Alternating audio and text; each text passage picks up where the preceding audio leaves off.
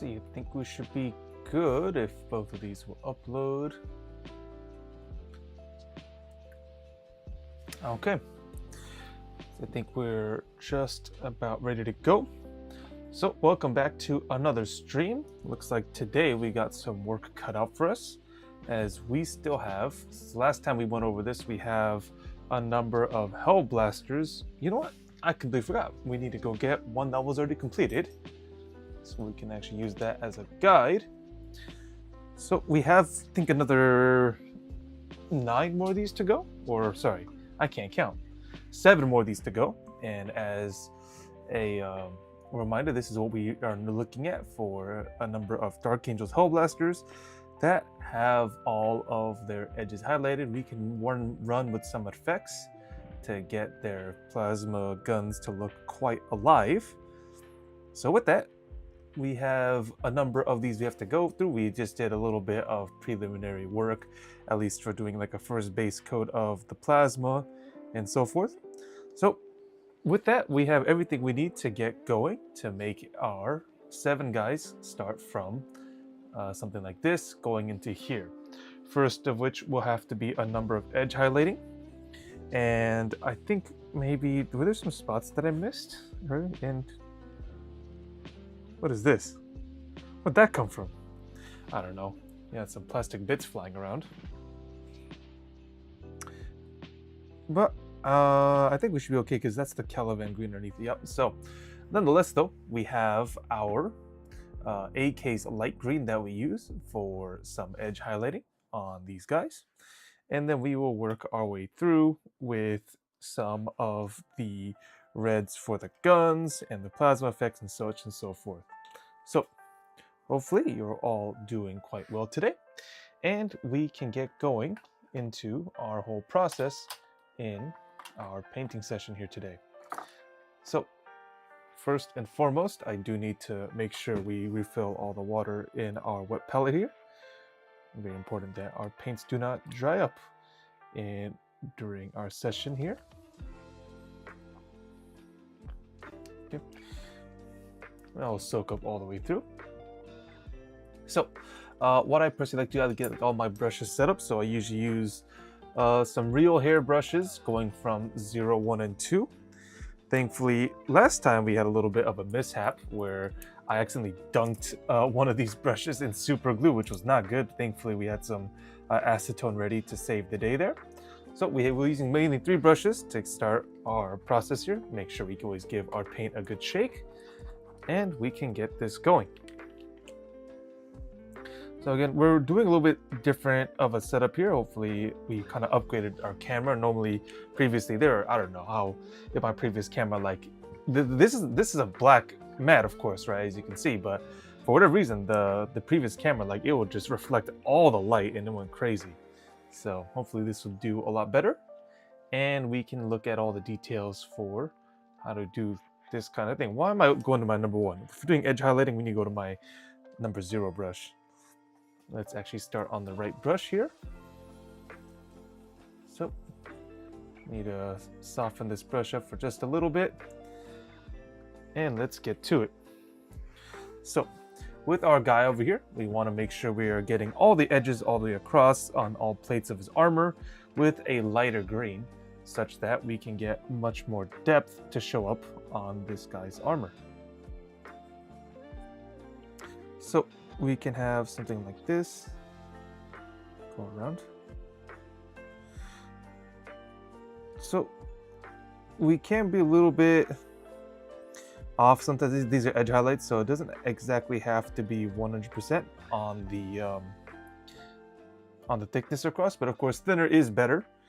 But given we have such a large surface to work with, it isn't so bad to have this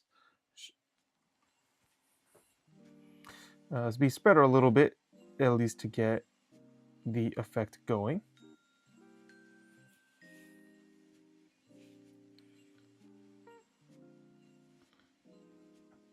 And we can overlap a little bit because on the edges of the actual trim of the shoulder blade. What is that?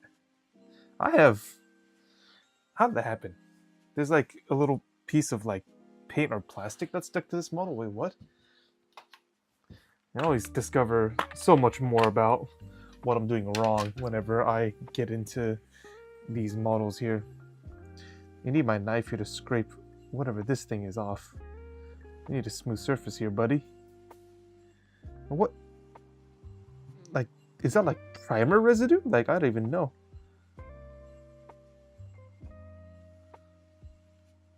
I painted over it with the green, no problem, but for whatever reason, it's... I don't know, whatever, man. All of the mistakes previously are coming aboard. Such is the way things go. Alright, let's continue nonetheless. A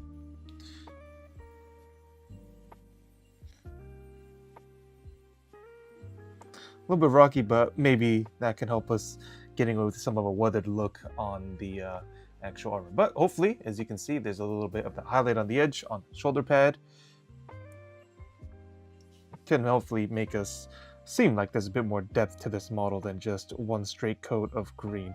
Although technically it was 2 coats, but nonetheless, let's keep going.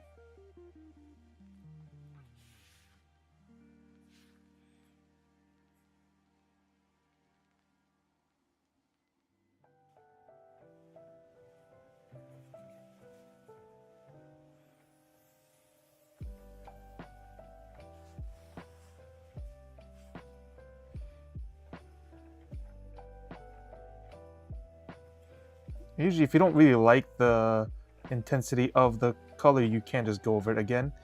Usually, multiple thinner coats, you will get more control over what it looks like versus just one very thick coat. But I think that's coming along pretty okay. So that's both shoulder pads for this guy.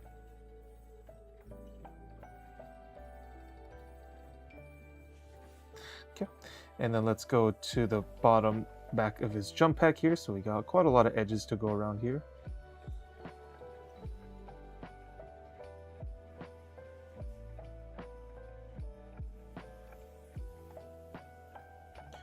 Edges of these exhaust ports, which we can easily, actually, if you go over the side of the brush, you can get a good even spread of paint across them like this.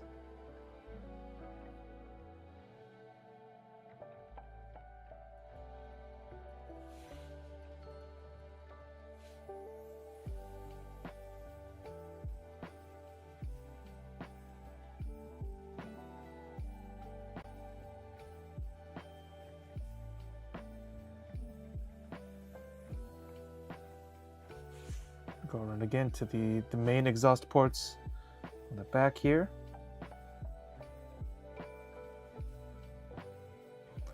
This. And then we go around here.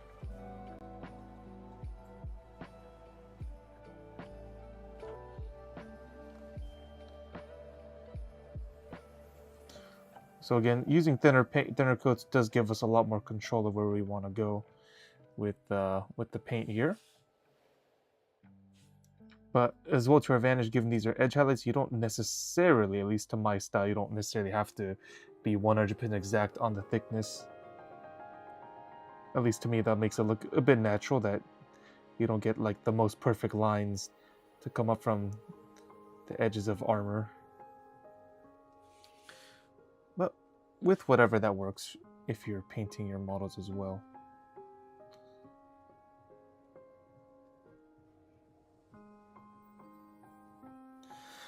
What's always interesting is that when I first started painting, I never really thought much of edge highlights. I thought that was just a huge waste of time, especially when I have to do all these edges for like 10 models and a whole squad. But of course, as you can already see, that it does add, even though this camera is not the best at focusing on close objects, but you can definitely see the amount of extra depth that we get for models like this. Even with just a very little bit of paint that goes on the edges like that. Just draw your eye as lighter paints do. So that's always a bonus.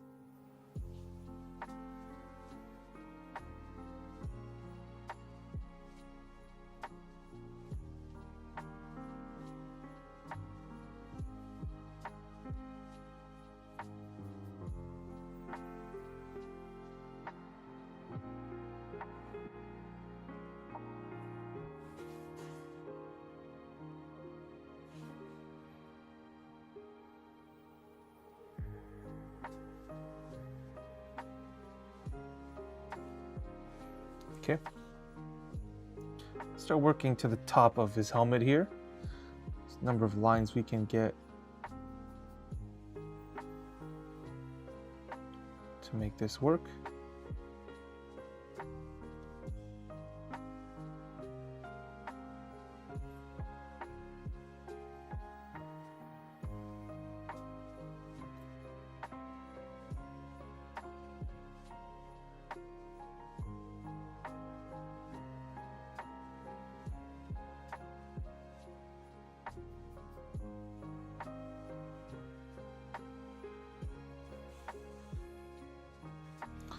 A couple more spots. That should really be it for the helmet. Yeah. That's all I really need on the helmet. We could go Asia go around the eyes too. I almost forgot. Because obviously the inside lenses of the helmet should be red to at least contrast all this green that's going on. So we just get a little bit of that going on. And with a little bit of red inside the lenses, it should give us more depth to that. And then I usually like this outer collar to also have one thin line of edge highlighting around it, like so. Okay, and we can go to each arm now, down to the elbow and forearms of these guys. Just go around here.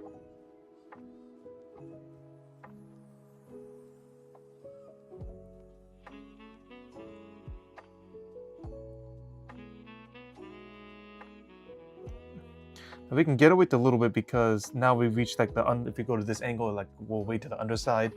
You don't necessarily need to cover the entire thing with edge highlights. Just because we're away from the light at that point. But we get a little bit on the hand here. At least to get some definition on the fingers of this guy. Because now these fingers coil back around the gun.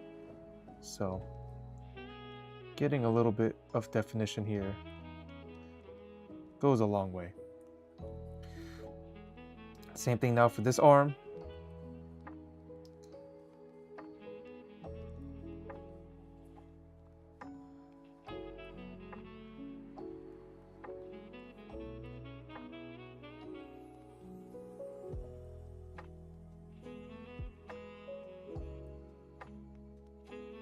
The tip isn't holding up as well, so we need to refresh this brush.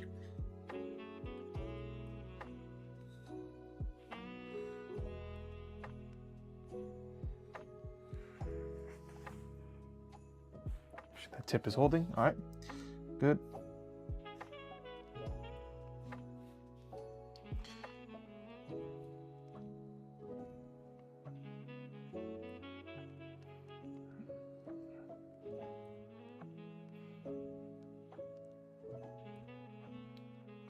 Around here. Okay, now we can get a little bit more definition on the fingers again.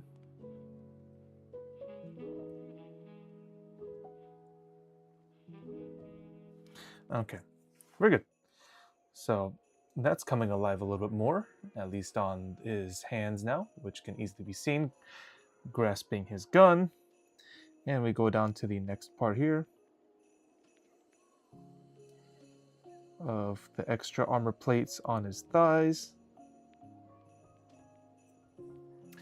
Yes, hello Gagan. Yeah, this is going to be a squad of Space Marine Hellblasters. So this is going to be a unit specifically that has plasma guns. So as you can see, we only got started with a part of that plasma gun effect. It will hopefully look to something like this. We can show the gun charging up a bit more with a few extra layers. But these guys, I do like them quite a bit. They do serve the flavor of the Dark Angels, although any Space Marine chapter can use these models. So this is now one that's not specific to the Dark Angels, but Dark Angels are known to have lots of plasma in their weaponry just because it does a lot of damage. So we're painting up these guys. We have a squad of 10 and we have just about another 7 more to go, including this guy. That's what we're currently doing so far. And of course, we're going through a whole slew of edge highlighting to give this guy extra depth here. Yep, thank you. Yeah, hopefully these will turn out quite nicely once we get all 10 of these done. And I already have their leader, which will be a lieutenant as well, to give him some extra buffs when he's on the tabletop. That guy has been finished as well.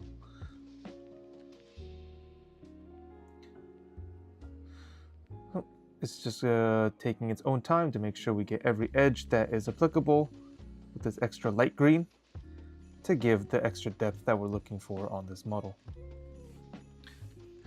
Oh, okay, so you did get the record crew. All right, I remember, yeah, we had the conversation a few weeks ago about that. Hopefully you'll find the right color scheme. Are you trying to do like something from the box or like a specific sub-faction of the orcs that you are interested in?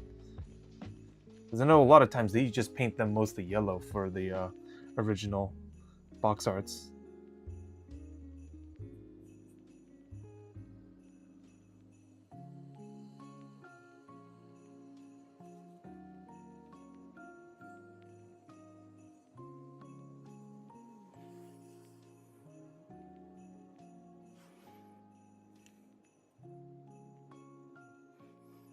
The disc, oh, blue. Okay, all right, interesting. So blue and white.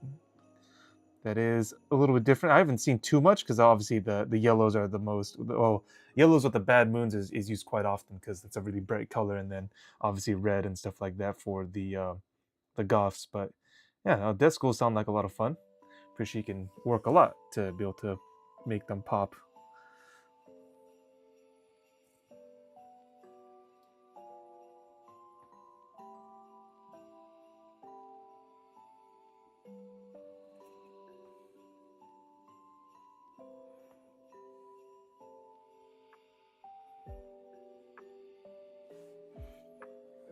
Just going now to his foot here, we got some extra plates that need to be focused on here. Painting yellow, interesting. All right. I don't know if you've seen. I do use a lot of yellow in my Tau models, of course, not really so much here. Yellow is a little bit tricky because, of course, it's a really bright color. But yeah, I actually don't mind yellow. It just takes a little bit while to get used to. That's almost every color as well. You just need to make sure you have the right layers for those, yeah. Because that is a big pitfall. Because with yellow myself, I had to learn that because just one coat of yellow just makes everything look so flat. But you do need all those extra layers to make it actually stand out.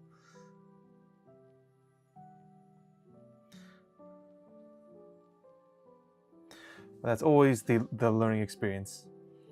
Oh, you do pink. Okay, interesting. Yeah, I usually start with like a very subdued white and then do yellow on top and then do some more edge highlighting with a very pale yellow. But that's always the way with painting, isn't it? You always think that it's a coloring book, and then the more you go, you realize it's less of coloring book, much more of got to do like 3 steps every time.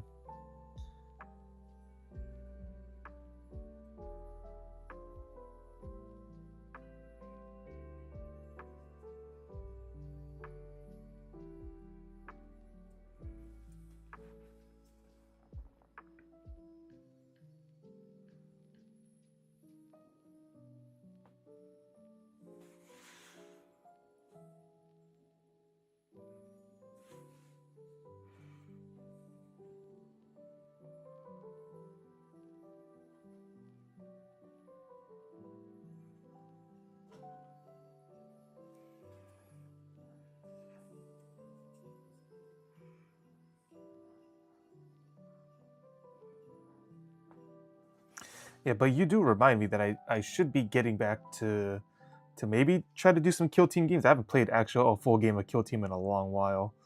Mostly because I'm far. I mean, I personally do like Kill Team a lot. It's just that usually you don't really get all the cool stuff in regular 40k with all your tanks and huge armies and stuff like that. But we'll see. I think I should be able to find more time slots to do Kill Team with some people because Kill Team Online is actually pretty well fitted overall to be run and actually done quite efficiently.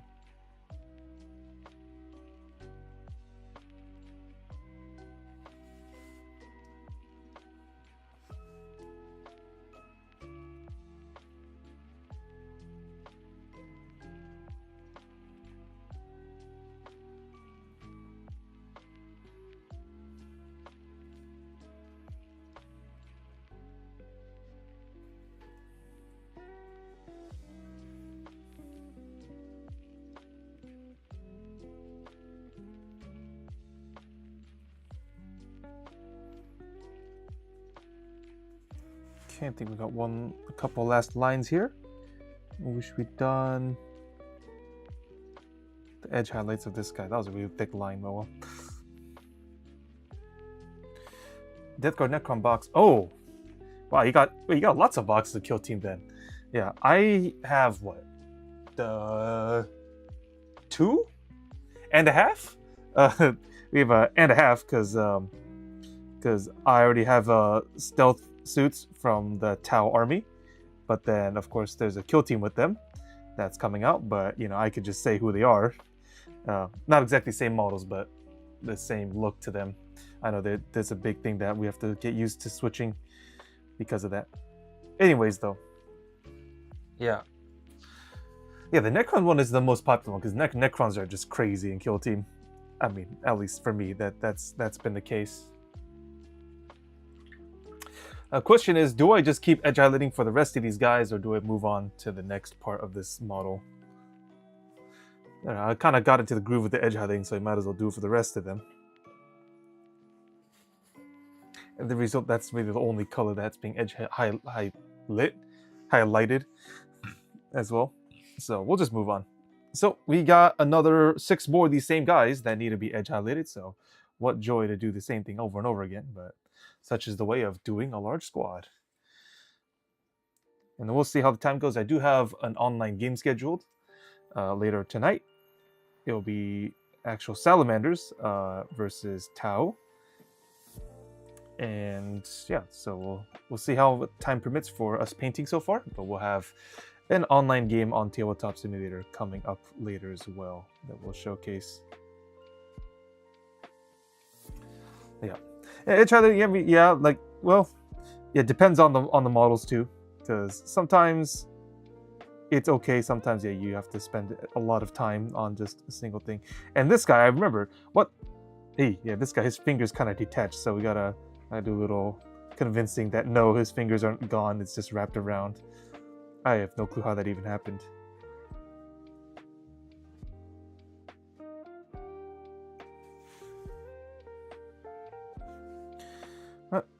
That's the purpose of painting, is that you only do it once, or you only really need to do it once, and then it all pays off in the end.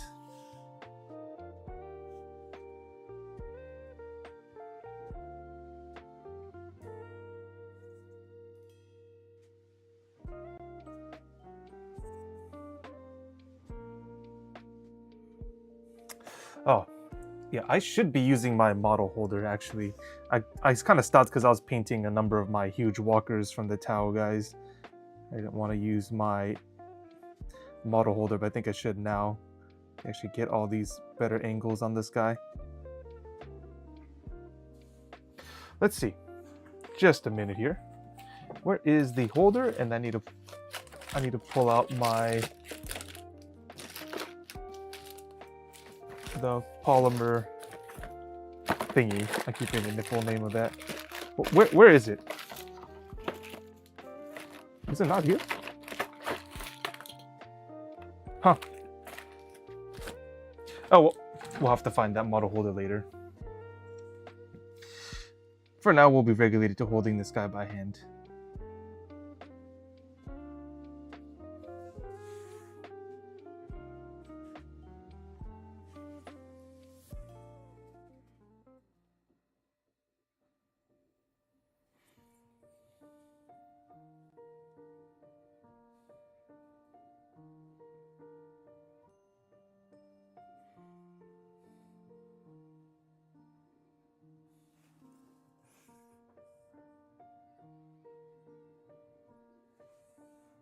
A little bit more there.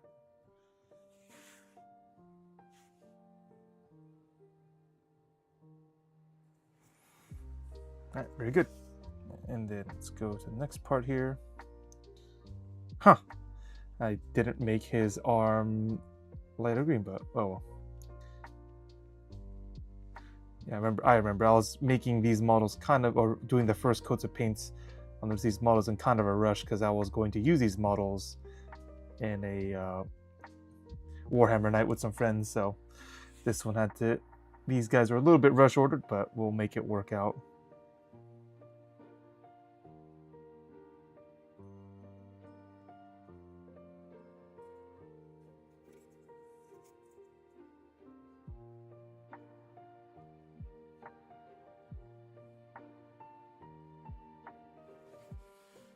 All right, Michael Storm. Let's see. He says, Noodle Warren will look for some tips on assembly. Yes. Okay. Actually, you bring up a good point. So, a couple of things that I would actually do if you want to know about assembly of models.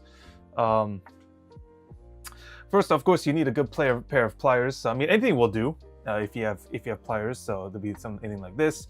Normally, if you already know that, of course. But then again, if you're really looking to shell out, this one I had to actually go to Japan for these. There's the God Hammer, not God Hammer, God Hand pliers. These ones are like the name brand, especially with such a big like Gundam building community in Japan. They use this one the most. But anyways, though, any set of pliers will work, of course. But one thing that I think is often overlooked is going to be the use of sanding sticks. You can get these from Amazon for just a couple bucks. You get like a full packet of them. So they come in all different grits. I don't really go by grit numbers, I just go by color because that's what I normally associate them by. So there's this white one that is a little bit of a softer grit that can handle usually getting rid of mold lines and the sprue marks when you actually clip the models off. And then I seem to have already lost my blue. Yeah. And then there's the blue. So these are the two ones I use the most, the white and blue sanding sticks. For those who know, they know what these guys are. But anyways, you look up sanding sticks on Amazon, you'll be able to find them. Normally, you want to use these to be able to really smooth out either things like mold lines or where you go. The yes, thank you, Beast Modus, for following. But that's what I usually will look for, is to actually have some sanding sticks available to be able to get rid of any extra marks. One last thing. Let me see if I can just demonstrate it real quick without ruin. No, this one would kind of ruin it. Do I not have an extra thing? Yeah. You know, let's do this. A quick workshop, huh? For the fans. So I have some leftover parts from a sprue of Inner Circle Companions. So what kind of happens though that many beginner modeler people kind of forget is that if you did clip off a piece here, and then you want this guy, right? So even though you lined up the plier as best you could, you get a lot of this remaining. See if the camera can focus on it, but let me get the right angle. So you see there's a lot of sprue left over. Unfortunately, this camera is not the best at focusing on things that are up close, but there's still a lot of sprue left over that you haven't clipped off yet. And this is where you're gonna need a knife. Usually you need an X-Acto knife or a carving one for crafts. So you can get one for quite cheap. These are nice, sharp knives with exchangeable blades. So I almost always use them to be able to actually slice off any extra sprue, because a lot of times people kind of forget, like, oh, I just clipped it, so we're just good to go. But usually it takes a few easy presses into the plastic to get it at least enough so that the sprue is no longer there, right? And again, the camera's not the best at focusing, but there's still a little bit of residue left. So that's where the sanding stick comes in, to actually make sure you just give it a few passes. And now when the surface is just about clean, you will be able to then glue this on to the guide. Normally for something like this goes to like the back side of the power pack, but anyways though, that's one part. Second part is gonna be your glue.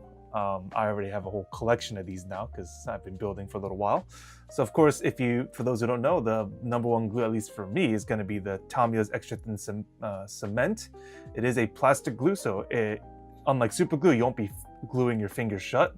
Super glue is nice because it's very strong, but of course you then get it on your fingers and you're kind of cooked. So obviously using Tamiya's Extra Thin is really nice because it also comes with a brush inside of the bottle, for those who don't know that one already as well.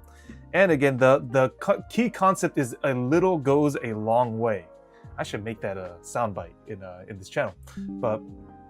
And we get a disconnect on Twitch, sadly, of course, right when we're gonna get in the flow of things. I have to wait just a second here until I get the feedback on the Twitch. That's very unfortunate. I need to really look this up as to why, because YouTube is fine, right? Pretty sure Gagan from YouTube, he has no problem getting back here, but it's just Twitch, whenever it wants to, it just disconnects. All right. You have to give it just a minute here. Yeah. Okay. Of course, there you go. When I'm in my role, yep. All right, Michael Storm, yeah. I know, Gagan. There's no problems with YouTube, but Twitch does. But okay, thank you, Michael Storm, for following. Yeah, but I know we're really disconnected off the network. But as I was saying, the key word here is that a little goes a long way for Tamiya's extra thin cement. So this one actually does help a lot in being able to get the pieces together. So it's still a lot of trial and error. Again, this is something that requires lots of fine motor skills and a lot of things going back and forth. But again, just the two things are going to be using sanding sticks and a knife. Those really help a lot if you want to get to the details of making sure the things that you clip off are nice and good to be actually handled. I would love to talk about mold lines a bit more, but it's going to be really hard to point out, especially with this camera, sadly. Let me see if I can find it again. Where's that sprue? Oh, where'd that sprue go? Excuse me? Oh, there we go. Okay. Legally blind. Let's see. Where is a mold line on this thing? Because that's something I know a lot of people have trouble following along with, because even for me, sometimes it's hard to see, but when your eye gets accustomed to mold lines, like, you just can't unsee them. But looks like there's no mold lines here. Okay, that's unfortunate. Any mold lines here? Seriously?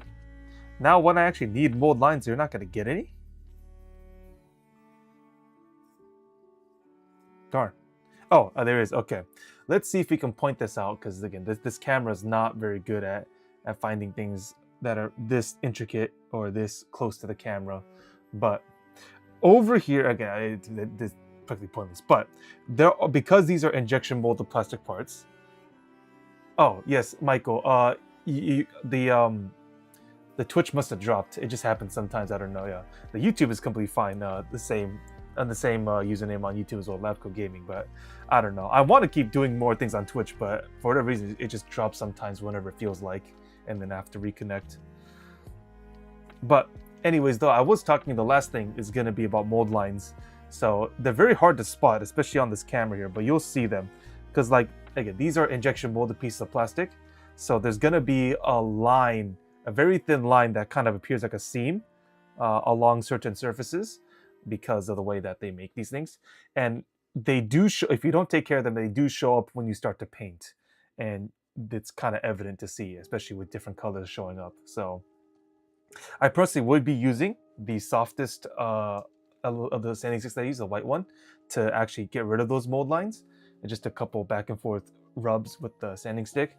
But again, it's kind of hard to see for newer people because their eyes are not accustomed to it. But when you get used to it, eventually you start realizing you got to deal with that nonsense of injection molded plastic and all that stuff. So, but so far, hopefully, if I haven't talked your ears off, that is basically most of my beginner steps I try to teach people whenever they start building anything, either Warhammer or not. But mostly, of course, pertains to Warhammer so far. So hopefully that helps out, Michael. But well, that's kind of what I have for you so far.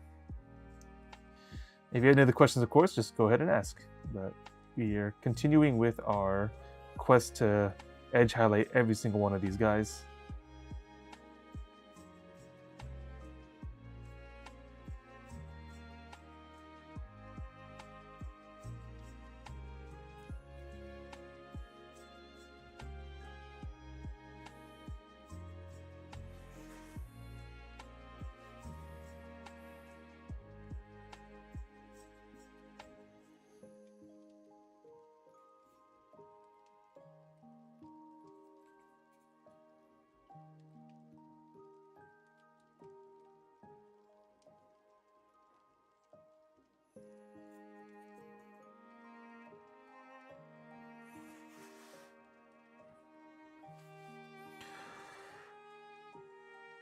Just gotta make sure. Yeah, I'm not very good at drawing these circles. Kind of rush it and then get super fat lines along these edges that are circular in nature. Drawing circles. What am I? I'm not a compass.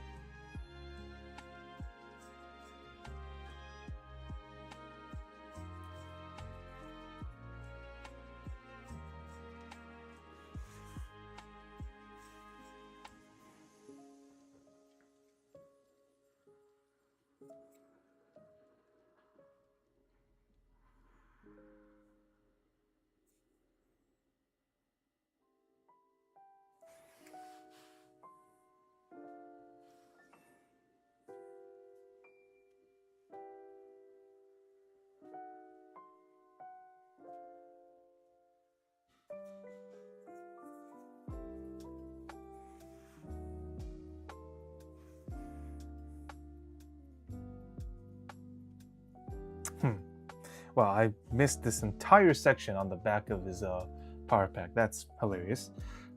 Let's see if we can kind of salvage this. Ah, yes. It wouldn't be a Twitch stream without the bots. So it's time to get rid of this guy. Later. Let's see. I even forgot my own commands here. You know, we'll hit him with the... Oh, you are so dumb. Come on, get out. I will do it. We'll hit him with the "you are so dumb" soundbite. Get rid of those stinking bots out of my Twitch chat.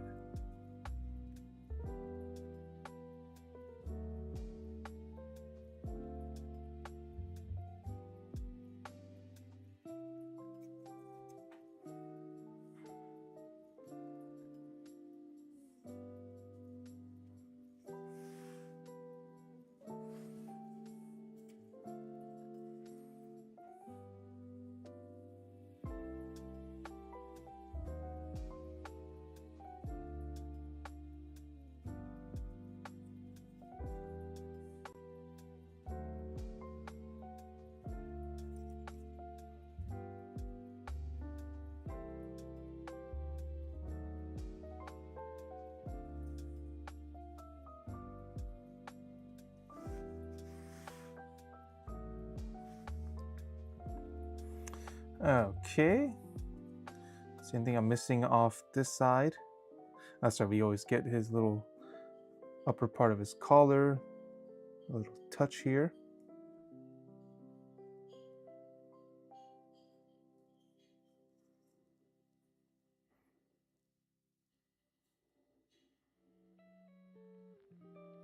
Thankfully, we'll see how much I can get away with this model. This model is not painted very well with the first coat, but thankfully with all the dark spots that are underneath, hopefully that should be able to still keep this guy looking all right once we're all done here. Maybe the combination of the highlights and the dark green underneath can keep the eyes away from how sloppy some of this model is.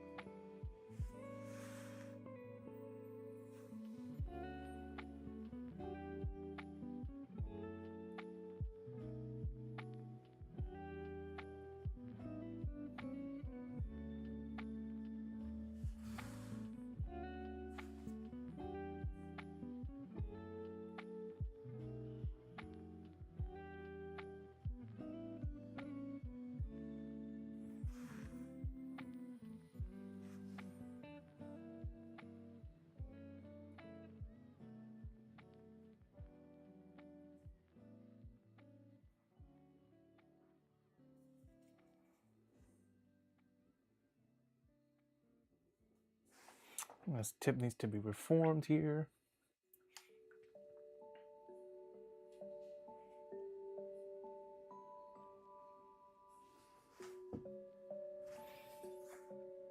And we get back to it.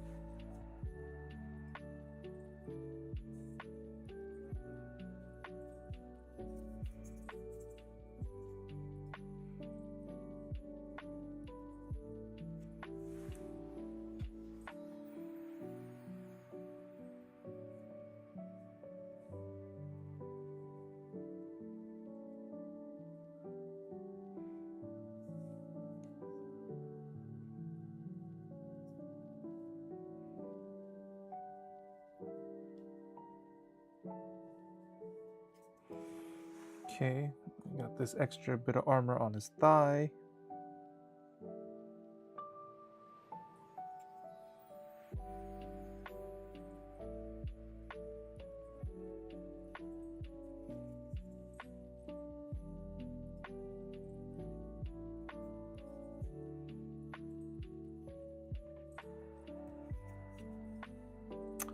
Gotta get to a different angle here because the cord of the gun covers that.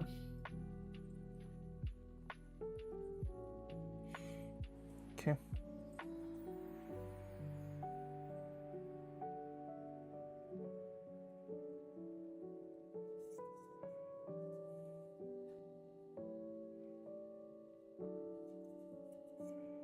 I have to get at some weird angles to get to this part of his leg. Oh well. And that should do it for this guy for now. And we'll, oh, well, we got a little bit more on the back exhaust ports. I forgot that kind of gets covered up.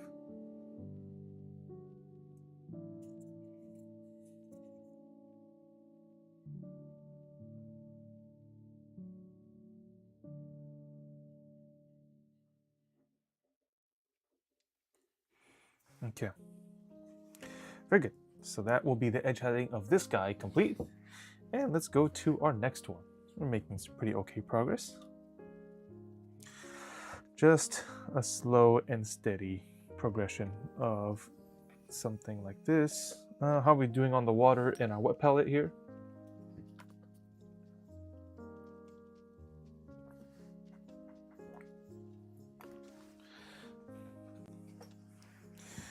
Okay. Oh yes, beast mode. Yeah, well, these are sadly not salamanders. I know they might look like it because they are quite a light green, especially when you look at them like this. But no, these are dark angels. At least they're supposed to be. But no, I got a friend who does play salamanders, and he actually will play later tonight. We have an online game set up that we're gonna get to once he's available. And yeah, so he plays salamanders, but this is my Dark Angels army. And then this is technically my second army. My main army is Tau instead, the aliens with all their big guns. But I do like playing both. They can offer a lot, at least to me, for what this game has.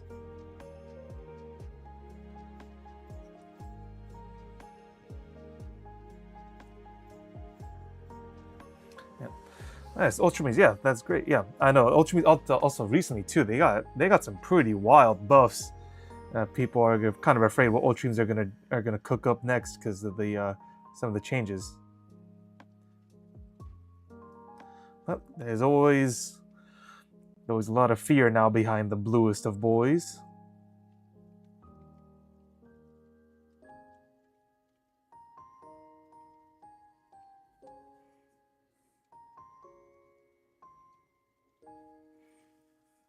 I have to redo Titus. Yeah. There's gonna be another Titus, and there's that whole thing.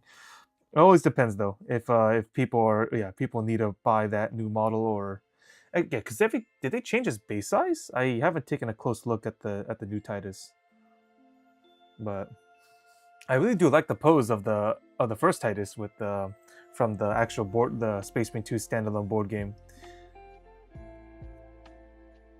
It does show his great battle stance of ready to rip into some Tyranids.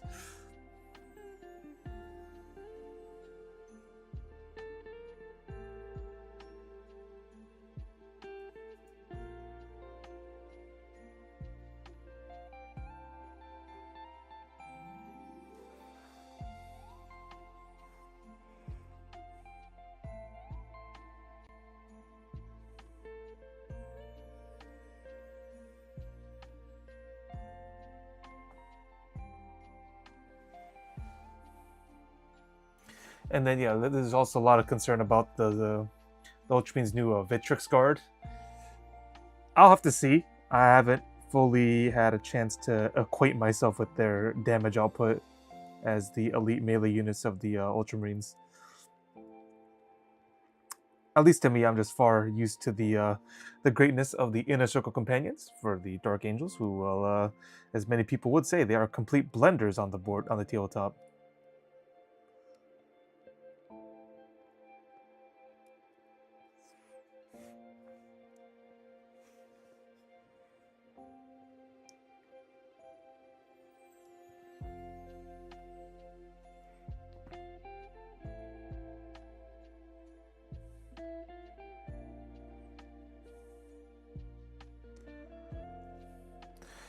Oh, yes, secret level. Yes, yeah. Now that was yeah. I know that was a really well made episode as well. Oh, good. So if that's the one that got you into it, perfect. Then hopefully this will be a good mainstay for you to see what this game has to offer. Hopefully, I find a time to actually play some Dark Angels because I do like playing them. Just many people usually get upset because there are quite a few ways to make these guys extraordinarily sweaty. As the although they don't know, these guys don't really shake up the competitive scene as much, but either case, people have their always their premonitions.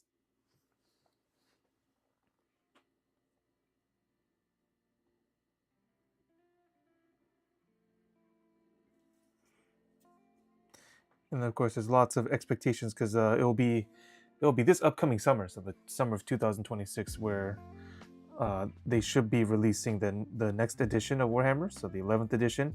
Thankfully, though, because the way editions work and how new content is added to this game, it's not always a complete refresh of absolutely everything. So even with the new edition, doesn't necessarily mean that you lose everything and your models are completely obsolete. That usually doesn't happen.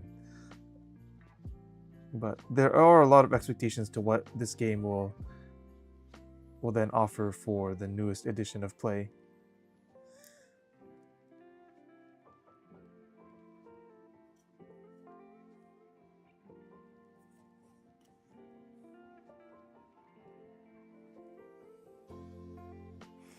Oh, great. Now I go through the details. I realize this guy, remember, because it was hard to get his gun on, his wrist is slightly dislocated.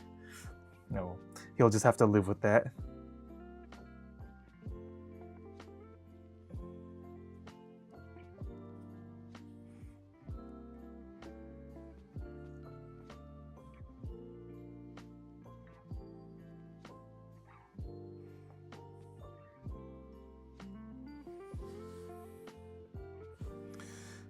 Okay.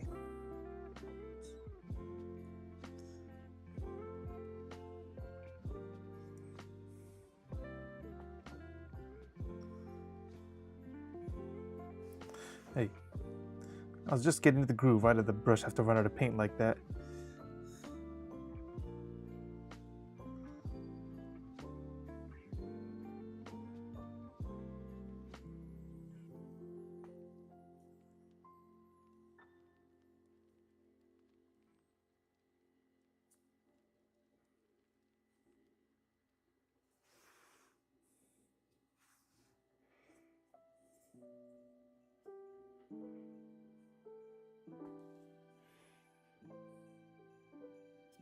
Ooh, that's very thick. Oh, let's keep track of my pressure there.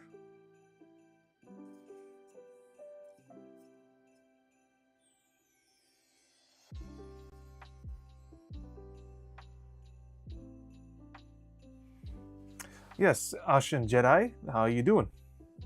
You just you walked into us doing some painting of these Warhammer models.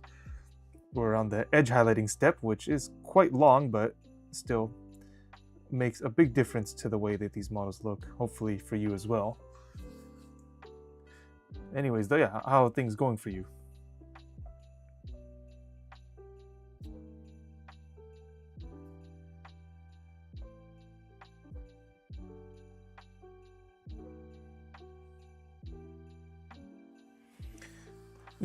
Oh, you've never painted a model before. Okay. I mean, do you know much about Warhammer? Or do you play online, or because they're all different kinds of people who have a different aspect to this hobby.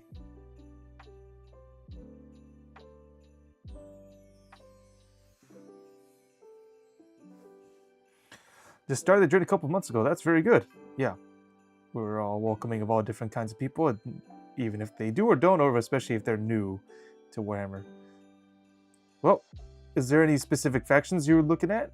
If you're just starting out here, there's a lot to explore in Warhammer for sure.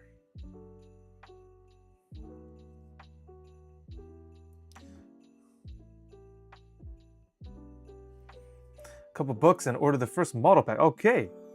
And then, did you get like any of the starting model packs? So there's the one I remember. I get it for friends too. There's the Infernus Marines, which are the Space Marines with their flamethrowers.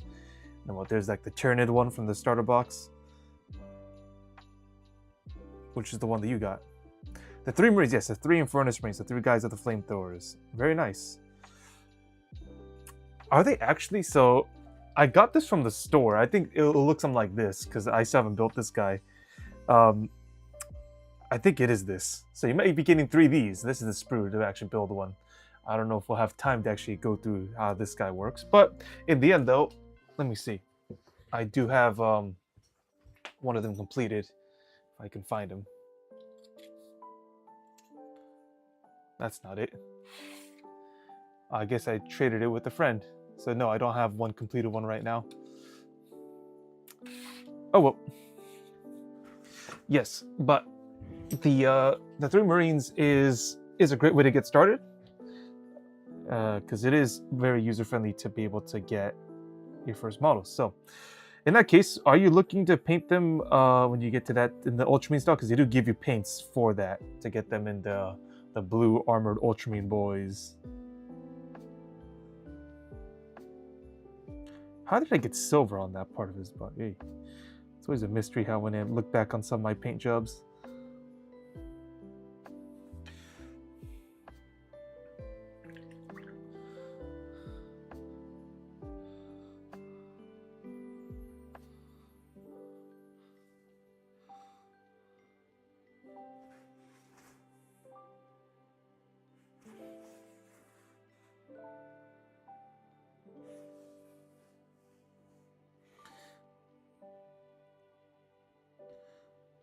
Yeah, but Ashen Jedi again. We're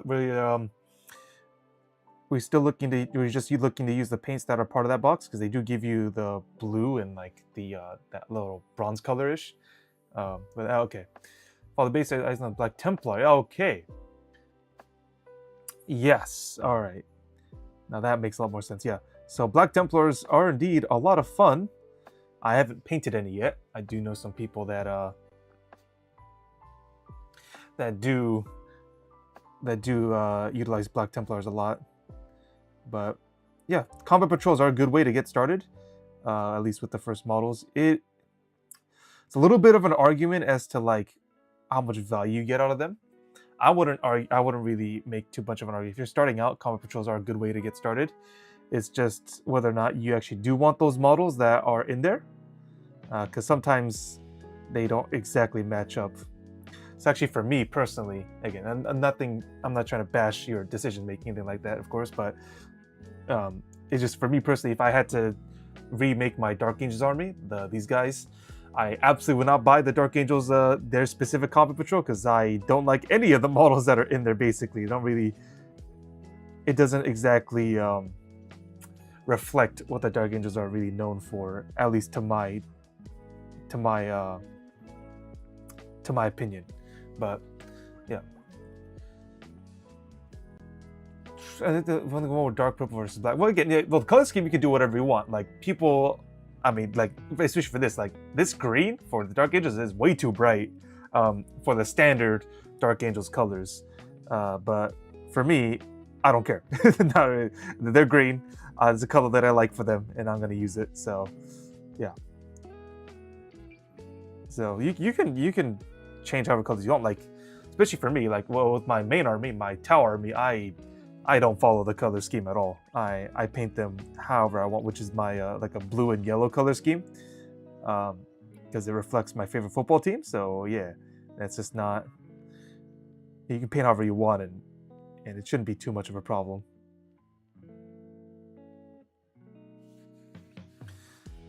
Yeah, I think the showing a bit more purple will bring out a lot to them, especially for Black Templars who do have a good amount of purple. It just is often overlooked with, again, their standard metallic black and them charging across the battlefield.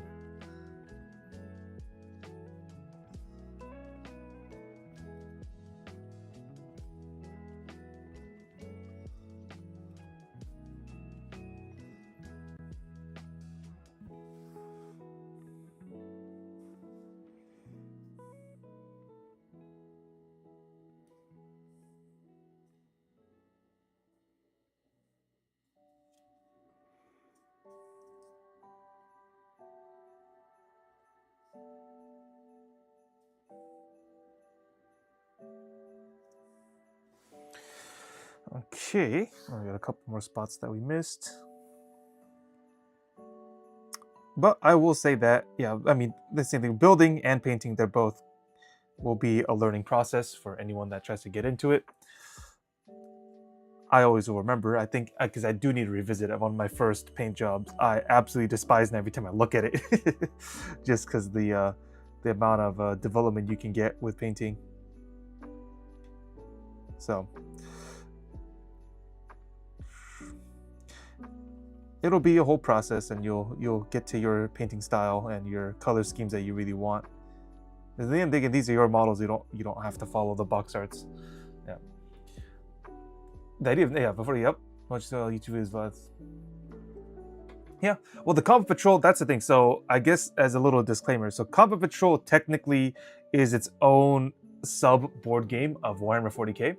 So actual Combat Patrol is like, if you're gonna say you're gonna play Combat Patrol, it's a separate, like a deviance from the original rules. It's still very similar. It's just that, but the models can be used for Warhammer 40k, no problem. Just that if you were to play Combat Patrol, the rules are a bit different, which is why Games Workshop makes different choices on what models to put into them. But even still, for the most part, yeah, almost all Combat Patrols, they will cost less than the combined amount of each individual model that's in there. So it is still a very good go-to choice for beginners who want to start out an army. Okay, that should do it for this guy. Or actually, we got one little thing.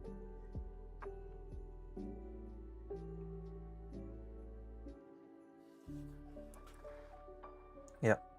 Again, there's always a great rush of putting out Crusading Knights onto the battlefield and just run straight at the enemy, because they must be dealt with. So I think one of my favorite lines, which is part of the game, because that's one of the Templar vows they take before the battle, is always for me is going to be "Suffer not the unclean to live." That's one of my favorite ones for the Black Templars. They're very ready to make sure that nothing unclean will be left on the battlefield at the end.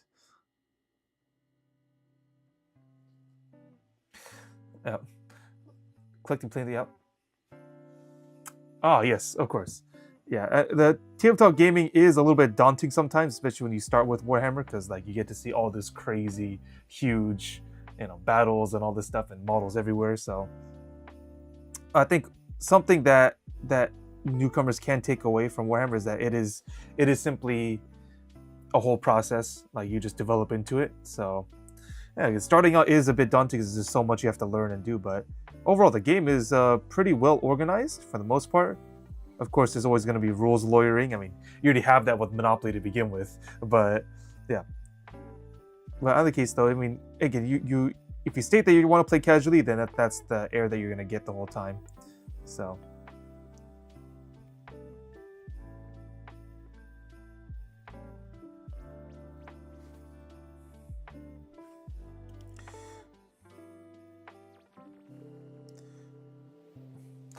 But I think one thing that is kind of helpful is I consider to help some people think it a hindrance is that because you can play online quite for very cheap. I'll be playing an online game actually in just a little bit as well, maybe like another hour and a half or so, because I have an online game set up with one of my other friends, and he'll be playing Salamanders, so he'll be playing Space Marines, and I'll be playing Tau. But we'll be using Tabletop Simulator, which is a very popular. Yeah, I feel like an old man getting this. Well, that's the thing. Warhammer can last a long time for many people. I think, yeah, especially for the target demographic for this game, it's kind of perfect for those either past around 25, past that as well, because you just enjoy what your hands can make. And craftsmanship is not limited to just youthful hands, that's for sure. When I very first started this, I was like 9 years old, and I didn't know what the heck I was doing. All my things look complete garbage. So I think it actually helps if for those who are a little bit more ahead in life, so they can actually understand how a lot of things work. Especially now, because I had no clue how to do proper painting techniques or understanding the way like light works to actually make sure that your guys look a little bit more 3D than 2D.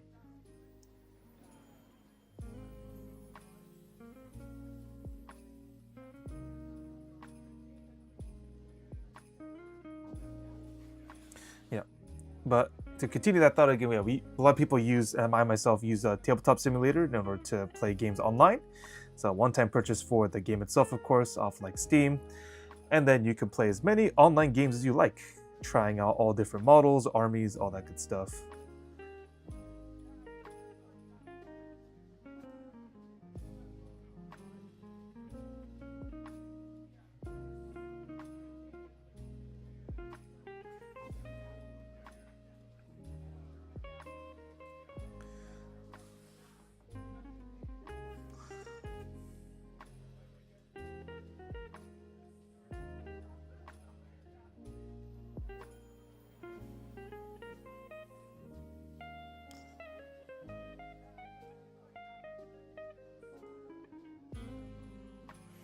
Yep. Events teach you as many painting. Yep. Yeah, the painting tutorials do help quite a bit as to getting started, but that's the thing, like, at least for me, like, the tutorials are cool, but it doesn't really matter until you actually try with your own hands, because at least for me, I always get very upset about how jittery my hands are.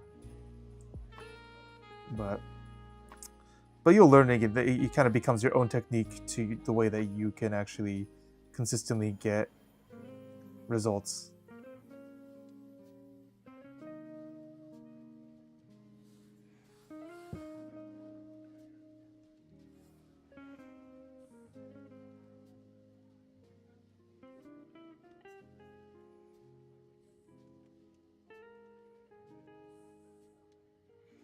Just make sure we get a good number of accents on his fingers. Kind of flooded it there. Oh well. Go to his other hand here.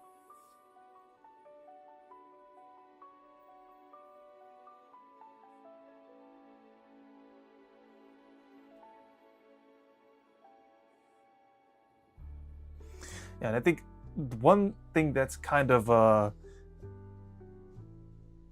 I would call like a fringe benefit or a small benefit to the way that painting these guys work and the way the game works is that like they got this like a squad of 10 guys. Like I can be pretty sloppy sometimes with it, and it's pretty okay, just because of the fact that there's just 10 of them that's gonna be on the battlefield, so it's no problem. But I think we'll be sure that we'll be spending a lot of time when I finally move on to this. So I do have a primed up Lionel Johnson, the Primarch of the Dark Angels.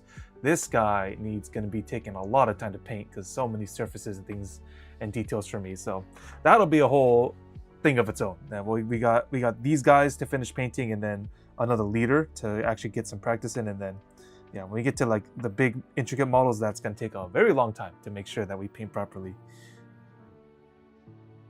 Hopefully we'll get people here that are here. They'll be into seeing the whole process. Yep. So we're about to achieve. Yeah, exactly. So yes, there are expensive brushes, and yes, there are cheap brushes. I think the best part is that you can try to find your middle ground, or better work with the cheap ones until you get the right techniques down for maintaining brushes for certain. Like these brushes that I use, these are from Amazon. These are, what are these? These are Golden Maple Finest Sable. So these are actual real hair brushes. But there's plenty of the synthetic ones you can get for very cheap. And I still use them for certain reasons. And we'll go over them in just a second. And I do not take a very good care of them. So this is the same sized brush as the one that I'll show here. It's number 1. Where's my number 2?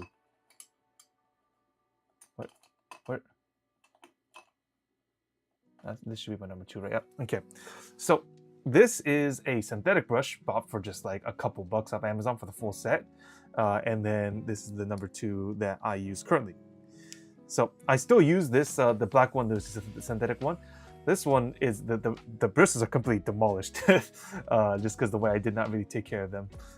But nonetheless though, I use both these, of course. I use the real hair brush a lot more because it can hold the tip, it can load up a lot of paint, and I've actually learned enough so I don't have to have them demolished from my use.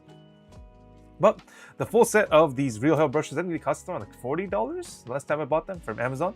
So they're actually pretty affordable for brushes that actually do their job. And synthetics, you can get like a full set of for like $10.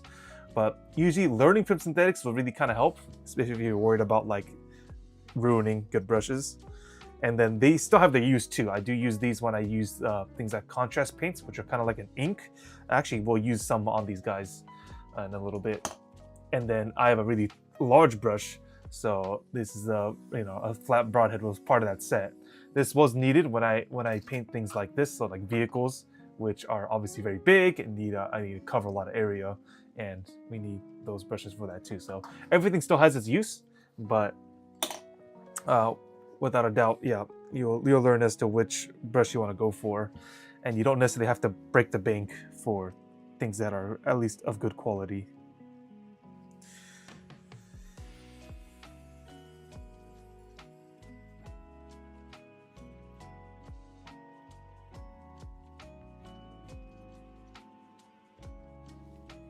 Yes. Yep.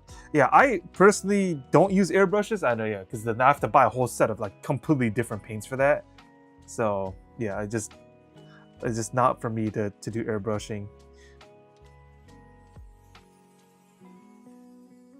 Yeah, I know some people they love airbrushing. Just for me, it's just not really.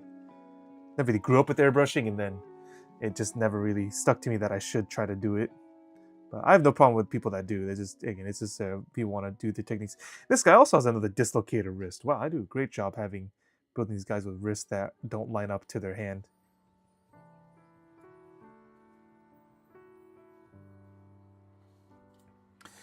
Yeah, there's no problem. You can get some really good looks with airbrushing, and it's all just a matter of how much detail you want to get into and what you want your guys to look like.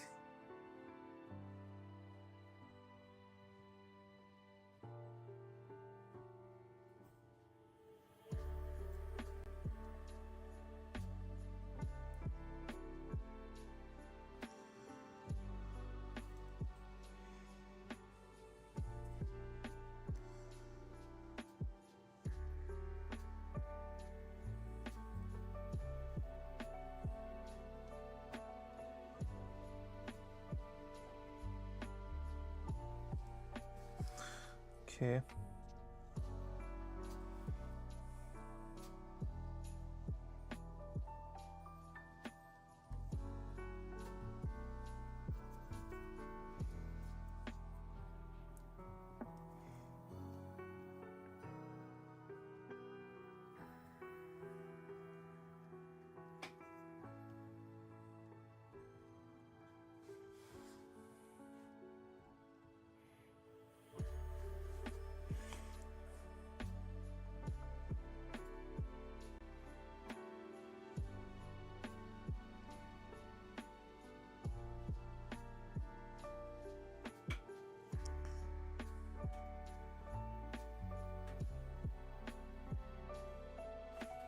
Let's see here. Oh, I got some notifications I got to deal with here.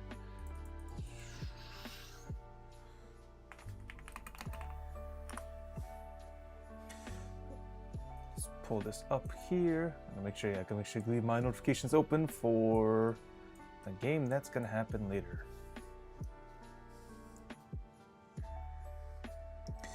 Okay. Just lots and lots of straight lines, or not even straight. Now we got the circle here.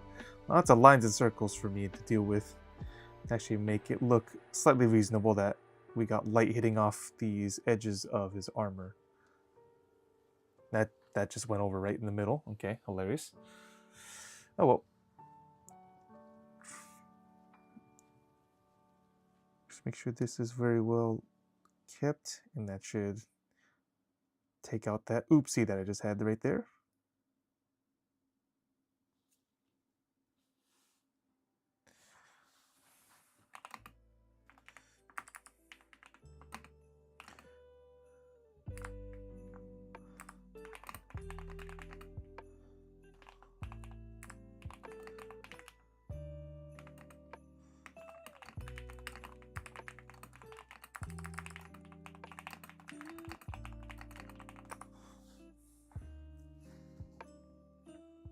There you go. Okay, we got Ash and Jay. Yeah, so thank you for the follow. Yeah, oh yeah, we didn't even talk about that, but the streaming schedule should be mostly Tuesdays and Thursdays. Those are my most consistent days that I'm on. Usually, if I can find some other times to stream, we usually do. Yeah, we're doing mostly Warhammer right now, and then and then we'll see. I would like to expand to some other games. I got some other ideas later down the line, but right now, I mean, I can spend a lot of time with you guys with the whole process of building and painting models. So hopefully we will be all here for that.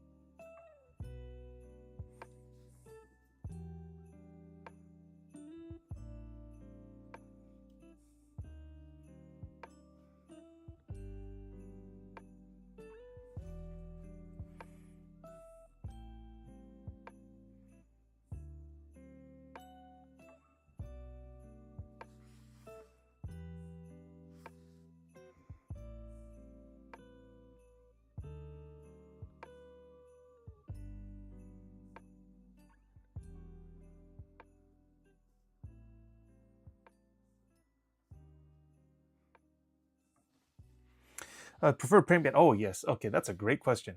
Yeah, so let's see. So we go over. So you might have missed it because this is early. So right now the paint I'm using is AK's. This is AK's light green. I personally have a disposition to like paint bottles that you can squeeze rather than the pots. But of course, you might see on the side already we already have a bunch of Citadel, which is Games Workshop's own paint line. So we do. At least for me, I use a lot of a lot of both. And then at least the other ones is that I use Warpaint as well. They have really nice, at least to me. I argue with my brother all the time, but I like their more pastel colors or like the straight solid colors that we use otherwise as well. And then lastly, there, if you want something a bit more runny or liquid, I guess runny, thinner, there's Vallejo as well. So these are the main four, and there's a whole bunch. But at least I have a store near me that actually sells all this line. So I use these ones. Yeah. So whenever we switch colors, right now we are just using the AK's light green. So we're going over each paint that we use, hopefully, as we keep going. But right now, because we're just doing edge highlighting across all these guys with the same color, that's what we have so far. Sorry, someone's asking me a question on a different thing here. Which one is this again?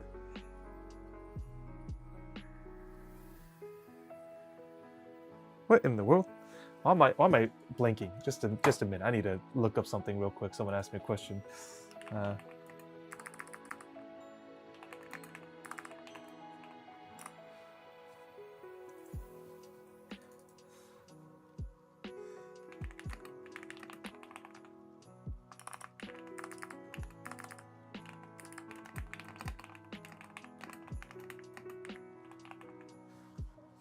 If this thing can load up.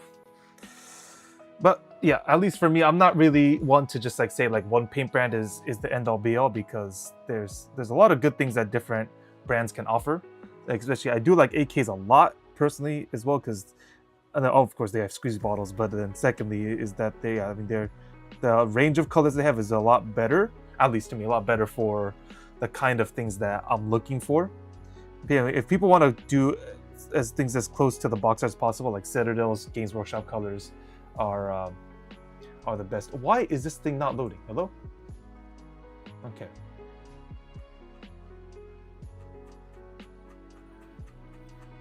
And then it's the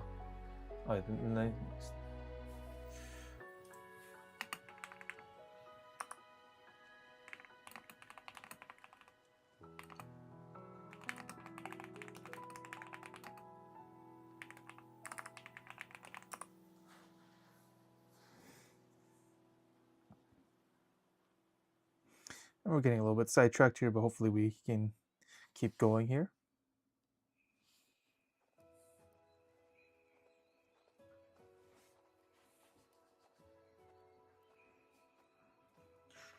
Back to this. And I need to reform the tip already. Okay.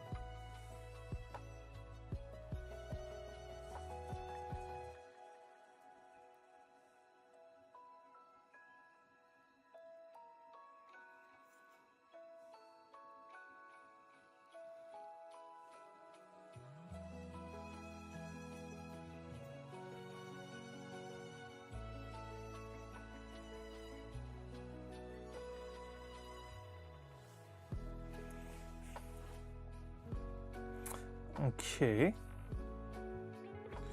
Is there anything else that I need to get to for this guy? I think we're quite good there. Okay. Let's see.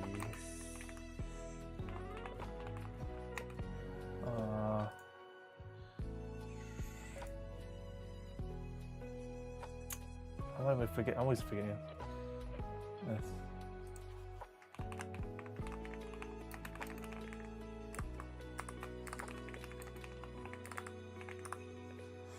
All right. So that this guy, we got another 3 more guys to go.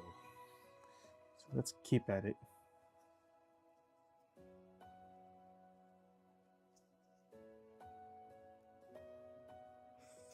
At least, thankfully, with when you do things like, I mean, this is not considered horde like that. In Warhammer, there's the armies that use like 50 of the same model, or at least like you go to like something like Astra Militarum or the Imperial Guard, they'll have you get like squads of 20 of like the same small guy. They'd argue, of course, they're not the same. Of course, not. They got like different guns, but it's just the same thing over and over again. So hopefully this method for me can actually help me stay consistent, especially with edge highlights that are going to be about the same because the armor is built the same for each of these guys. Just some poses are slightly different.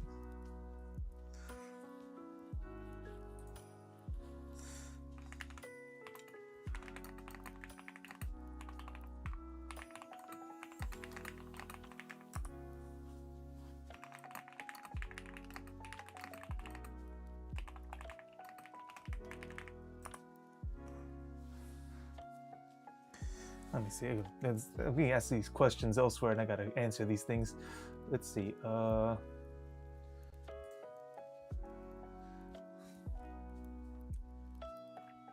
Where is it? Where is it? Where is it? Where is it? Where is it? Oh, that's not it. Oh, there you go.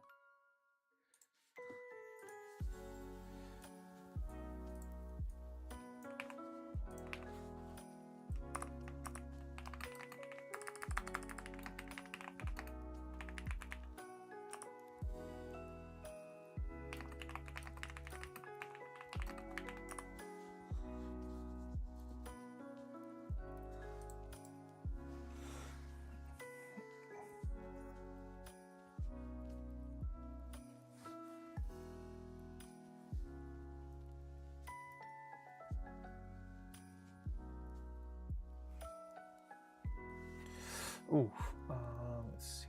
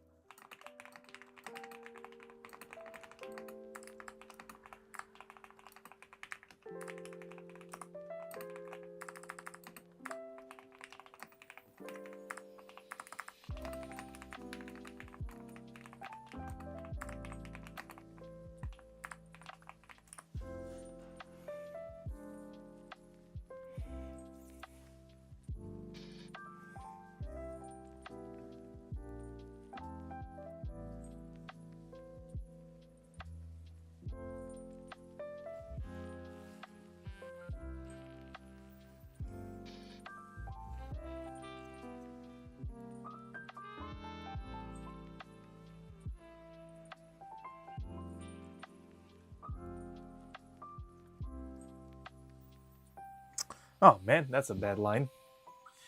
Yeah, let's see if we can fix that real quick.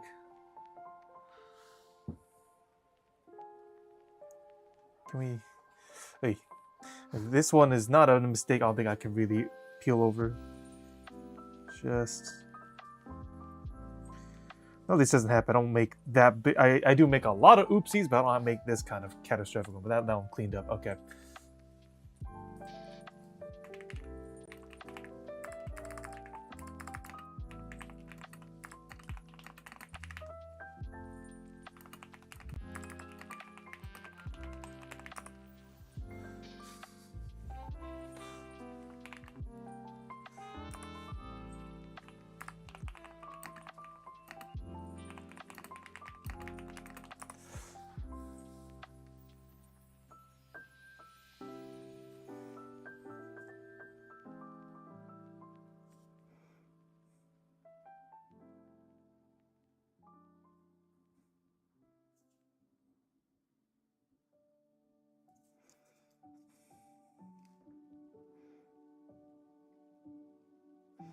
Hey, can we get a little bit on this angle here?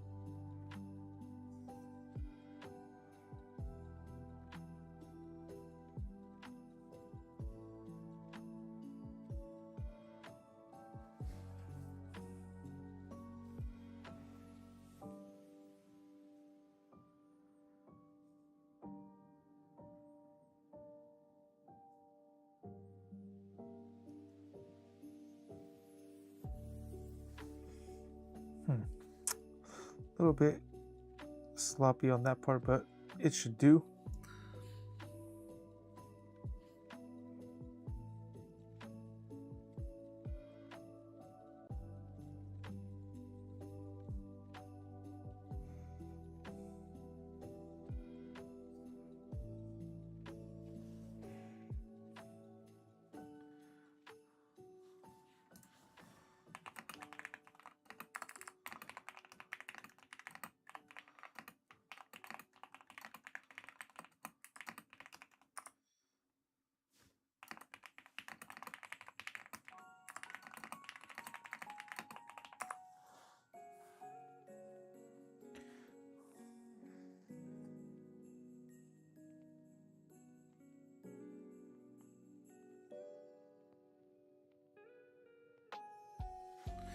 Let's see here.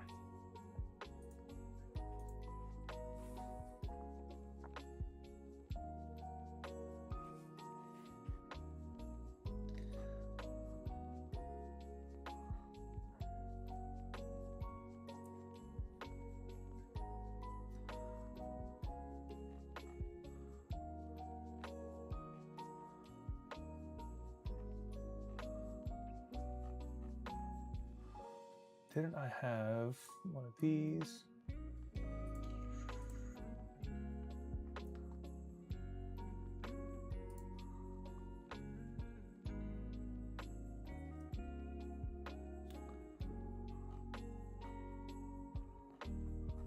Yeah, okay.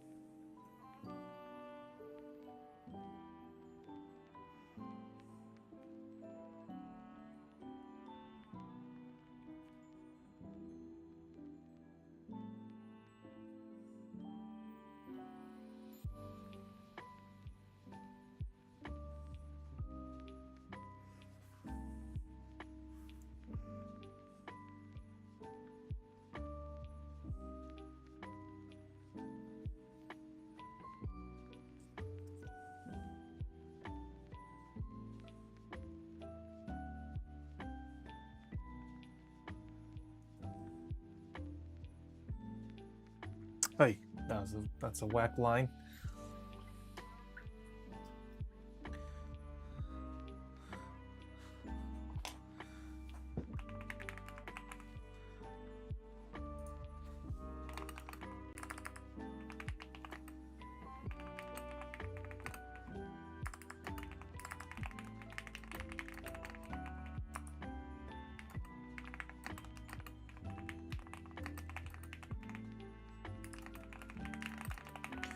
Oh yes, hello Benny from the YouTube chat. How you doing? I know it's been a little while, but we're finally back to being live again. You caught me where we're still just painting some models.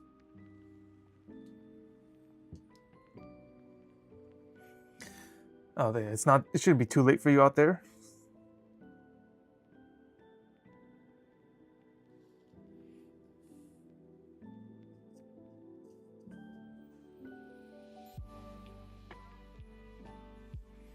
Yep.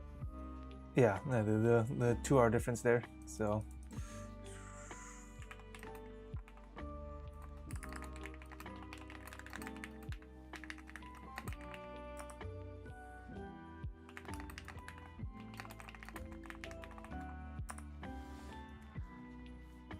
Yep. But at least for me, we since last time, I think last time we talked, yeah, I just got a whole bunch of models that need a lot of painting, so that's going to be a focus for a number of our live streams. And then we get into online games as well still, and we got one that'll happen later on.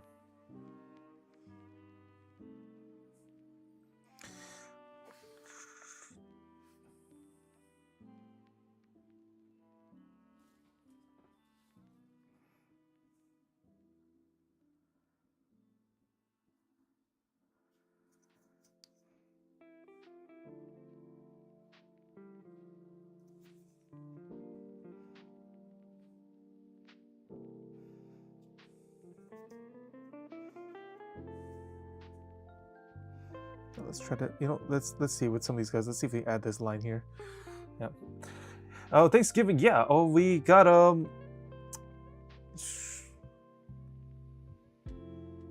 yeah. We got us. Let's see. I think we're gonna do, because the plans kind of changed, because everyone wants to see my niece, of course, right? So Boaz's kid. So yeah, I think we have to have a family lunch family lunch first, because then my niece and sister-in-law need to go elsewhere for dinner, and then I think for me as well, I'll go to the TLC, the Vietnamese church. They actually have a thing. The Pastor Tony is going to do something there, so I'll mostly do something there for dinner. So I got a few plans. Morning's gonna be pretty open, but yeah, we got a lot of driving to do, especially through all that traffic, of course. But what about for you?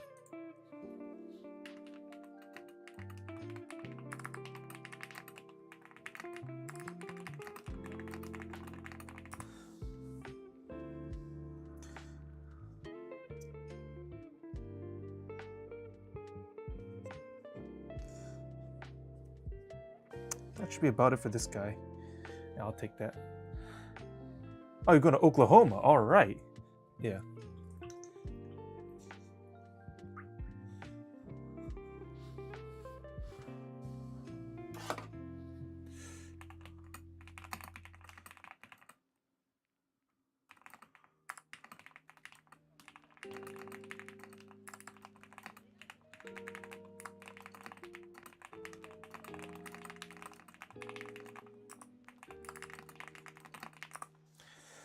That's good. Oh, nice. Yeah, looks like you got quite a few plans going on for you as well.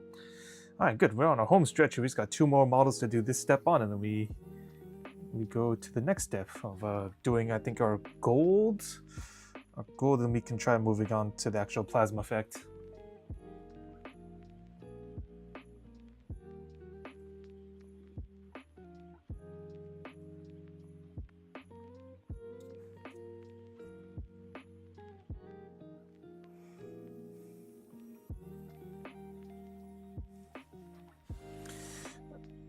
But at least for me, I don't know. I'm not really too much on Thanksgiving foods. Just simply only like the ham. The Costco ham is a classic. That's the only one that I really care about the most. during this time of year.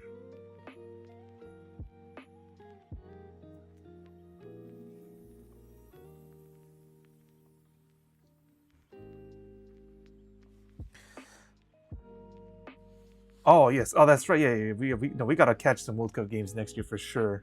It just I have no clue what the tickets are gonna cost if we ever need to go to someplace like SoFi.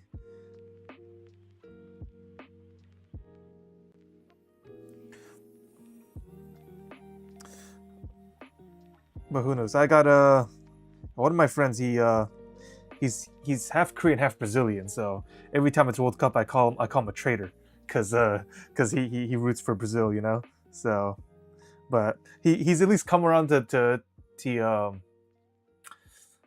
oh, it's a lottery system. Oh, jeez, bro, that's whack.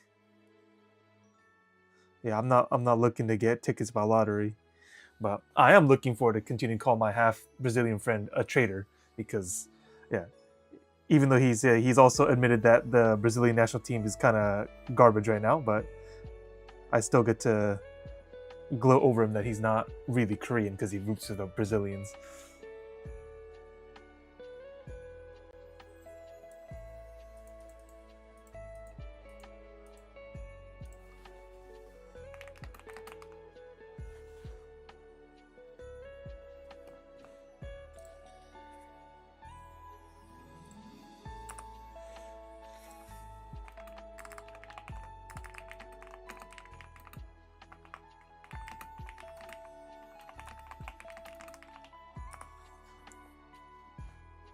The last phase is not a lottery. Okay, now there's phases to it, so they just really want to make sure you can't get tickets to the games. I don't know, man. Oh well. I'll be okay not having to go, but of course, yeah, going will always be nice. It'll be a full experience. Although then that will be like, I go to the stadium to actually watch like soccer and not the actual football team that I support from that stadium. That's going to be hilarious. Yeah, of course, yeah, of course the prices are going to rise. Yeah, so like I'm very okay just not having to go. This is the way it's going to be, but because then like I'd only really want to watch as well like games of like either US or Korea, stuff like that, which of course are going to be even more expensive because the more people want to go to those, of course, than watching like Angola play or something like that.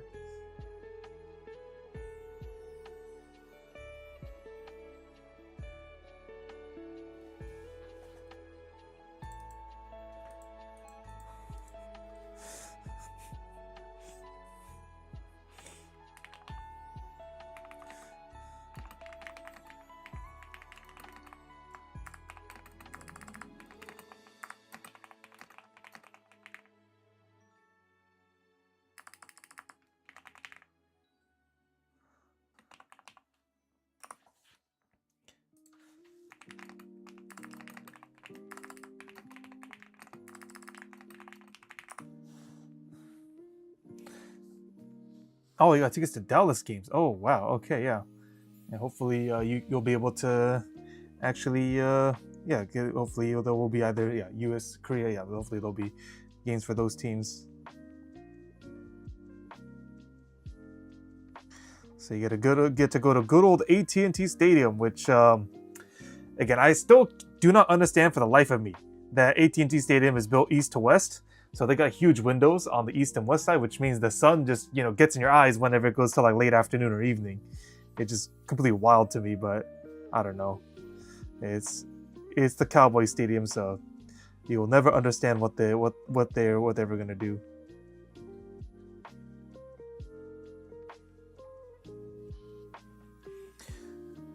He's playing long. Okay. All right. So now that's gonna be a whole scramble then.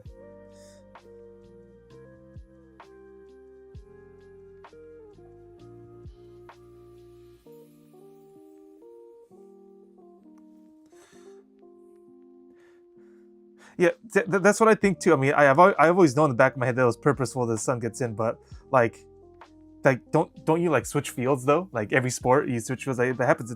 You switch fields even more in American football too, but like you're just gonna screw yourself over too.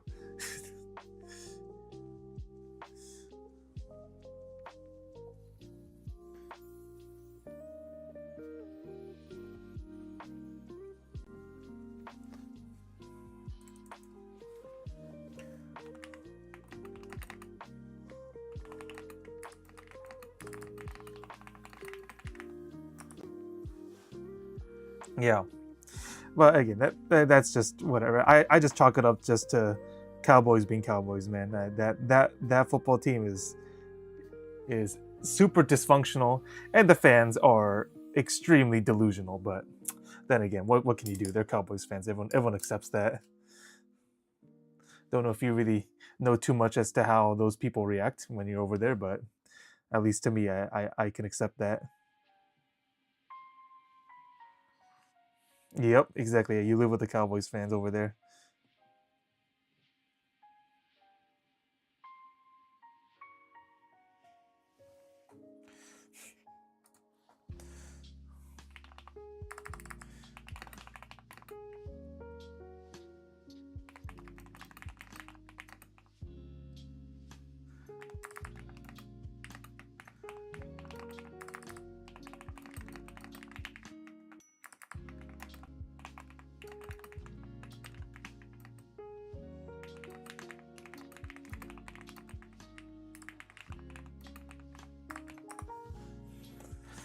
Yes. Okay. All you good. All right. Good. So all your all your coworkers are Cowboys fans. Yeah.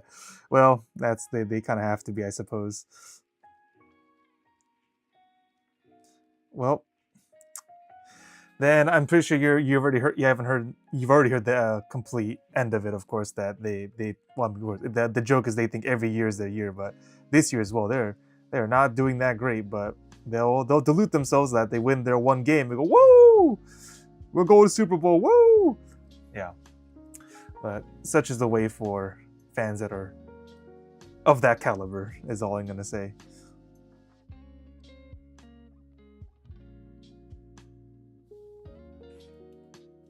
Yes, yeah, the Cowboys did win last night against the Las Vegas Raiders, a not very good team. That team is doing very horribly as well, and so yeah, again, every time they win, they're like, "This is amazing, we're gonna win it all," and then reality hits them, and then they start complaining about everything.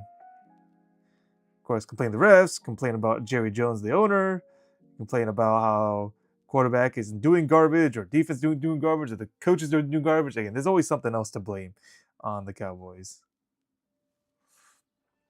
Yep. Oh yes. Okay. Yeah, I'm pretty sure your meetings are gonna be hilarious every time because the mental health of everyone in that room will be heavily dependent on on the performance of the Cowboys during the season.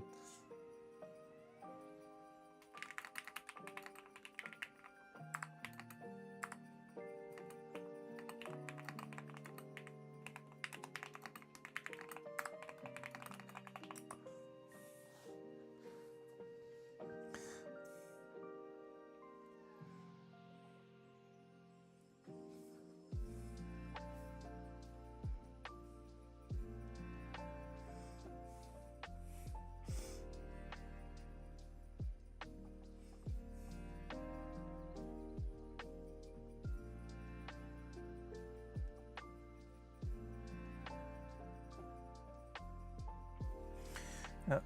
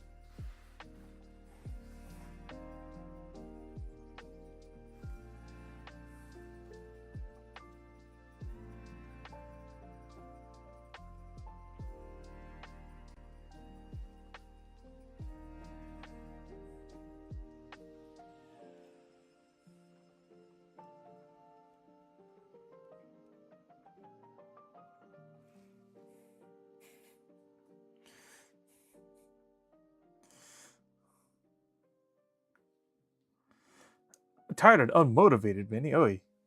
Is just too much that they're throwing at you over there? Oh, the weather. Okay.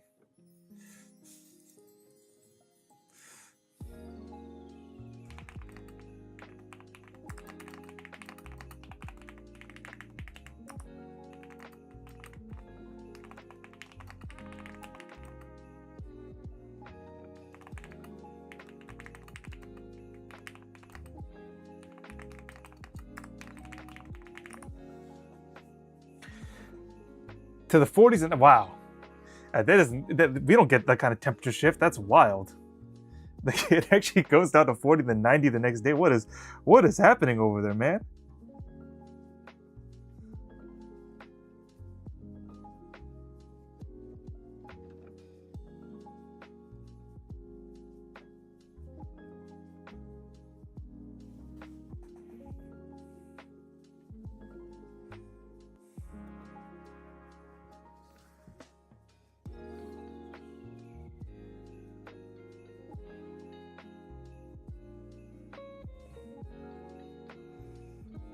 Anything else here on this guy? No. Yeah, I'm sure it's gonna be hard on the body. Yeah, there's a huge up and down of temperatures that we got his arm. We completely forgot about.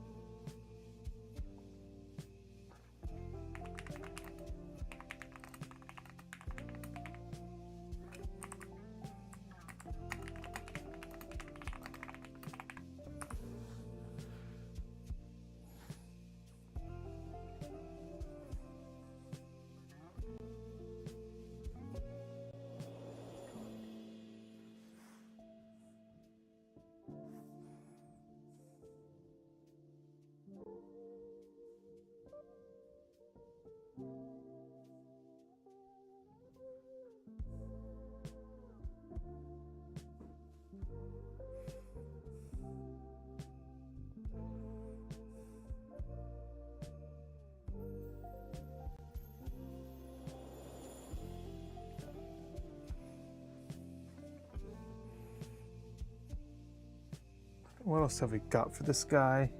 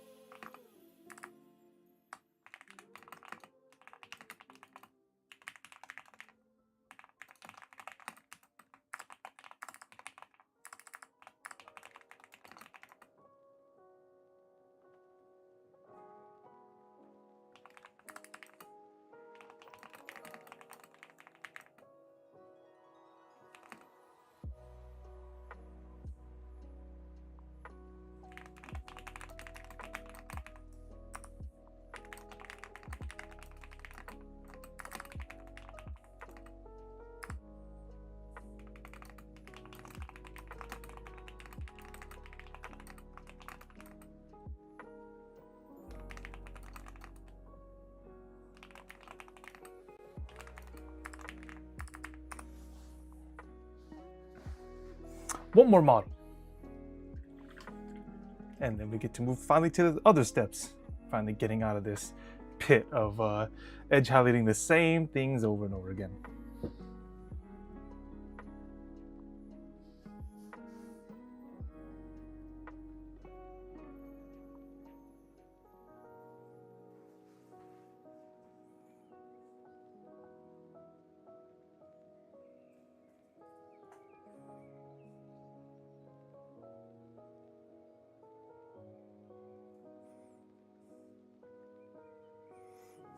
That's one way to start that out. Oh well.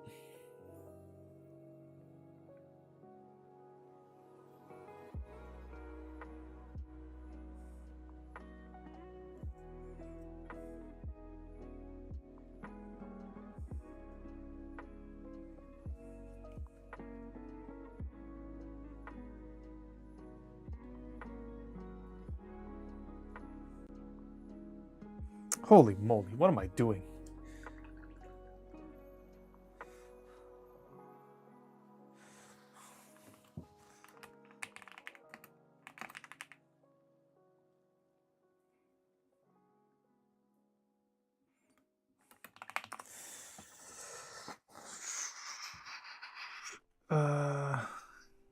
Can I get this out in time? I don't think so. That's unfortunate. Paint dried up a lot faster than I thought. One massive oopsie on the backside. Well, at least the silver lining here is that it's on the backside of his shoulder pad, so shouldn't be too evident on just how crazy that's not even a line. That's a whole splattering of the edge highlight paint onto the main part of his shoulder pad. Oh well.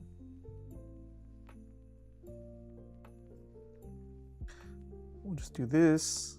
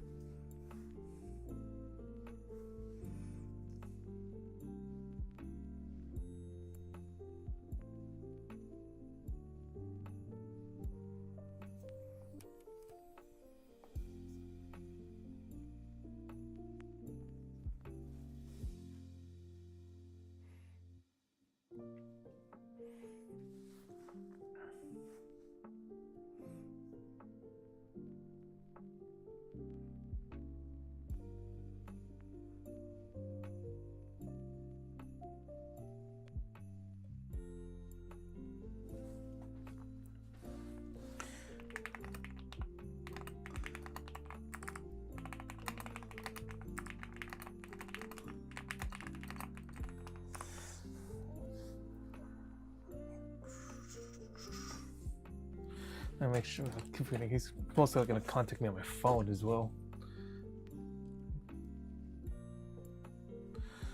Keep that off on the side. Okay, just a little bit more and we'll be done with finally using this color to edge highlight every single one of these guys.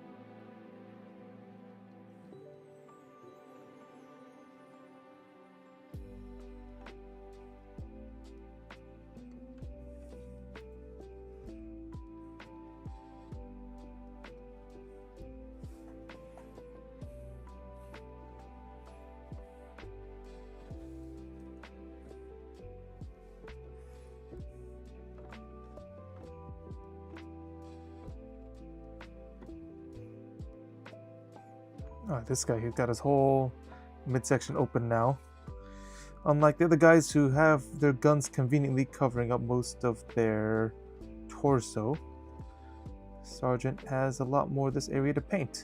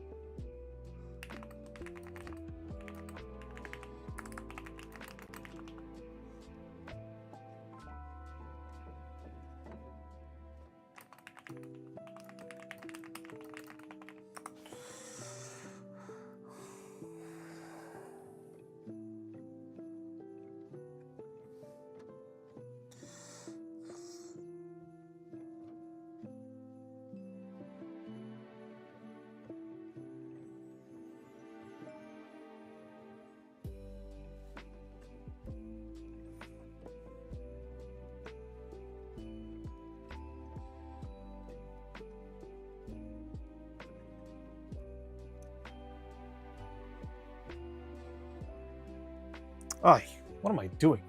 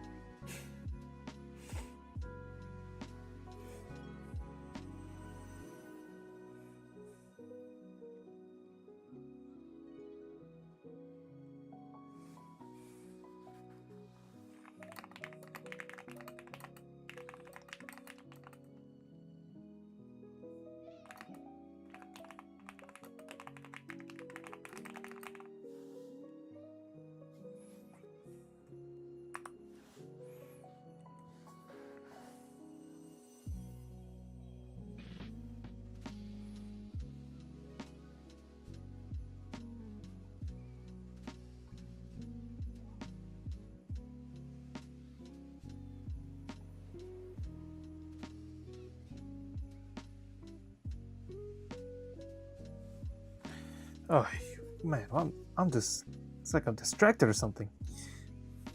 These last lines for this guy are just not coming out the way they should.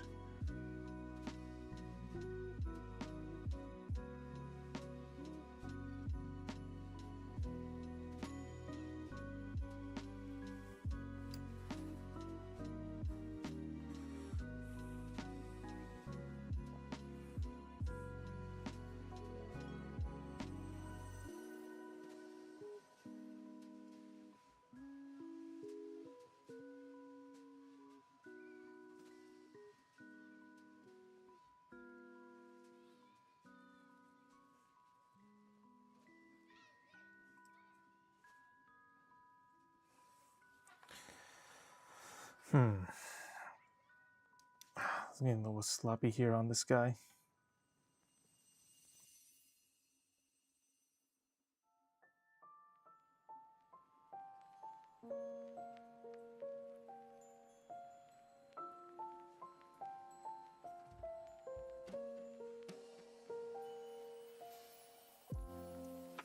Need to reform the tip of the brush.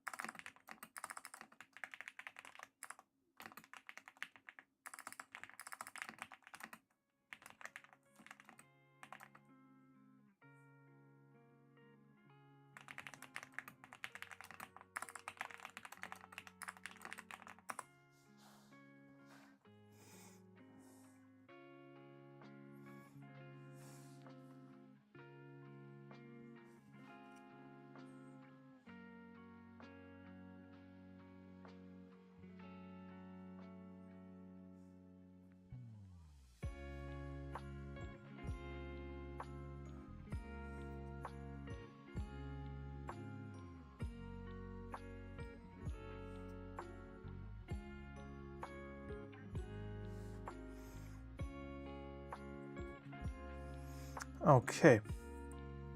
And that should about do it for this guy. Oh, last couple lines here.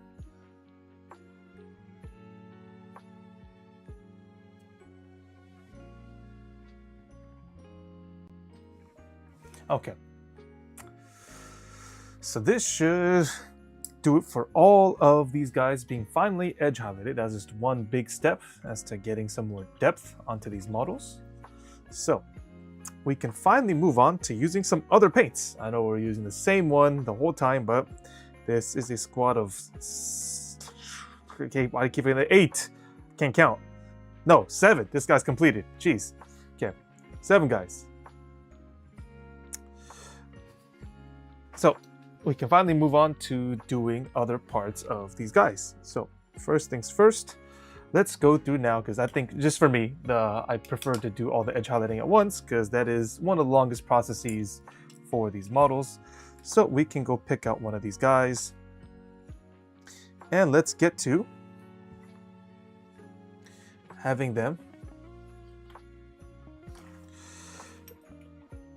And this guy, hopefully we should have enough things to get this guy complete. I think we can go back and forth over the full process to get this guy to look like this guy. So let's get to that. First things first, we got a little bit of gold to work with for his shoulder pad. Oh, I just realized, because if I dollop out any gold, I kind of have to use them on all the models. Yeah, that's I'm falling into the pitfall of assembly line painting now between each of them. Let's do the gold first, and then we'll fill what the heck? No, I just seriously, I have some excess hairs that got pulled out of the cap, so we have to slice them off. Can't have them mudding up the rest of the paintbrush. That's the way it works for these real hair brushes.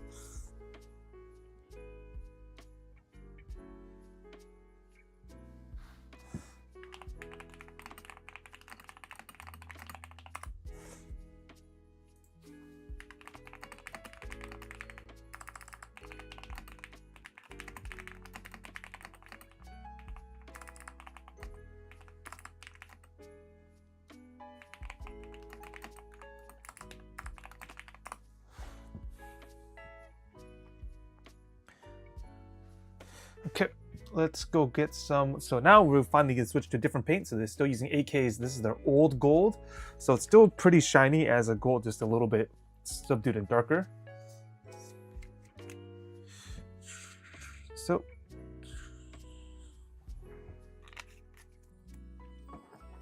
we'll take this guy and let's get to our first coat. So we just need to make sure we get the full trim of the shoulder pads. So all this gold is going to be used for, but because we dolloped out a full drop of this from the paint bottle, we will need to go across all of these models and quickly do that as well. Just for me, one thing I don't like is that if these metallic paints are laid on a bit too thick, you kind of end up with what I call like pushing around pigment. So it kind of layers on top of itself, and then you just kind of push it around and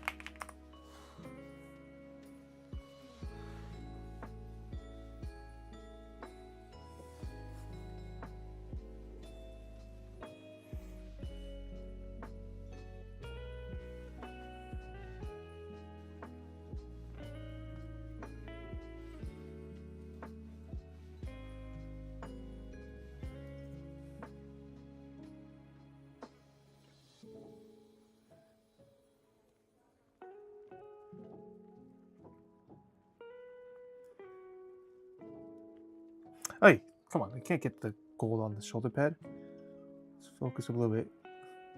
Man, my hands are cold, but that's no excuse. We just gotta lock in to get this last line of gold on this guy.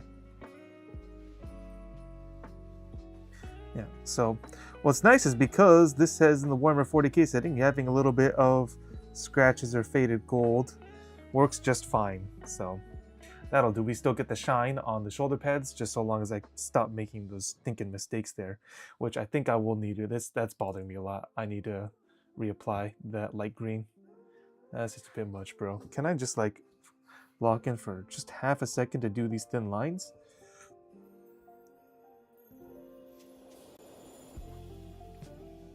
Have to go over that again. Like that. Okay, so a little bit another thing. We live a life where there's lots of oopsies happening, but we just gotta fix them.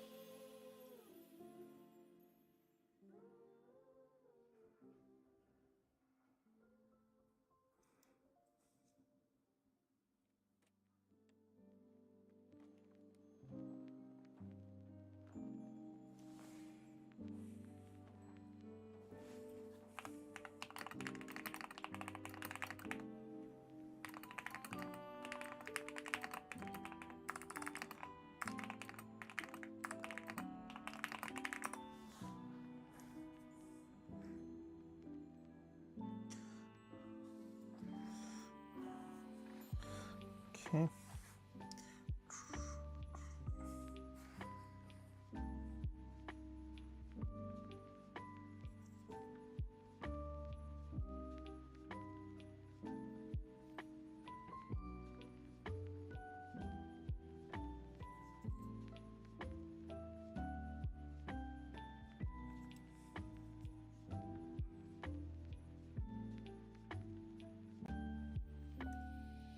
Yeah, now that all of a sudden the gold is not even applying at all.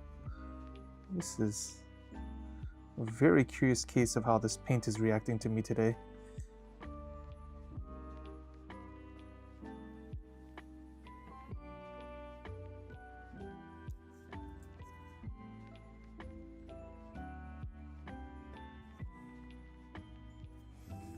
All right, that's a lot better.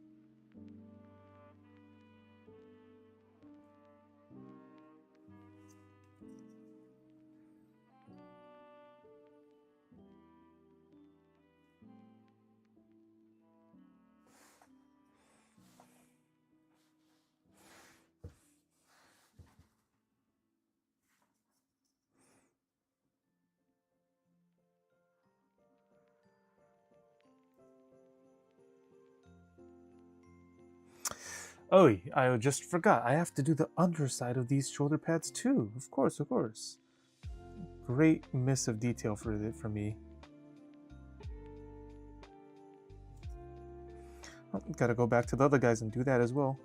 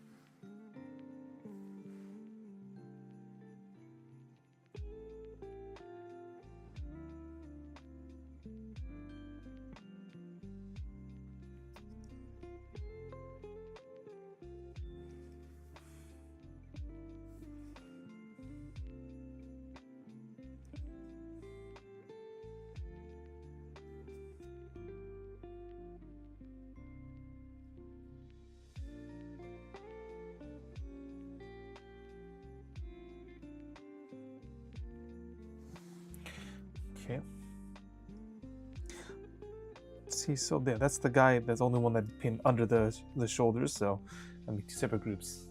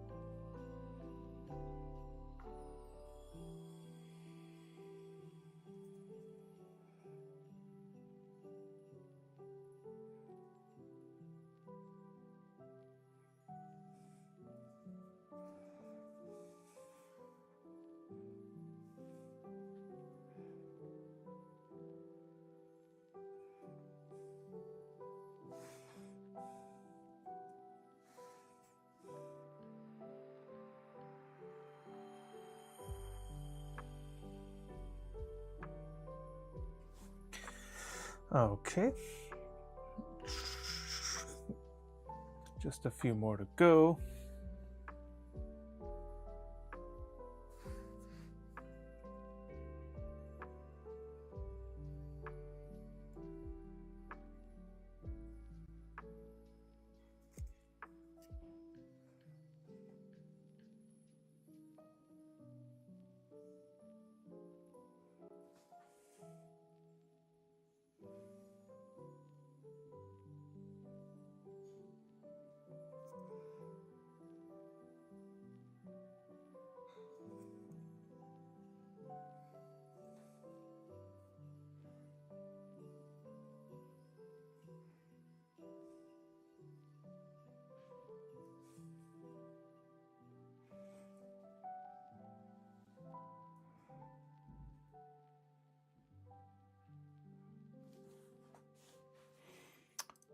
Should we have this ready to go?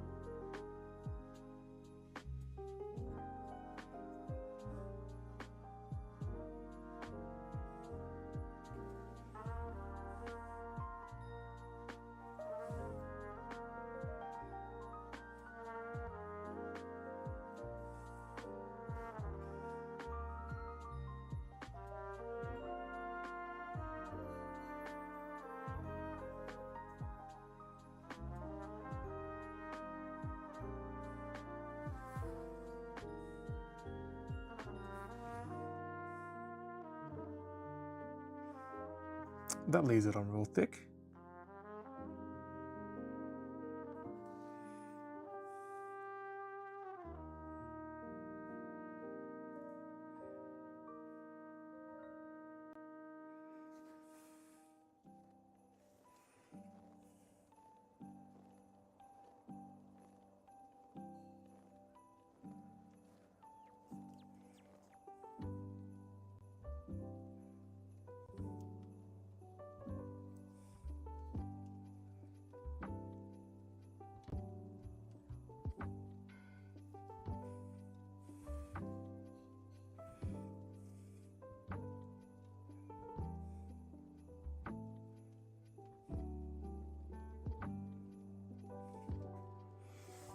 Okay. And that will deal with these guys. For that, now we gotta do the undersides for the rest of them, because we forgot to do the undersides of the shoulder pads on their trim. That counts as well. We got this guy, okay. Because this guy's completed, dude. Why am I ever gonna get that through my head that I brought out one completed guy to continue to use as an example?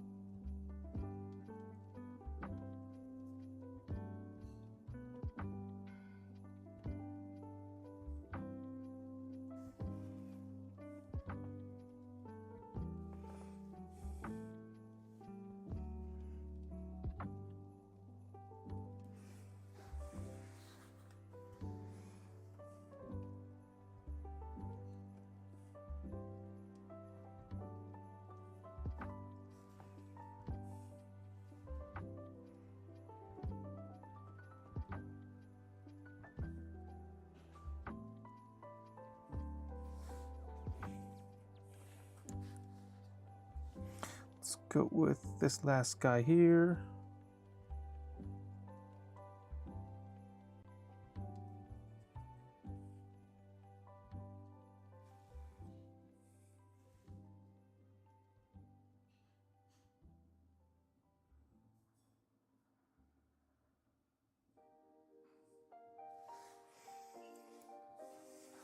All right. Very good. We're finally done with that nonsense. Forgetting all that. So, what I consider to be more fun is actually going over some plasma effects on this guy. So, let's take one of them. And there's we got one step done, which is going to be getting that light blue that you already see on there. But there are a couple of other steps that are involved to make, at least to me, a proper effect for this. So, I need my number 2 brush that is synthetic, because we'll be using, I'll describe the steps. We use Talos Blue, which some of it spilled out sadly. This is a contrast paint that flows like an ink, so it can actually get around the grooves of the plasma gun, because plasma guns do have a lot of grooves along it that it needs to fill in those cracks. And of course, again, we still use some Arctic Gem. This is going to be Warpainter's line over here. And again, this gives us a very nice light blue, which is already probably on there, and we're going to have to apply some more after the fact. And lastly, we're just going to use some standard Vallejo's white. This is just simple white paint. It will be used for the very brightest spots that we want to cover. So, to get started, we get our synthetic brush here, and with some Talos Blue. And contrasts are very nice, because if you're looking to get into crevices and things of that sort, this, again, like I said, is very liquid, so it flows like an ink more than a paint. So you really just need a few strokes of this, and you can already see that we get a much deeper blue. So we actually don't need to worry about the edges. We just care much more about that center area, where we can make sure that the contrast flows into the grooves of the plasma source. Something like this. So the more spots we have that are alternating, that's the word, alternating between the light blue and the darker blues, the better it will be for us. So let's just really make sure we can give it a couple of layers to really make sure that those grooves are filled in. That's the main purpose. The grooves will be a little bit darker, and then the raised areas will be brighter. Okay, so we get this. We do need to wait for that to dry for a moment, actually. Do not want to mix right now. At least my effect does not involve in mixing any of that. So, in the meantime, we can go ahead and get some Mephiston Red. So this is a red that will be used onto the lenses of this guy, and we can take some time while that dries to actually get into some of that.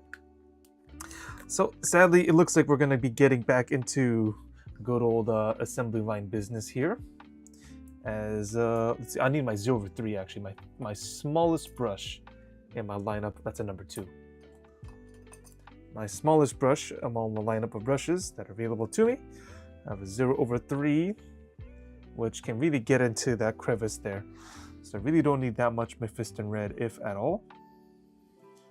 Just enough onto the tip there, spread it out so we don't get any clumps.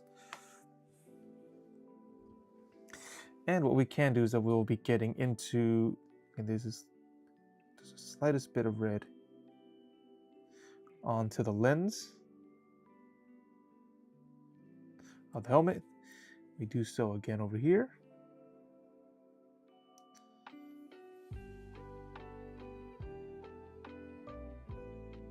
There you go. So that will give us a little bit of a contrast on the helmet. That's very nice. Okay.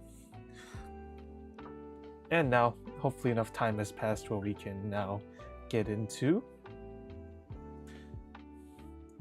the actual plasma source. So let's see, let's put this back on. I think I'll be using my number 1 brush for this.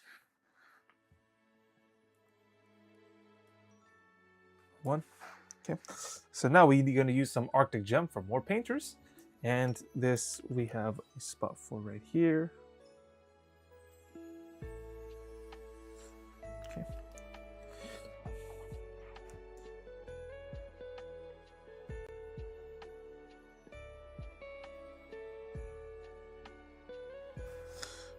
So here now we actually just want to go over the top of the grooves. So we're actually going to go against, at least to me, I found more success going against the grain of the grooves so that we can actually get this. So we don't need to go all the way to the ends. We focus on the center part because that's where the highest concentration, at least to me, will be easily shown. So we do not care one bit that the grooves are filled. That will be the job of the contrast paint. Okay. Try going for another small layer of this.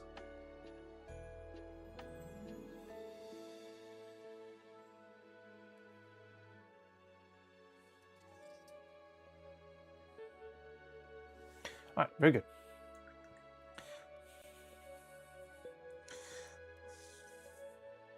So we'll take that. Actually, we will need more Mephiston Red. We need some on the, we need the actual gun painted itself. So we wait for that to dry. Let's go kick back our Mephiston Red yet again. And this is going to be used for the main body of the gun.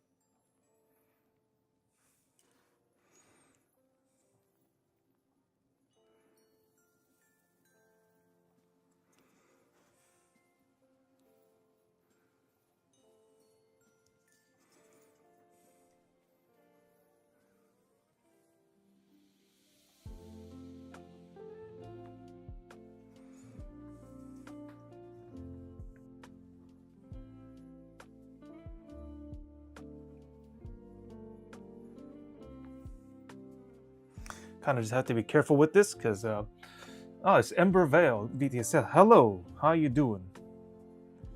Yeah, sorry, I was a bit focused on this part of the painting, but yeah, you caught us over still painting a squad of Hellblasters from Warhammer 40k. Paint them in the Dark Angel Stein. Yep. Yeah, we're doing great. Yeah, we're just going through this section of painting. Well, we already finished a couple, but we're just going through. We got 10 of these guys to go through, so it's going to be a process, but still plenty of fun to keep all the details in check for this guy. Hopefully things are going well for you as well. Just trying to take advantage of this because we're in between doing different areas that some paints need to dry, so we paint other areas in the meantime. This guy is getting close to coming to... Yo, okay, that's a whole lot of silver that needs to be painted. That's funny. It's always when I look back on this model where you realize you miss everything. But in any case, though, let's pull out my number 0 brush and let's finish off this guy's plasma effect. Yes, what question do you have for me, Ember? Let's see, so we're going with the Vallejo's white. Yeah, this guy right here. So we need this. This is just the very brightest spots. So it's going to be pure white, at least on some areas.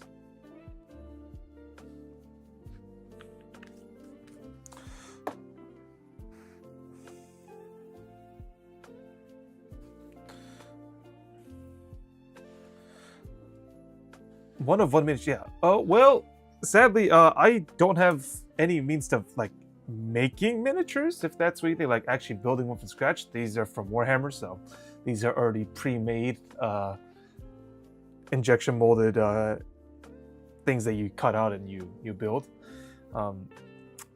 Yeah, I don't really have experience actually making a model from scratch, either from 3D printing or putting plastic together, sadly. Oh, okay. 1 of 1. Well, that is that's a possibility. Cause I think we can make it work, yeah, because if you have a specific model in mind that you want to have built in Painter, we can make an arrangement for that. So long as I do need to say though that my current skills are not the most amazing, but yeah, but if that's something that you're looking for, we can get something arranged if you really want to have a miniature painted by me. Okay, so that's that part done. Now I need to make sure that we get some silver back on here because we missed the whole area.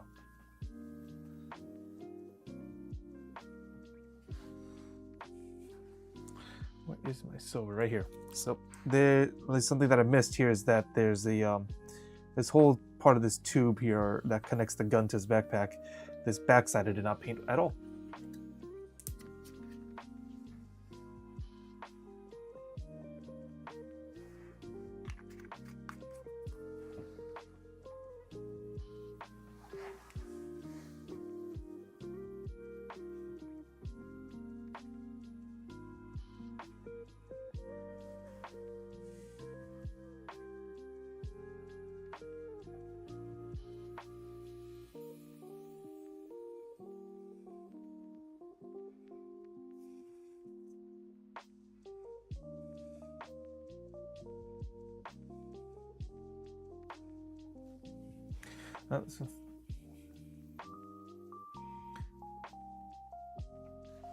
Yep, that should be no problem. You follow me. Yeah, you can DM me. I can link my Discord. There you so go. Can, yep. So thank you for the follow there.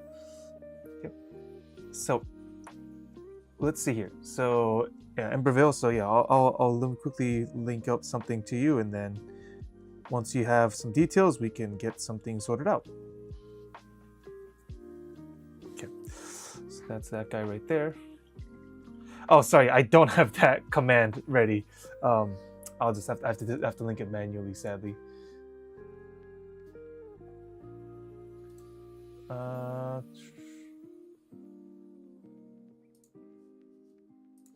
Yep.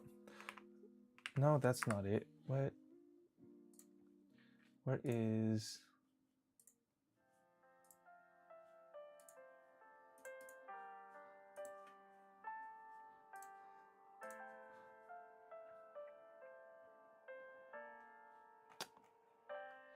Is that really how that one shows? Hang on, sorry, I'm getting... Oh, that's using, yeah. So yeah, using it. I'll put that up there, and then you should. Well, we can confirm with you if that this is going to be correct. So they used to have a different way. I'm getting old. They had a different way of doing Discord usernames, but I guess that's the way it is. So you look that up. Hopefully, it should link you to me if you add by a friend request.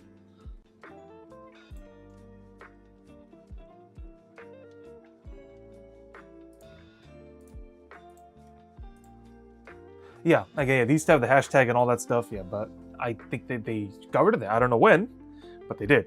So, yeah. Okay, good. So we got that one. Yep. Okay, yep, we got you added there too. So you can send over the details once you got it through, and then you could be one of the very first commissions, I suppose, if that's going to be the goal.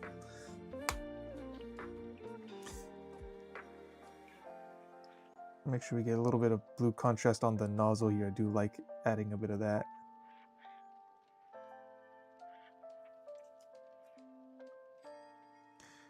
And when I look at this, we need a bit more Arctic Gem. We don't have enough. And we don't have enough Arctic Gem to really get that white to stand out there. All right, perfect, yeah.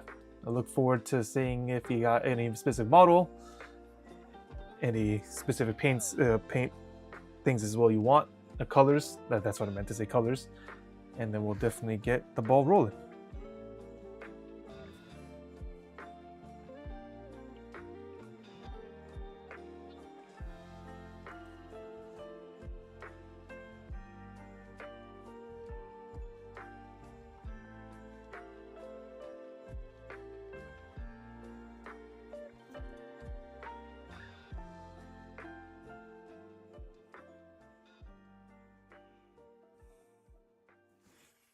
So we get a very, very thin layer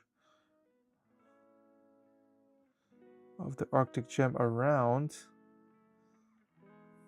the plasma source. We can actually get a little bit of a reflection of the light emitting off of this source. Okay, that will do for now for this guy. Now, last things we need to do is going to be able to get the wings on his chest colored in, and that will be about it for this guy, at least as far as I'm concerned. He's looking quite similar to the completed guy from before. I did a now look. It's always whenever I look at my old models, I did a completely horrible job with the edge highlighting of this guy on the right, but that's always the way that it goes. Okay. So with this, we're going to need, we need Wraith Bones. This is what I'm going to use. So if this is from Citadel's colors. You can hardly see it because it's white on white. Great job, Citadel. But it's Wraith Bone, which is this little off-white, slightly yellowish white, which is good for us. And pure white is just way too bright a lot of times, and it kind of degrades the amount of detail you can see on a model. So usually you go for these off-whites and then work your way into using pure whites as part of like as mainly like an accent color instead. So this is a little bit of an odd angle, so the detail isn't exactly 100%. Doesn't need to be. We do want some white because there are the wings of the Angels of Death as the Space Marines are. So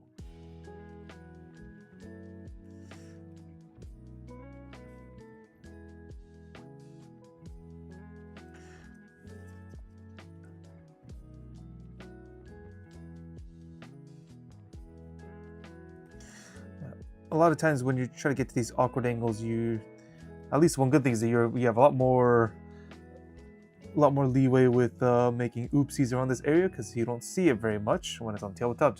We just want that little bit of color on there. So yeah, not the best, but then we can make do once we can get some accent colors on here, and then that should be good.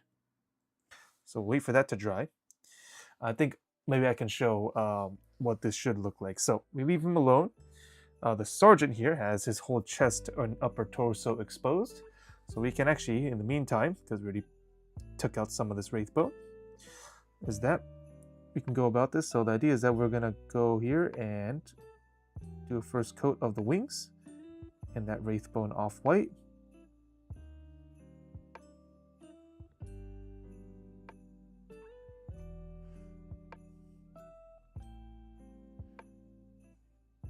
Okay. We just cover the entire area as well. Now we can get away with being a little funky here. We can actually make the skull in the middle silver.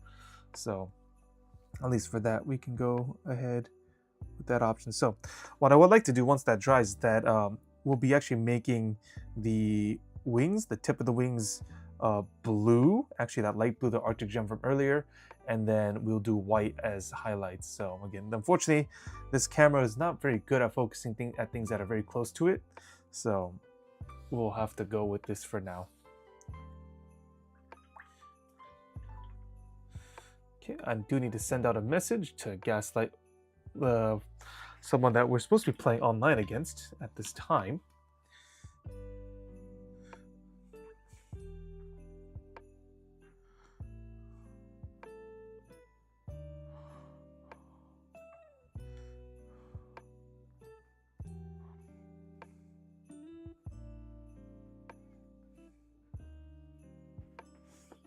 Okay, let's see if I get a response from our opponent later today.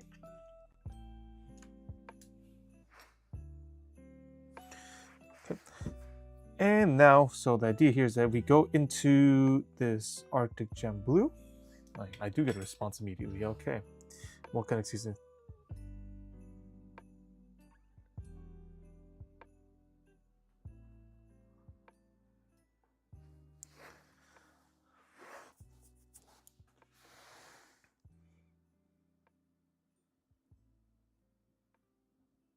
So we just go about the very edges of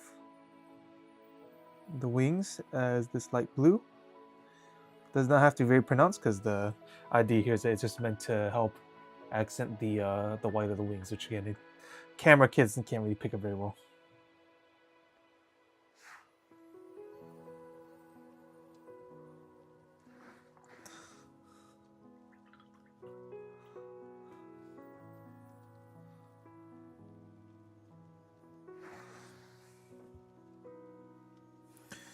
Okay.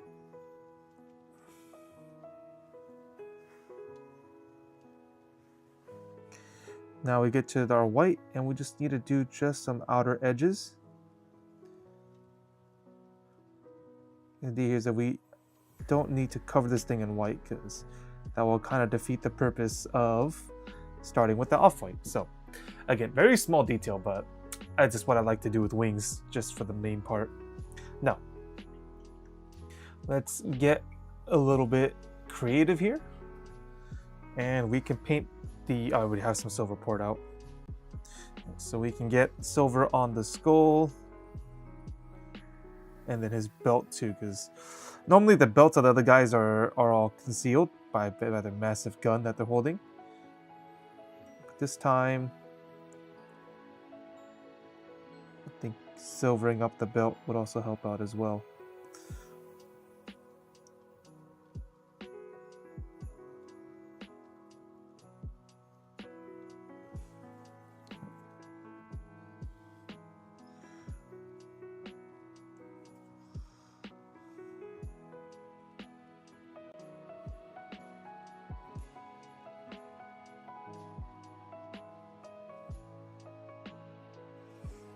Okay. Now I'll be doing for him for now.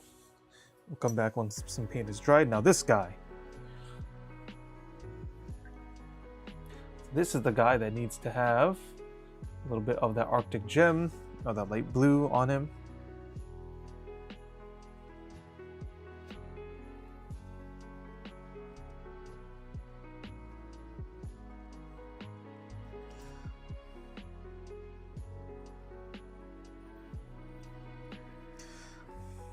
Okay, Maybe we can just leave it at that. Well, no, what am I doing? No, of course not. We take pride in the quality of our work here. We're gonna go ahead and throw in this white here.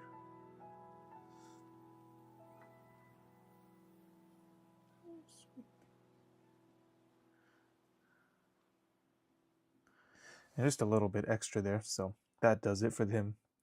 All right, so this completes another Hellblaster, so that's one down. And we go to the next one.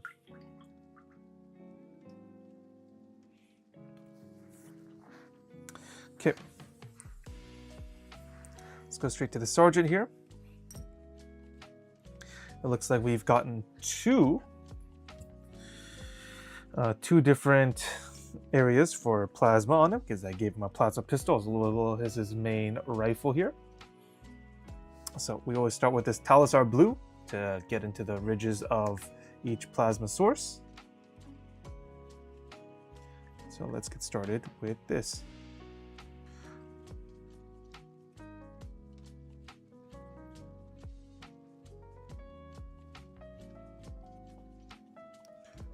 Again, the contrast paint, which runs like ink, will very easily get into the grooves of this area of the gun. We do need some more.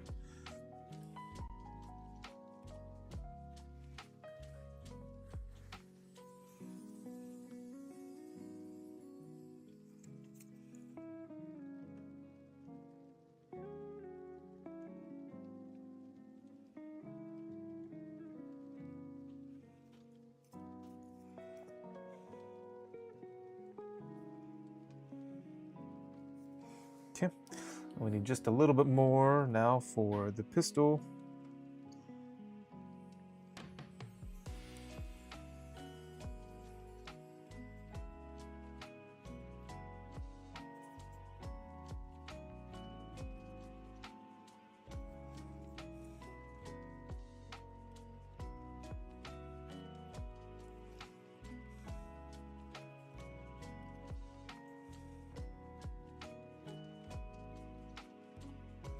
Add a slight layer to the ends. Ooh, wait, come on. I do a great job of dropping the model, but to the end nozzles of these guys.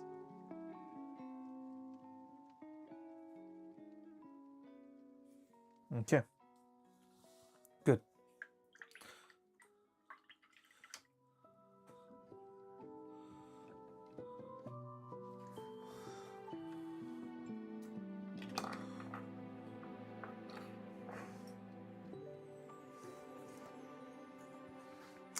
Okay, so we'll wait for that to dry. We can go get some Mephiston Red with our 0/3 brush. Let's paint in the lenses of his helmet.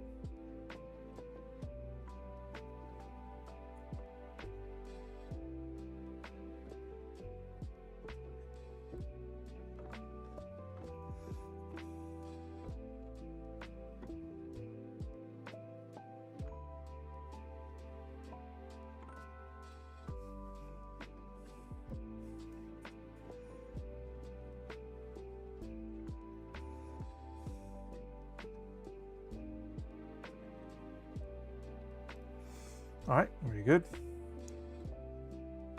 And let's get continuing with that Mephiston Red to paint the main body of the gun, and then we can go back to our plasma effect that we were working on.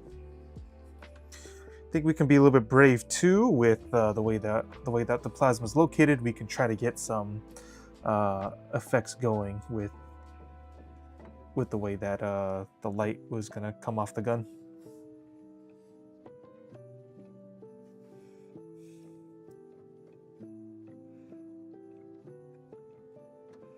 So we can really test our bravery here once we're done, to at least make some convincing light effects, given that's what we want to try to do with these plasma weapons.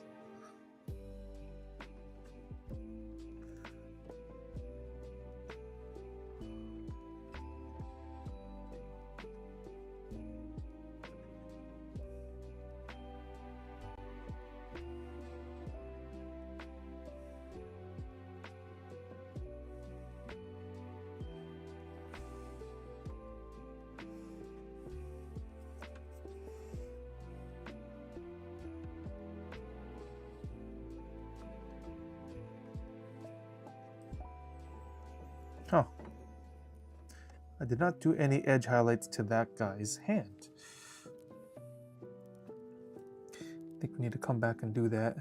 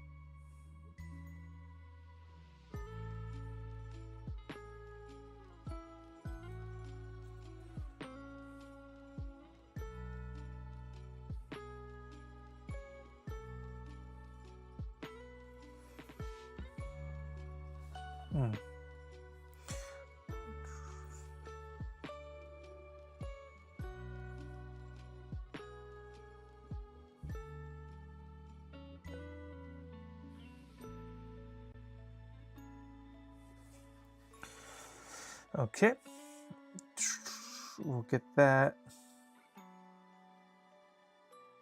Yep, we'll take that for now.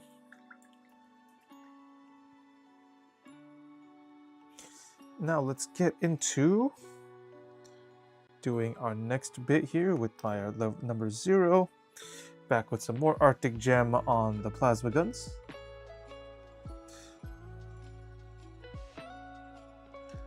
So we ensure that we go against the grain of the ridges, so we can make sure we cover up the top side of that spot.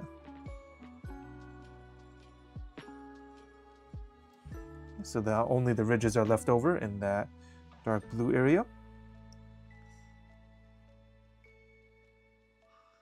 Okay, and then what we can do as well, we can actually go and start painting in the area outside of that region in the Arctic Gem to give off the effect that it's a light source of that exact Arctic blue on the surrounding areas as it charges up to be fired.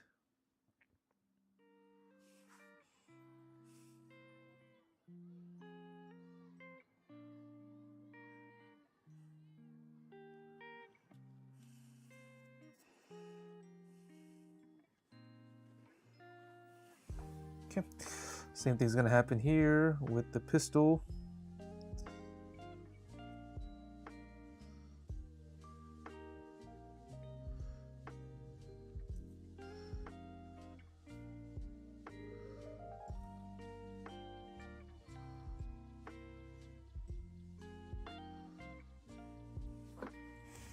Okay, now while we wait for that to finish drying, we can be really brave here and we can go about trying our hardest to make this seem like it's going to, the light will reflect off of the gun and close to the nearby armor that's on him. So we need Mars 0/3. Okay, so think about this.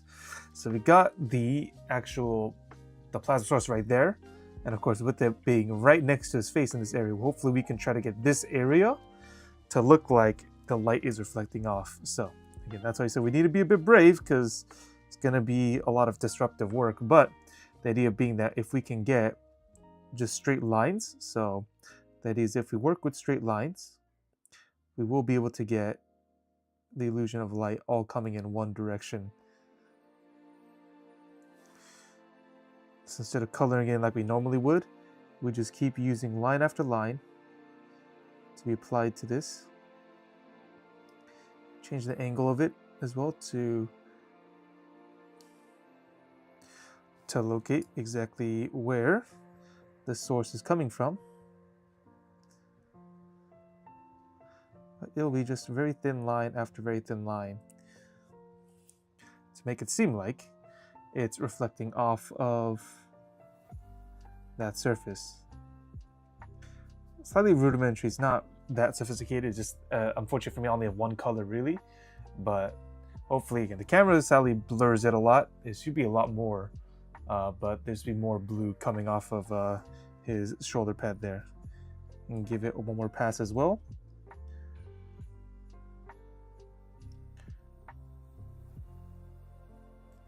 Okay, so that's the shoulder pad. We can try to get some onto his upper torso area. I like to call the collar of his armor here.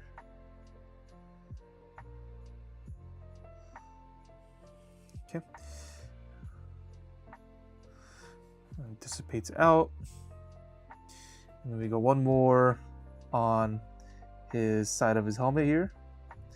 We really try to line up from where the light is coming from, because that's where we need the lines of this Arctic gem to show up from.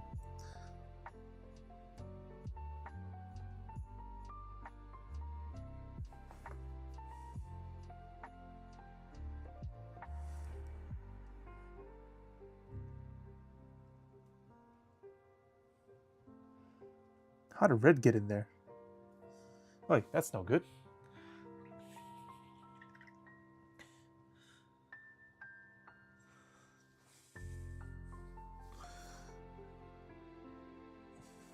Try that again.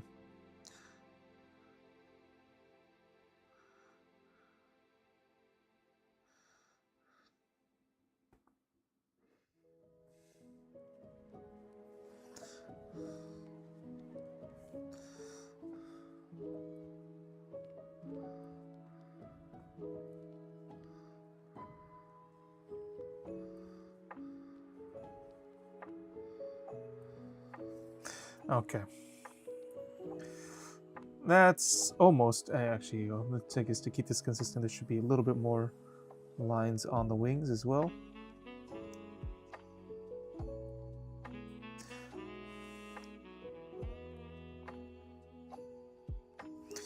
But that's about as much as I can do it without really messing him up. So it might be kind of hard to see because the camera won't focus on something that close, but again, you can kind of see the blue effect happening around his helmet and his shoulder pads. So hopefully we'll see what this looks like. Maybe I can take some photos and post them on later. No, for now, that's what we can work with a little bit of a reflection effect on the Sergeant. Okay. Next up, let's go with some white back onto the plasma guns, as now we're going to finish this off with the last highlights. So this time we can go in line with the grain here. We just need just a few spots because the white is quite overpowering. We just need a few areas to really signify that there is the center area for this plasma. So going in line means that's not all, because this is still regular paint. It still flows like paint, just we'll have a number of areas which will have the crevices filled, but not all of them. So that way we can still keep it irregular. At least for me, that kind of helps the immersion that this is real plasma instead of just one thing filling up a chamber. But that's just the way I like to think about it. So that's gonna be it for this portion of this gun. So we got a little bit of the reflection off of his helmet and shoulder pad, and then we got the white inside of the plasma just to make sure it fully pops out. And I think that's it for this guy. Actually, that's not it. I got to do one last thing with the edge highlights because we kind of missed a few on his hand, on his right hand that holds the gun. So this light green that we were using a lot earlier, we can get some edge highlights onto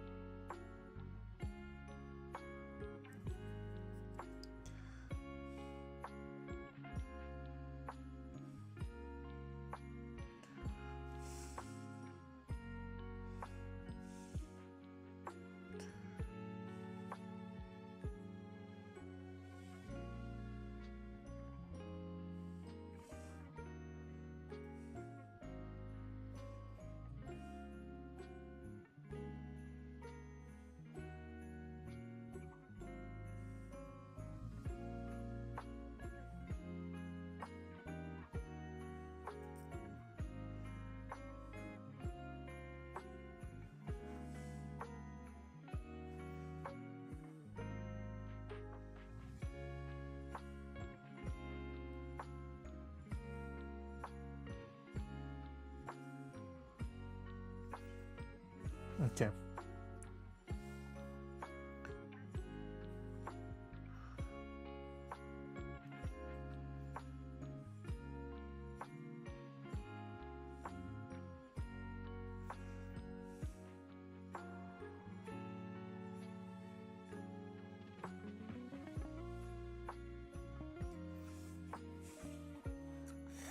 All right then.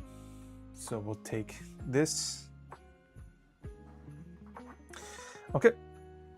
Now we go to the next one here and do it all over again. Which now, looking back, of course, is every single moment where I realize, oh, we're missing some things on the first guy, which is going to be the body of the plasma pistol that needs to be red. Let's go to number 0 for that. So we've painted up the body of the main plasma gun. That's what we've been doing with all the other guys. It's just that just the sergeant has a plasma pistol, which needs to be painted up in red for the main body. We'll include the trigger there as well. Normally wouldn't, but he's got a bionic arm, so makes sense to at least have a bit of contrast between those two things.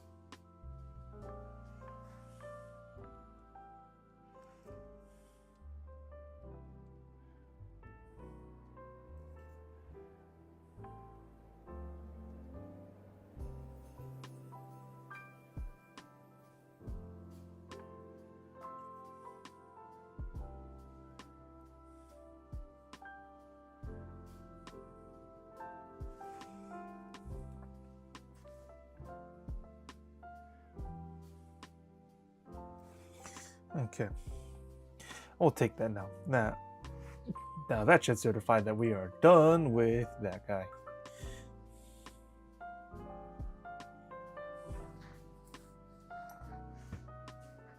Okay. Next up. Let's get started. I usually like to get started with the contrast paint because contrast paint will take usually the longest to dry. Of course, that's dependent on how thick you lay on basically the ink here, but with the Talisar Blue contrast paint, we will be able to get going.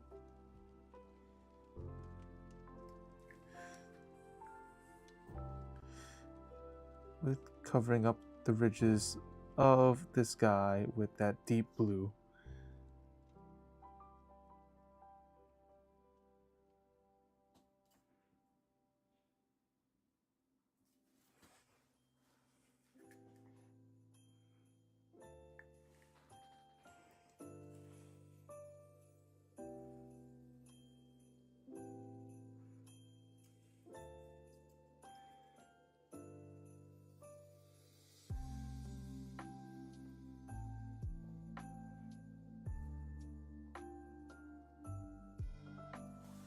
Okay.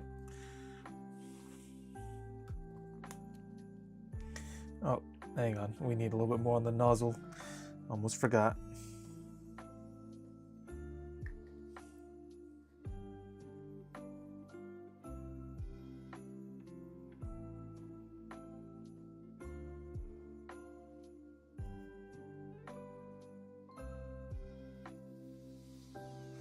Good.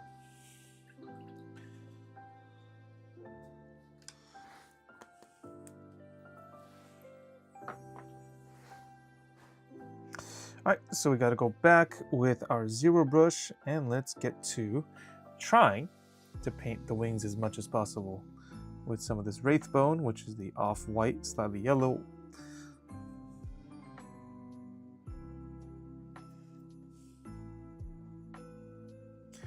Get a little bit of an odd angle to have a chance at getting to those wings on his chest.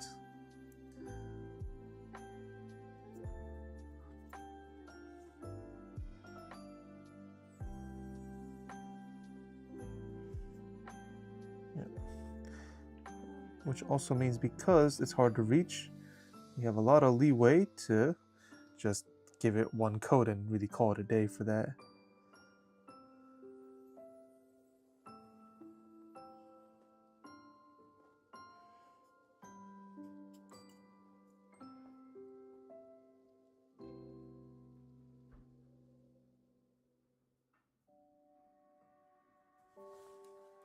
Good. That's all that really matters for that right now. Now let's go into that Mephiston red. So we can paint. Actually, you know what? Before we do that, I think this is dread enough. So let's go back to some Arctic Gem here and get into our next layer, making sure we're going across the grain of the plasma there, so that the ridges can still have their dark blue.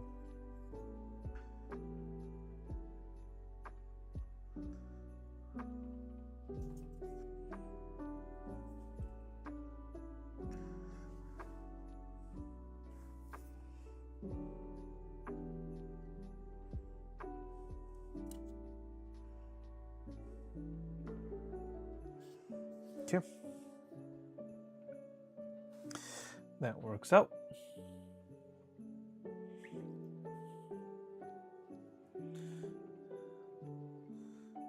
Now let's go over to, you know, we need to yoink out some more Mephiston red. Looks like we're all out. So grab a number 2 brush. Oh, yes, thank you, Ashen Jedi. Yeah, no problem with the lurking. Yeah, we're still just going through. We completed a few. And we're waiting. Unfortunately, our opponent is quite late for today's online game, so we gotta wait to see until he finally doesn't show up. And I really plunged a lot of hairs out of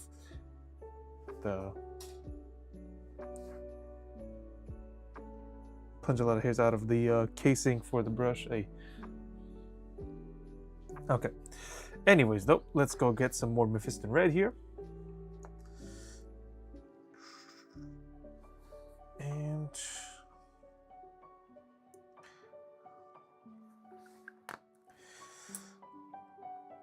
yeah, well, actually, Jed, if you're still here, yeah, we try to do a little bit something fun. If you didn't see it, that lighting effect on the sergeant, that was quite a bit exciting because I had never done that before actually. But the theory held that you just do a lot of straight lines from the direction of the light's coming in. It actually could work out to show a bit of reflection off the armor.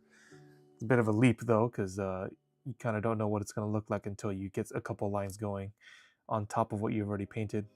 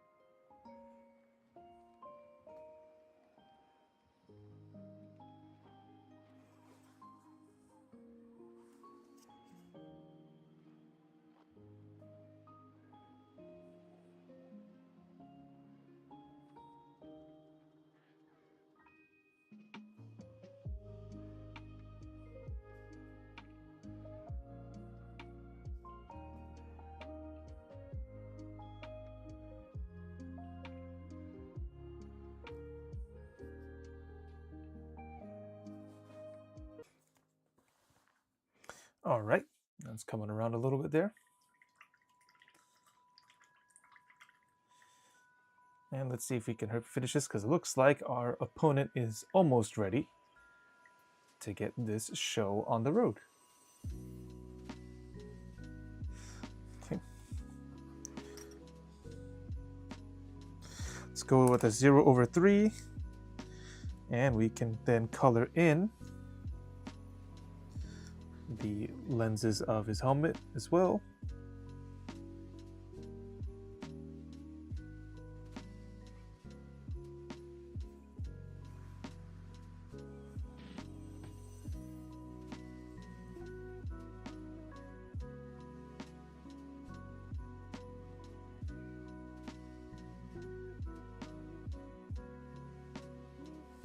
Okay, very nice. And still keeping to this 0/3, we can then move over to the white and do some highlighting on that.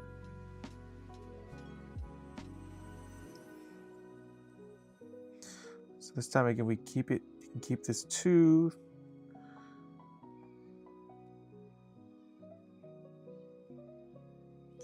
In line with the ridges there.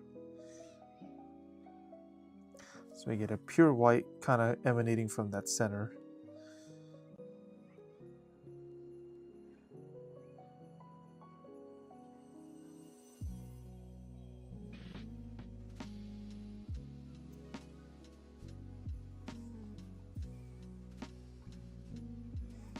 Okay. And then lastly, I think we can still use the same brush. We can go, actually, well, no, it's too thin. Let's finish this up with the number 1. And then do a little outlining of the affected area with the, sorry, I just got to make sure all my brush caps are on properly. Okay. The number 1, go back to the Arctic Gem here.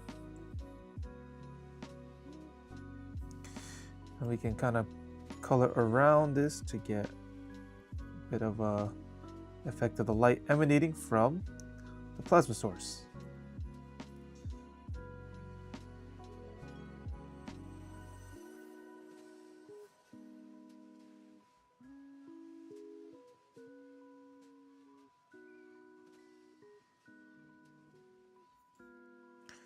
I believe this means that this complete, our opponent is ready to go.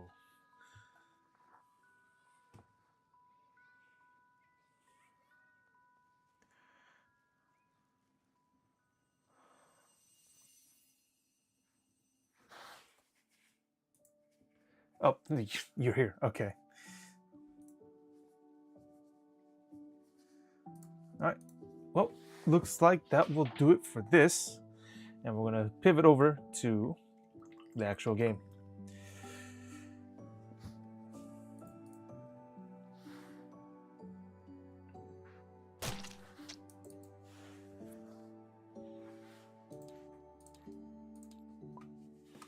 So let me switch the scene over here.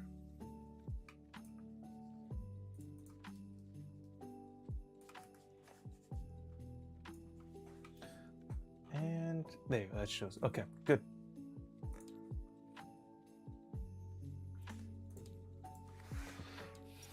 All right, I'm gonna clear my desk.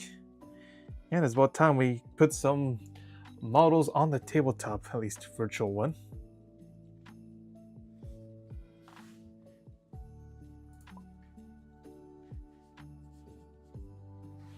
Okay, gotta clear out a couple of things. And take that off. Let's see, I'm gonna update this.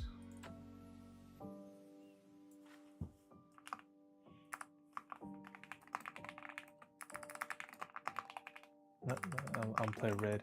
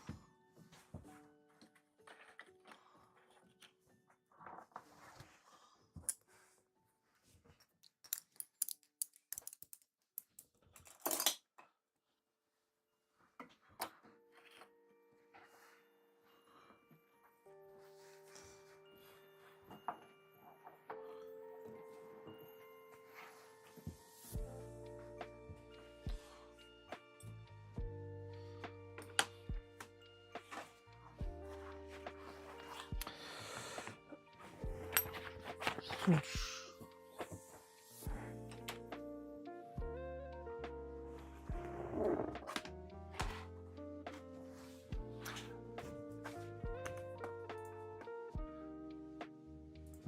a minute.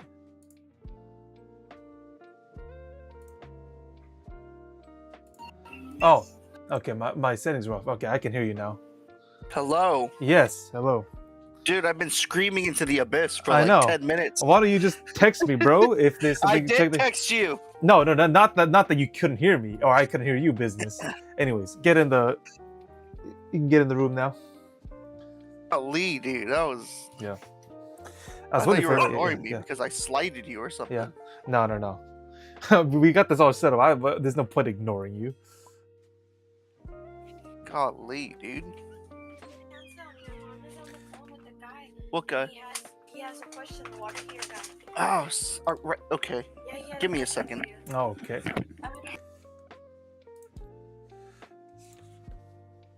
Get this set up here.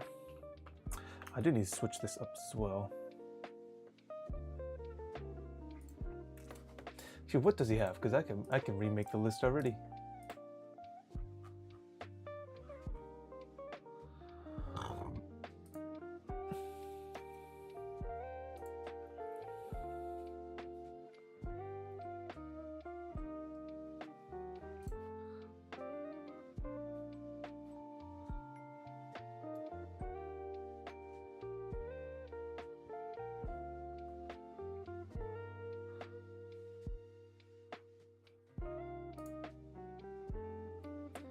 What else did he get? Oh, he's got the 3 eradicators, not the vets.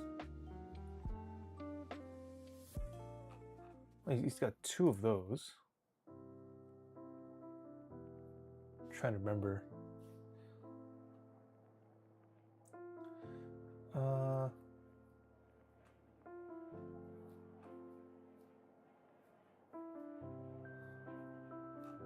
he did have 1 drop pod.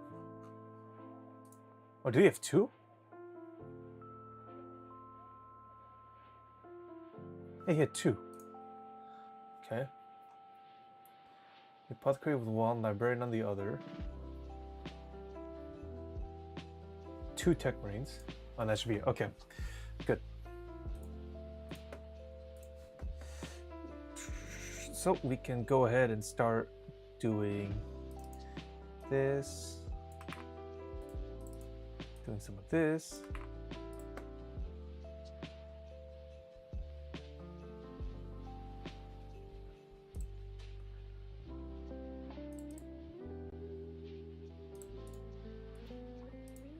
Okay, so this should actually work. If we start typing in exclamation point list in one of the chats, it should show up. Yep. There you go. So we've got that showing up there, and then we got that showing up there. Okay, so exclamation point list does work, and then we have should be on the. Yep. So it'll show up there as well. You can type exclamation point list in the chat. You'll get to see the list of the armies that are taken today. Again, it's going to be Tau versus Salamanders. So let's see, where is that? Okay.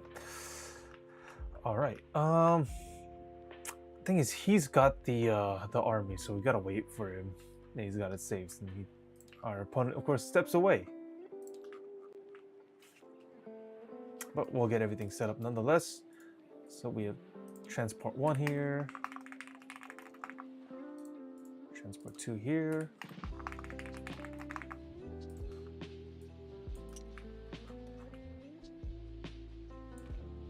Let's go with this, go with this. You got these guys all in deep strike.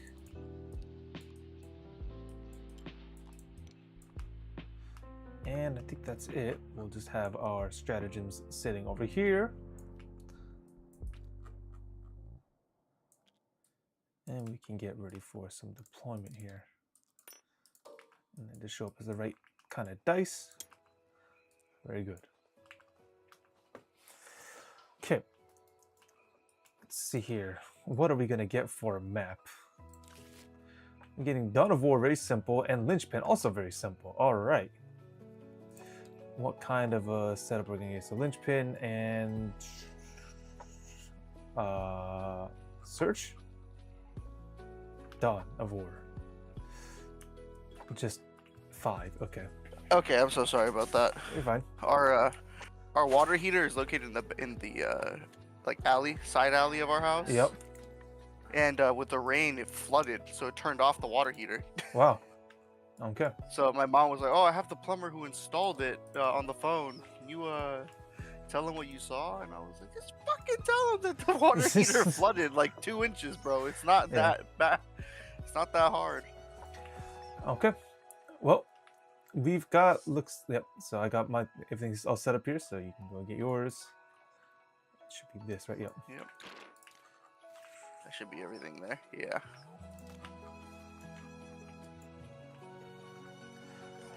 Okay.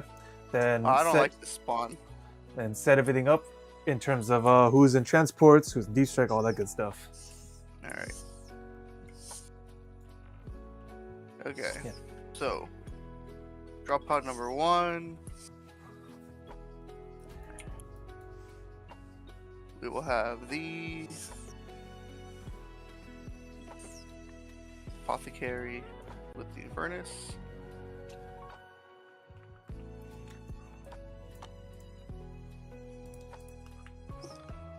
Drop pod number 2. You know, let's just make sure we just do this real quick. Do There you what? go. No, it's good. The measure movement. That's it. All right. What? No, the toggle movement, the toggle measure movement. That is. Sorry. Again, Oh. the measure. Yeah, it's fine. Keep going. So get your next squad with the librarian. Yeah.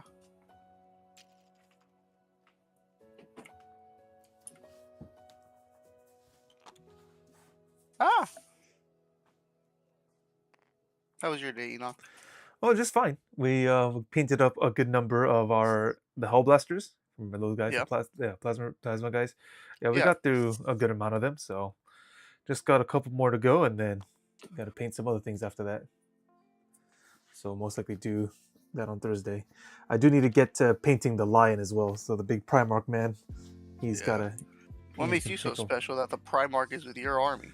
Yeah, well, you know, he woke up. You know, he just after his little long nap, he came back. But Vulcan, I don't know about that one, Chief. Ah, yeah, just rub it in. Just I rub don't, it in. I don't know Ah, about that one, Chief. Man, yeah. Just rub it. He'll Yeah. come back, huh? Huh? Okay. He'll come back. Okay. He'll come back.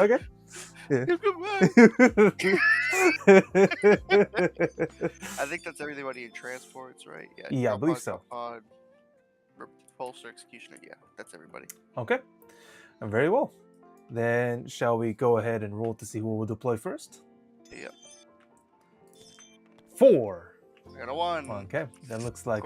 It's my favorite yeah. fucking number. And oh, Hang on. can I curse? Sorry. I suppose that's okay. We'll keep the racial out of it, but I think standard will be okay for now. Okay. I'll yell at you if it's not. But hang on, let me get you because remember you need this, right? There's that. Yeah. And then you're gonna need I need to pull up my. he's a green $50 chip, and then I guess your Otto moment will use the banner for that. There you go. Here's a green banner for Otto moment. Okay. Oh shit! Do I have any hearings tomorrow? I do not. That's good. All right. You know what? Let's go this one. You get to deploy first. I'll make you deploy first What? Why? because You rolled higher. Yeah, but if you roll high for deployment, you get to decide. For turn, you don't. Yeah, you deploy first. No, you're doing one first. I mean, this is good practice for you. That means you got to put your lieutenant down somewhere. Yeah. Yeah. He's not there. I'm just looking. Alright, we're gonna.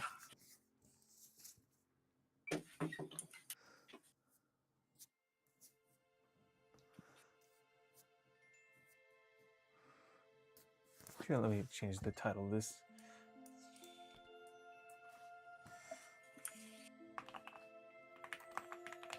Okay, so somebody is here. And Uh I put them here. They cannot see. huh. Well, They're here. it's going to be a little bit nuanced. Okay, so in the most base sense, right? If someone's out here, so let me just throw this guy. So if I Yeah. got Discovery, right, I can see, right, because the footprint is not in between you and me in that sense, right? If you're Oh. behind it, right, then that makes it so that it obscures, right? But secondly, remember, this lieutenant has lone operative, so Yeah, I can't so you have to be shoot him within 12 anyways inches. within 12. Yeah, just that he has to be wholly outside. Partially, it means that you can look through it. Yeah. We're just gonna put it right there. This is what we'll do. Okay. Or is there an argument to be made for this? Nah. We'll play it safe. Right here. Okay. Alright, Very go well. ahead. All right, then let's get some stealth suits out here. So they also have infiltrators. Let's keep these guys. I'm trying to think about this because you can kind of, well, you have to like be all the way out there, which that's going to be on you if you want to be all the way out there. Which also means I need to make sure that I have a 1-inch bubble now. Again, this is where the game really happens, because a 1-inch bubble usually prevents you from charging through the terrain. Usually, but not always. But if you want to charge me there, that's fine. Okay, go ahead. Okay. Da. Now we will do my intercessors.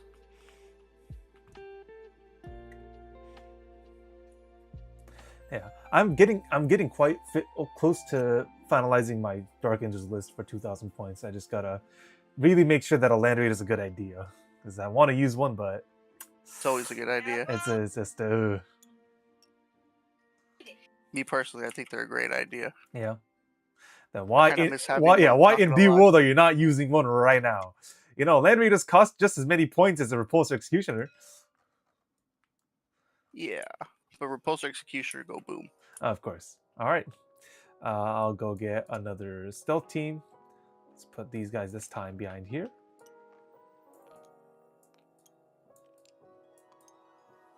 All right, go ahead. Alright. I will.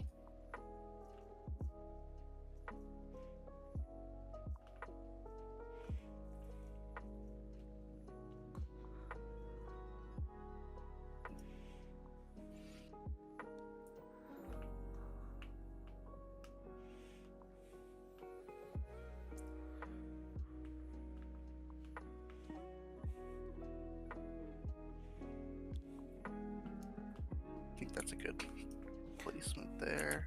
Unless there's some chingaderas. Open them a little back.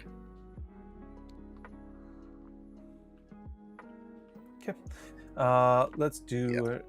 Let's go put. We can wait for him. I'll just put a squad. Oh, it's okay. We got Judge, yeah. judge. We got some spectators from the friends list here. Okay, all right. Strike team will go back here. Go ahead. Mhm. Forgot to kind of dog bone, but whatever. We'll live without it. Go ahead. All right.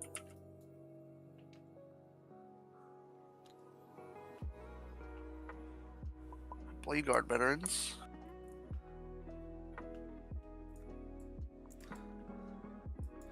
We need to change it. That's not the right size for lieutenant, but we'll change it later in the game. What did you say? That's not the right size for lieutenant.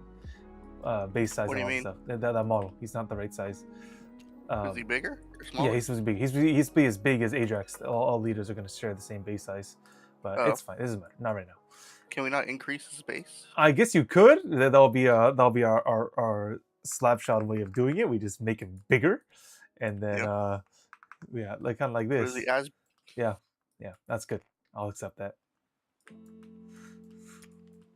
Okay. All right. Yep. And you got trash talk right. Everyone roots against me every single time, without fail. All right. A devil fish. Let's see. Let's put one. Like you don't get a line unless you come out here. Holy moly, that's a line. Okay, it is a line? that is one of the lines of all time. But that means you also have a line. of course, So, of course, I'll have a line. Yeah. All right, good. right.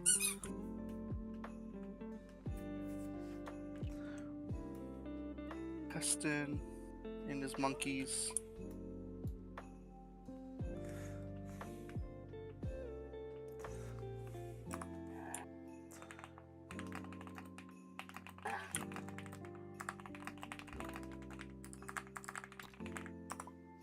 Can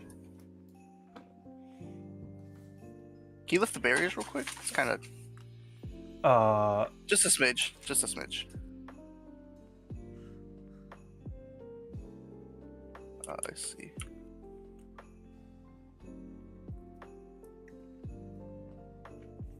Here you have a line. That's what we're gonna do.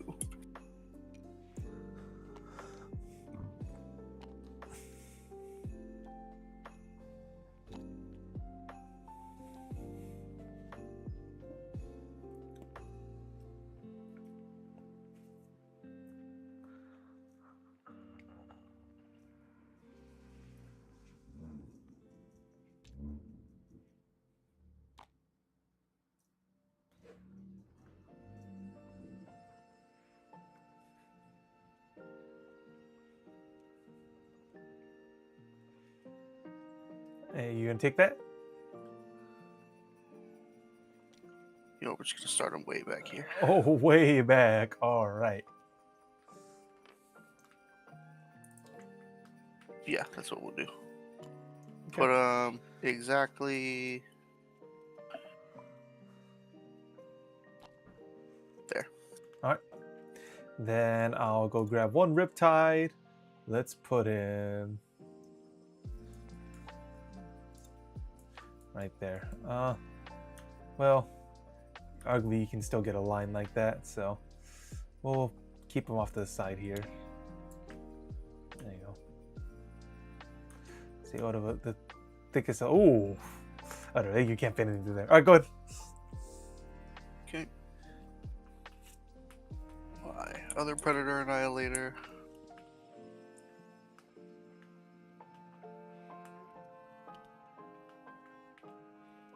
Is there a line to be had somewhere?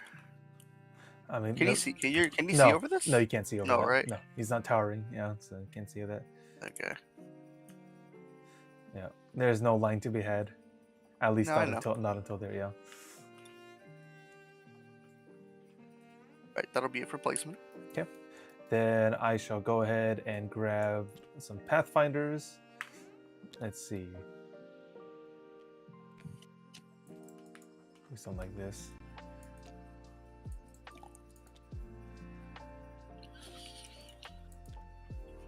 All right. Interesting formation, but I'll take it for now. Go ahead. Okay. That's my Repulsor Executioner.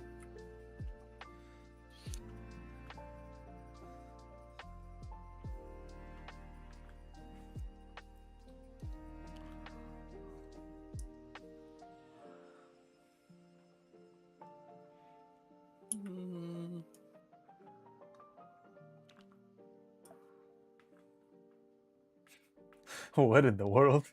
He can't fit through that. It's too chunky.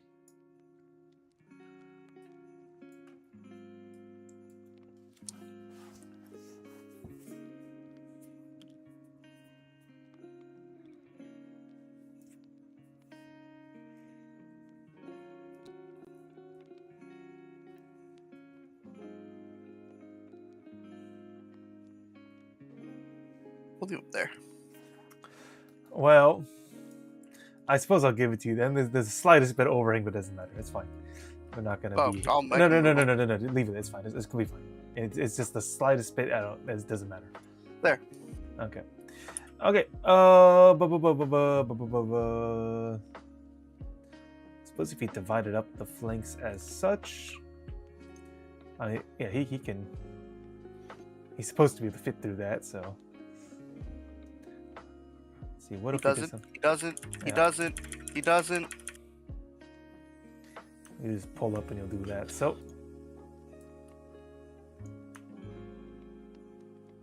Interesting.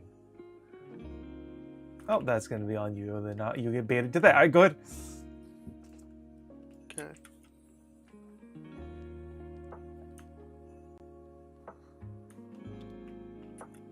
All right. Let's do the broadside squad here. Let's keep them on this flank. All right, go ahead. That's it for my deployment. Okay. Then we'll do one hammerhead. Yeah, because that's a very direct line right there. So we'll do one hammerhead here. Do I want to keep it there? Yes, you do. No, let's do one hammerhead here. It's just a matter of, because unfortunately he's going to be partially in. So actually this guy, there are some open lanes for him, but that's going to be on you if you want to try to get into that. Okay.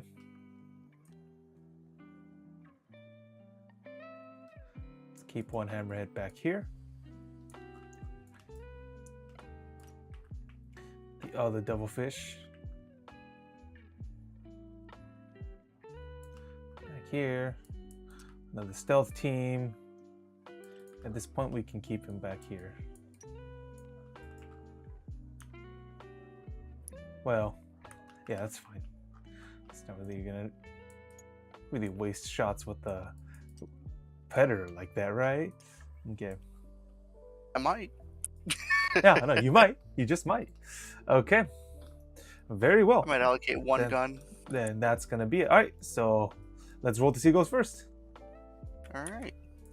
3, 5. Okay. You're 5. going first. Good luck. All right, sir. The blue player, and you're up. All right, command phase. Have a couple of twiddly dinks. I need Oath a Moment. So which one is that one? It's my This will be the banner. Oh yeah, this is gonna banner's be. my Oath. Yeah. Oh, I thought my chip was the Oath a No. Moment. Oh, it doesn't matter what. Yeah. Okay, Oath a Moment. I will Oath a Moment. There's a lot of juicy targets here. I need to take this camera off because we're done with that. We'll Oath a Moment these Riptides. Okay. Wait. The broadsides. Riptide Broadsides, my bad. Riptide is the big boy. Broadside. And then, since Vulcan is on the field, I will declare this objective. Then that's where the banner goes. So that's gonna be that. Okay. Then go and get secondaries and let's go. Alrighty. Switch this up here. First, I have Assassination. And mark for death. Okay. So mark for death. Let me mark up my targets here. Okay. Nope. So alpha target, we'll do Pathfinders back here. We'll do the Hammerhead back there, and then we'll do the strike team back here. All right. Mark up a gamma target, please. What the hell? What? Why do I hear music? Yeah, that's on your side, bro. What the? I was hearing music. Yeah. Gamma target will be.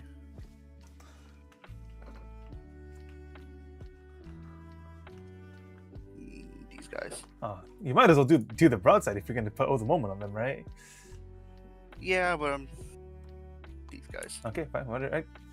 So remember, characters is going to be Farsight and Deep Strike, and then the Yep. Kadra Fireblades that are in the transports. So good luck with that. Yep. All right. So you'll sticky up this objective. We'll put a terraforming blue on that. Yep. That is yours. Okay. All right. Then you want to go to movement phase. I do want to go to movement Switch phase. the phase and let's go. Movement phase. Okay. So my lieutenant with combi weapon will move up. He moves. Oh, hang on. That's right. Which objective will the lieutenant mark up? Oh, Rerolling ones to wound. You want this objective? Okay. So that's your lieutenant's reroll. Okay. There you go. all right. So he moves 6 inches. He will move. I'll actually roll a small advance on him. 5 Five. inches. So that's 11.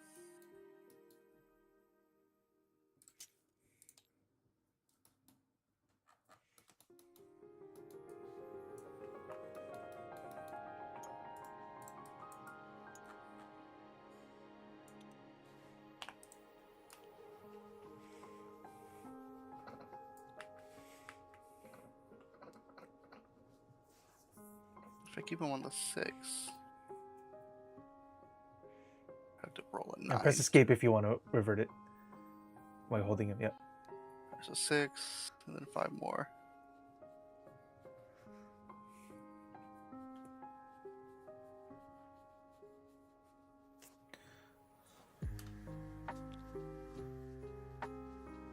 I don't have Put it. him there. Alright, my Blaze Guard veterans will move 6.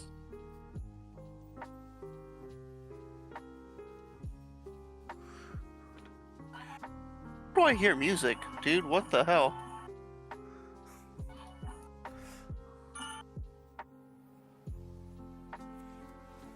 You don't know where it's coming from? No, I have no idea where it's coming from. Yeah. Do you know where it's coming from? No, I'm not there.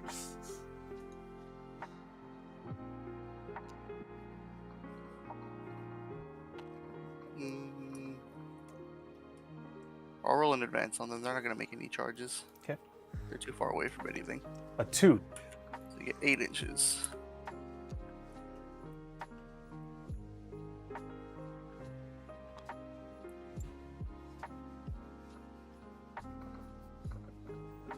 Six, 7. Oh, whoa.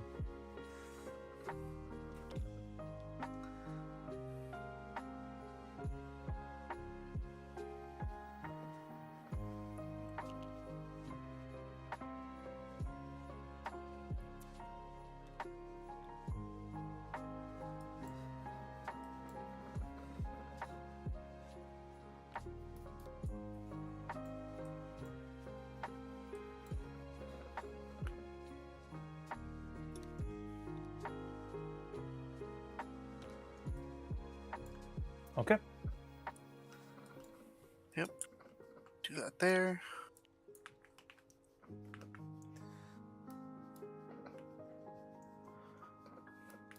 All right.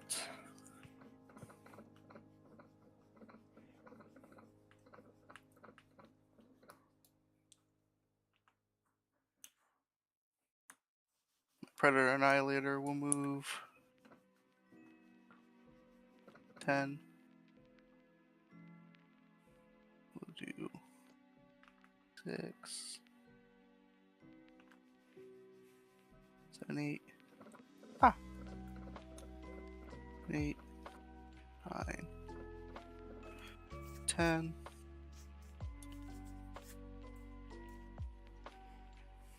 Boom. My company heroes I'll roll for an advance. Yep. 3. They get 9 inches, right? Yep. Yeah, 9 inches.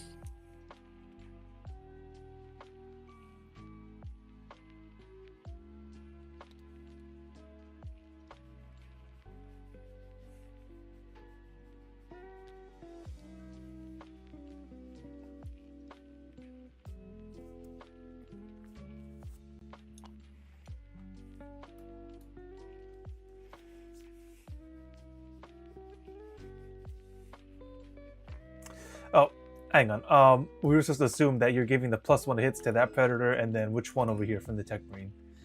So many things to keep track of. Oh, the repulsor. Repulsor. Okay. +1 repulsor, and then +1 to predator. Okay. Very well. And then my Tech Marine.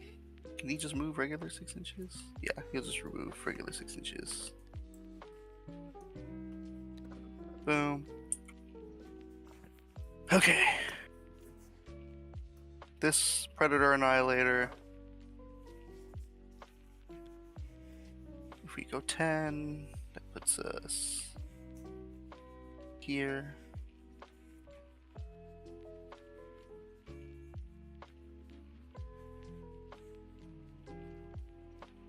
Where if we put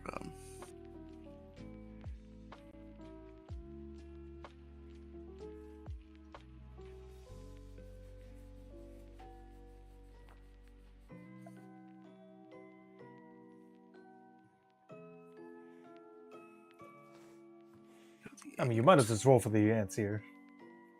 Yeah. I'll just roll for an advance, see how much more room I can play with. 4. All right, give him 14 inches. 14. So if I get 14, I can go Whoa. way out here.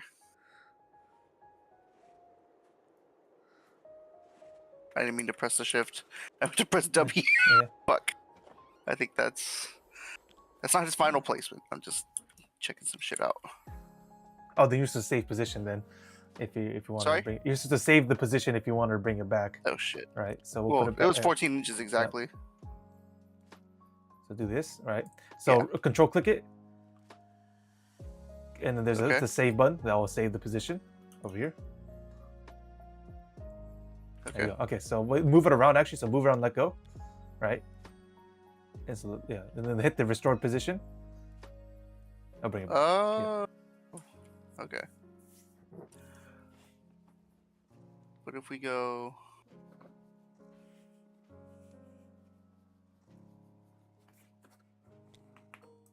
But you have stealth suits there, don't you? Yes, I got 2 of them that love to have melter guns on them too. They'd love to be very close to you. Restore position. Yep, there you go. Yeah, that's restore position. So we're actually just gonna 13.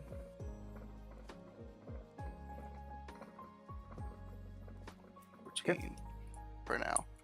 Very well.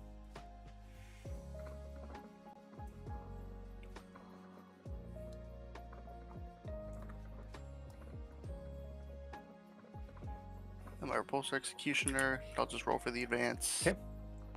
Oh, there you go. 16 inches. Yeah, 16. It's gonna go 5, 6, 7, 7, So let go and then yeah, go good. 9, 10, 7, Yep, 7, and you got 9. You got 9 more. 8, 9, 10. Well, no, 9 11. inches from there, but yeah, okay.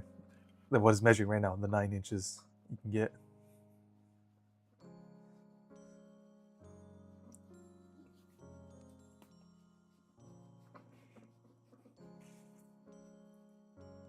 We'll move them back just a smidge.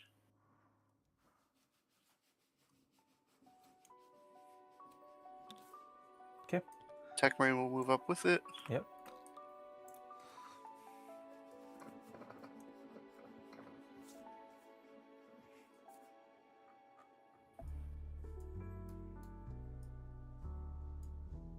There's no line.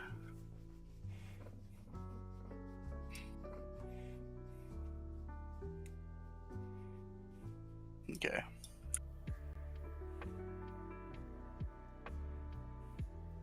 Alright, so I will now hit end of movement phase. Yep.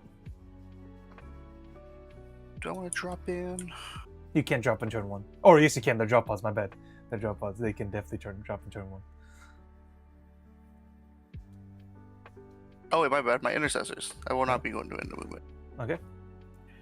Intercessors. Let's have a 2-inch gap.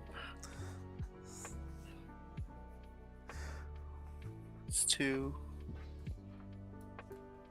Well, 4. Technically, you're not supposed to 5. be doing that because you started because of press escape, right? Press escape right now.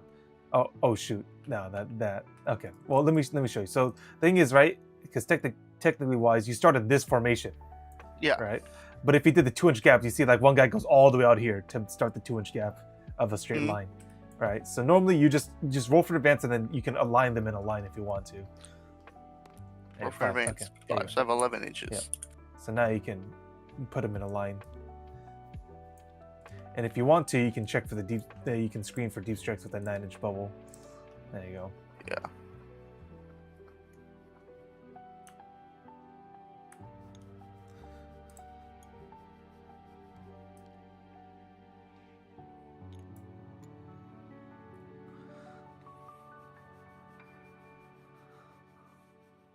And then you need 2 inches between each of them. So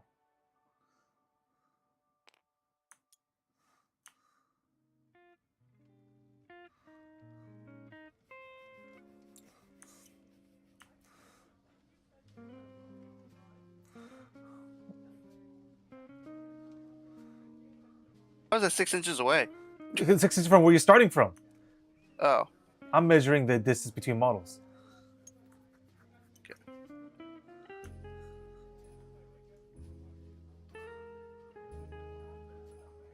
Okay.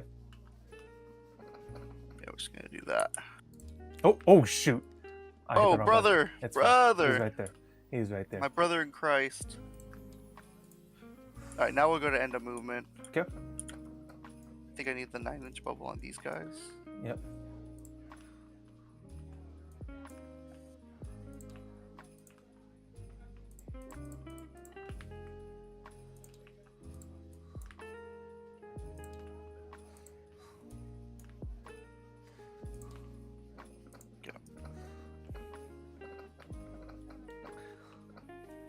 And I will actually elect not to drop. Yep. Alright, we'll go on to shooting. Okay.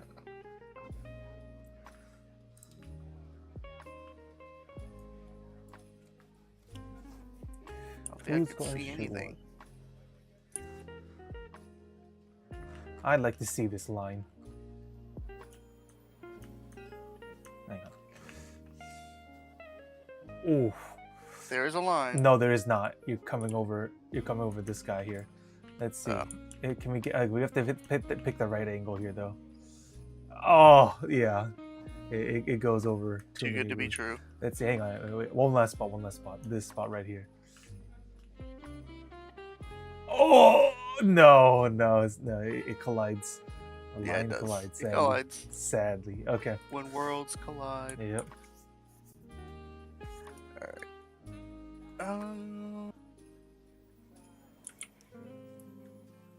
Pretty sure I can just. Oh. Now That's a line. that is a line. Yes, it is. We will attempt to make that. Okay. So you want to shoot with that predator annihilator then? Yeah. All right. -1 hit. I cancel out your control click, man, to highlight. Yeah. Okay. I counter your +1 because I'm stealth. Okay. All right. So Alright. big predator gun. So let's go Predator with twin blast cannon. Yep. one One shot die. on a 3. Hits. All right. Wound on a 2. Okay. AP -3, make it -2 for the covers, so that makes it 1 save on a 5. No, you kill one of them. Okay. That's a fusion guy. Okay. All right. Then you got 2 side blast cannons. Yep. I just don't want it on a 1. There we You go. can press it. If you hover over it and press the number that you want it. So press like 5. Yeah. There you go. Okay. On 3s. Okay. Wounding on 2s again. No. Oh, unfortunate. Oh, unfortunate. All right. Your storm bolt is out of Twin range. Not with the Yeah, not no, the side not blast with it, cannon. twin Yeah. Yeah. Storm bolt's out of range. Okay. Okay. In charging phase, I'm not going to charge anything. Okay. We're just going to pass turn to you, and I'm going to get obliterated. Okay. Good. All right. So let's see. So you do not get assassination or mark for death. Did you want to scrap any for a command point? I'll scrap assassination. Okay. So let's. Okay, come here. No, you have to do it. You need to learn how to do it. So the scrap button is discard. All right, and then give yourself a command point. Okay, and then right-click this to end your turn. Go to mine. There you go. All right. So I'll get my secondaries. I get Cull the Horde and bring it down. Cull the Horde is not available because you do not have anyone within 13 or more units models in a unit. Okay. Overwhelming Force. So on range, objective marker is destroyed. All right. I am very incentivized to kill that guy. Okay. Keep in mind he has a reactive move as well. Right. So if I end a movement within 9 inches of him, he can reactively move for 6 inches. Keep that. Oh. Yeah. Only once per turn, of course, but yeah. Yeah, of course. That's a possibility. Okay. All right. I don't think there's anything else I really need to do during my command phase. So bring it down. All right. Well, I'm sorry. That executioner, I don't know why you put it there, because now he is a kind of a sitting duck for my hammerheads. So yeah. All right. Let's go to the movement phase here. Let's get started. First off, let's slide to the left. So we can have a bead on that repulsor. Do I want actually? Let me think about this. It's 1, 2, 1, 2, 3. I can do technically 4. Quote unquote 4, quote unquote 3. Yeah, we'll only need to slide to the left. We don't need to do anything more precarious than that. It's too far for the fusion guns, but that's okay. Yeah. Let's just slide like this. Okay.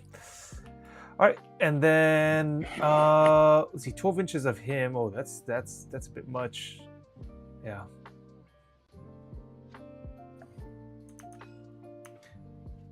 Don't really want to draw that out. Not to that degree, at least.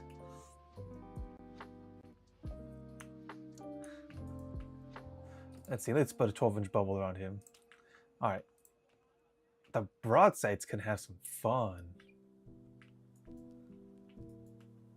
And then it's up to there. Okay. Alrighty then.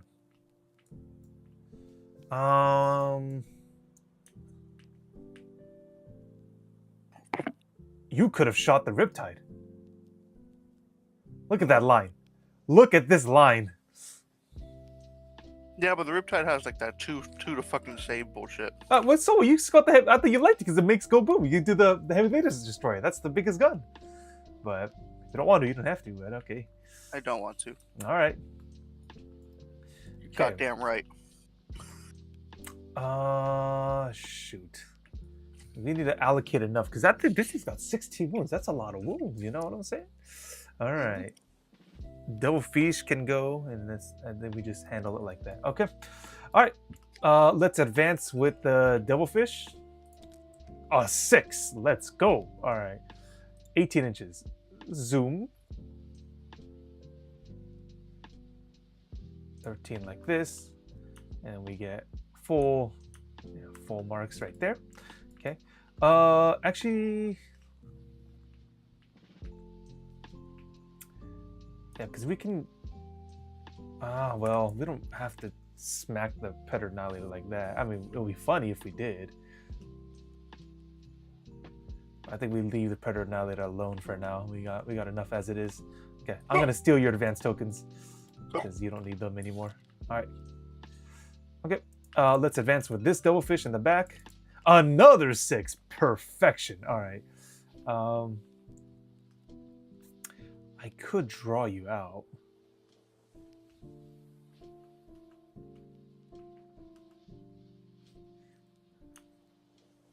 Oh, 8 inches is not enough for that either. Okay. All right, well, let's just allocate over here. 18 inches right here. Okay, easy. Yep, thank you. Okay, let's see. The stealth suits can stay there. Riptide, well, I guess we can see each other even from this angle. And I can see the Peternalia back there too. So Riptide is just gonna slide up right here. Well, let's slide the stealth suits up a little more like this to get out of the way. And then Riptide can slide up right here, so we still get this line perfectly, and then we can get that line perfectly when it's time. Okay. Let's have this Hammerhead. He's just gonna slide up his normal. Let's go 8 inches right here. Okay, so we get that lined up. This Riptide, he can go to this side for that Predator instead. Yeah. Okay. Let's say the broadsides. They're gonna advance. Give 5 more inches, so they get 10 inches. They move 5 normally. See, so now we have to make sure we get his 9-inch bubble this time. Like that, okay. He has his big ones. Why? Yeah, he's okay. Hammerhead, if he moves 10 inches off to this edge here.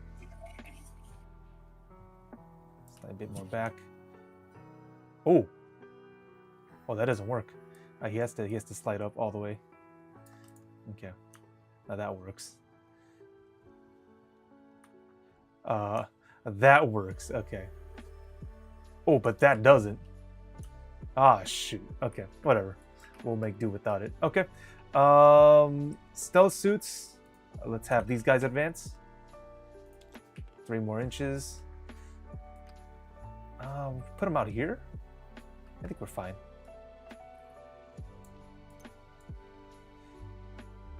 So they have 11 inches because they move 8 normally. The 3 for the advance.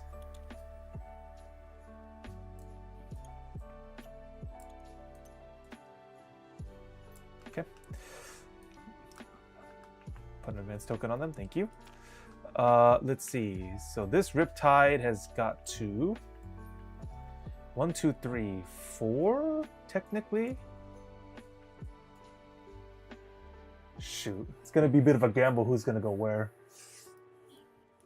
Who can destroy who? I think allocating 1 already. So this Riptide will advance. Oh, you're going to Yes, assault? Is it the Yes, first 3 turns? First 3 battle rounds. Yes. 3 battle rounds. Yeah. So he only moves 12 inches now.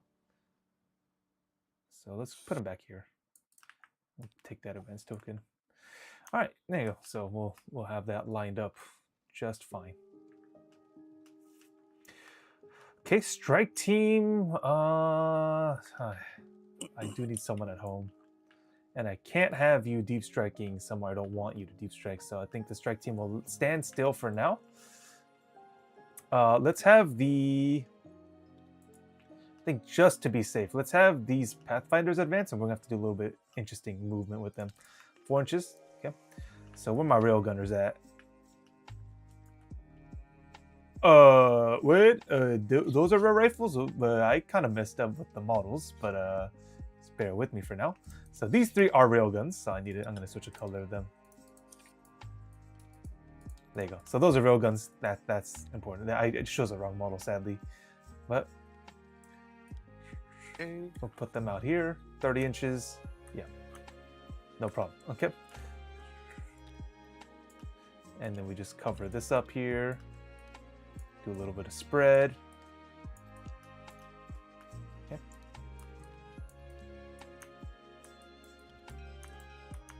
Yeah, good enough. All right. Shouldn't be any room here. Yeah, no room. Okay, perfect. All right. Then I think that will do it for now. So let's go over to my favorite phase, the shooting phase. Okay. So marking observers, this stealth team, that stealth team, and then this stealth team, and then the Pathfinder team. For whatever reason, I don't think I should be doing this Pathfinder team. Actually, that's useless.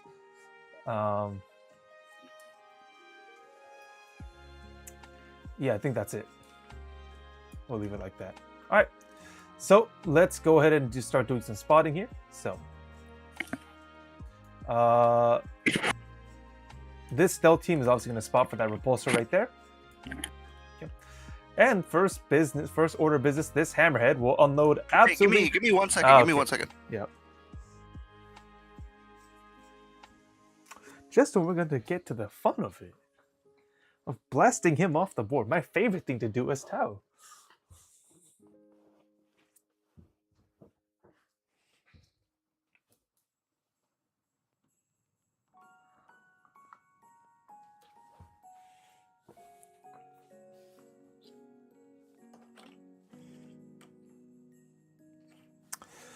Oh, I would love to switch cameras right now, but I have to reset it back up. Whatever, we'll leave this here for now. I'm actually gonna start painting a bit off camera because I took off the camera that caused a whole stand and stuff like that. So I can get to having fun painting Azrael for a little bit.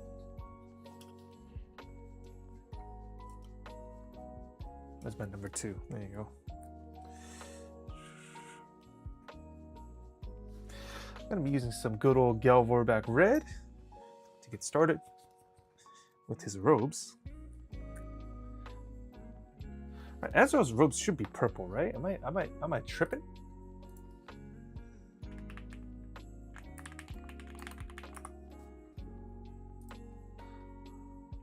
They gave him white robes.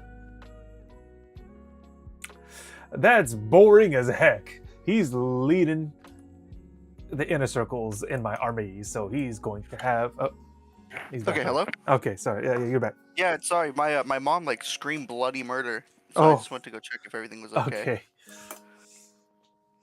All right then. Okay. Then we're gonna get right to the business of this hammerhead unloading absolutely everything it can into the repulsor, and then the smart missiles, which are in range, are smart missiles with indirect fire into your blade guards. So Okay. big railgun, secret missiles off the side. Is he being spotted? Yes, he is. They spotted up that repulsor executioner. So Okay. What does spotting do again? again, it increases my ballistic skill by 1, and then because the stealth suits with 1 spotting, I get to reroll once to hit and wound of 1. Okay, so I will pop smoke. Go ahead. So spend the command point, and we'll get a smoke counter for you. So let's see, where is the smoke tokens? Right here. Okay. He's smoked up. Good luck. All right. So cover doesn't matter for you. I already removed it, but you'll still get your -1 hit. Okay. All right. So this hammerhead will get all of its guns out. We're using secret missiles. I need to use something to keep track that I use secret missiles. So, oh, that's right. You wanted the go pieces as well. That's the shot this turn. Shot Yeah, this turn. it's just so hard to keep Yeah. track of It what is, shot yeah. or Yeah. what didn't. Yeah. And then this one will be 'Cause all you Xenos look the same. these secret missiles used. So I have 2 tokens. One's for secret missile used, one's for shot this turn. Okay.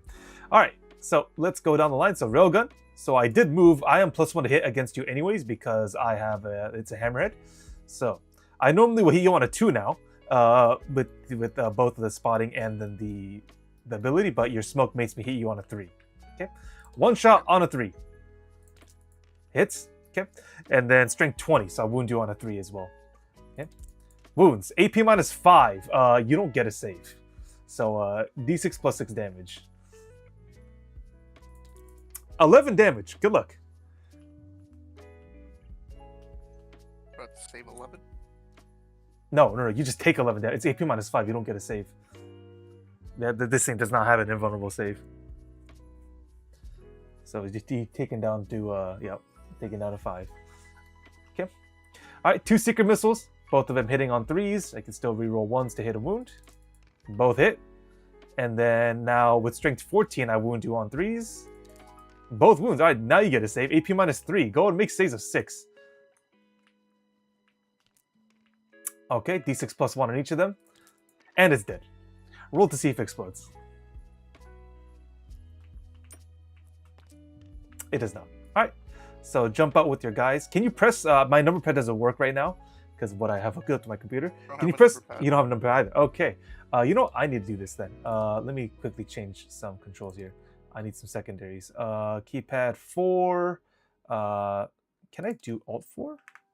No. I need to do. Sorry, I'm going to do M and then N for that. Okay. 3 and 4. Okay, so 1, 2, 3, and then. Oh, okay, whatever. Okay. Sure. All right. So go ahead and dump out some guys off that. Oh, nudge? No, let's not have that. Okay. Magnify. Oh, that's magnify. I use Alt for that, anyways. Okay.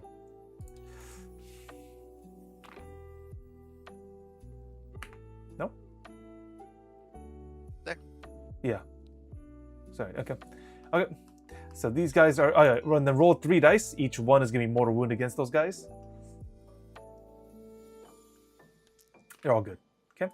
So now those guys are battle shocked till the next turn. Okay.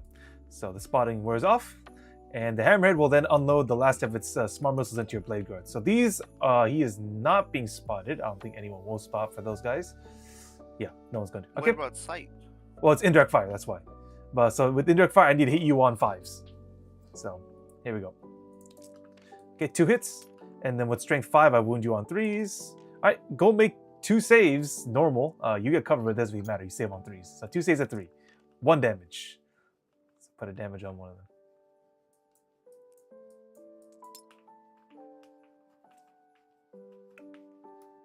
Okay. That's an interesting prospect. I forgot that I was supposed to leave those Pathfinders as spotters so I can shoot into those stinking Eradicators, and I messed that up. Okay, that one's on me. So they're not eligible to spot. Okay. Oh, we'll leave those eradicates for later. All right. Let's handle. Well, now that I kind of killed that a lot faster than I thought. Let's handle that Predator Annihilator. So these stealth suits are going to spot from way downtown and spot back into your Predator Annihilator. So that's a second spot. I should leave the spots up there actually, so that way we know what that is. Okay, so we're gonna have the Hammerhead first. It's gonna unload again everything that it can. Let's see. Wait, This you just crossed this. no, this is the angle. No, this is the angle. I know. Yeah, that's the angle. Yeah. Okay. So unload everything again, including the secret missile. So we the secret missile and shot this turn. Okay. All right. Into your Predator Annihilator. Same business. One shot this time hit you on a 2 because you did not pop smoke. I am shooting into spotting. You can't pop smoke again. You cannot. Yeah. So you didn't. So I hit you on a 2. Right this time with the Hammerhead. Okay. Railgun shooting you on a 2. Hits, and then with the strength of 20, your toughness 10 on this guy, right? Yeah. I wound you on a 2 then with strength 20. It wounds. AP minus 5, you don't get a save. All right, let's roll for damage. 9 damage. 9 damage plus 6. So 9 damage. Puts you down 2 wounds left.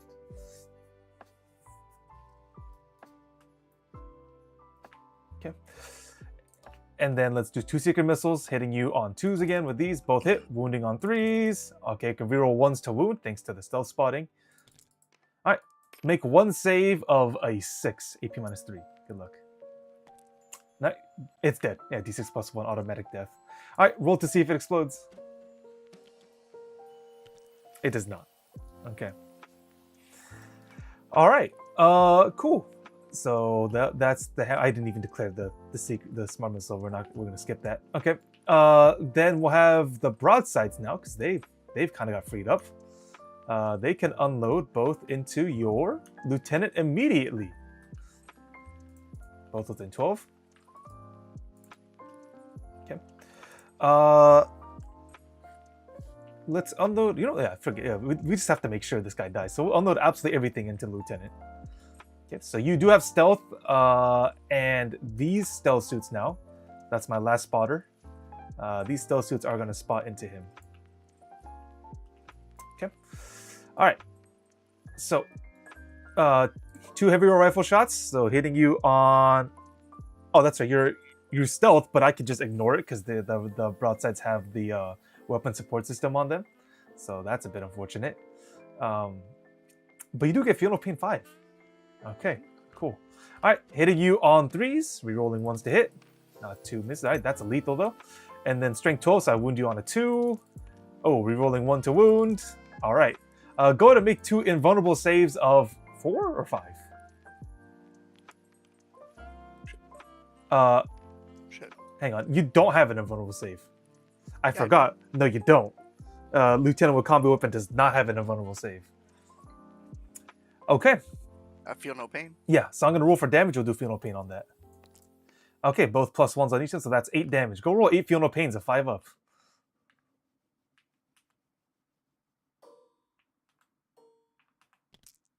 He's dead. That's 7. Okay. Now, thankfully, that's all the spotting. So these broadsides have shot. Okay. Now the matter is, this Riptide, does he doesn't have an angle on this. No, he absolutely does not. He absolutely doesn't have an angle on that. So the Riptide, this one might as well. We'll unload. Oh. Well, hang on.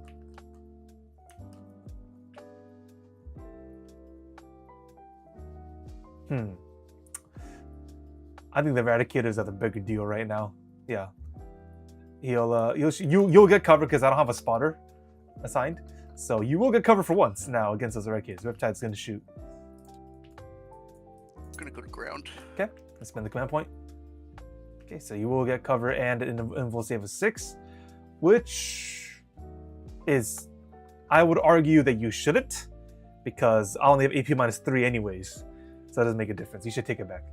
You already have. Oh, so you can't anyways. They're battle shocked. You couldn't do it even if you wanted to.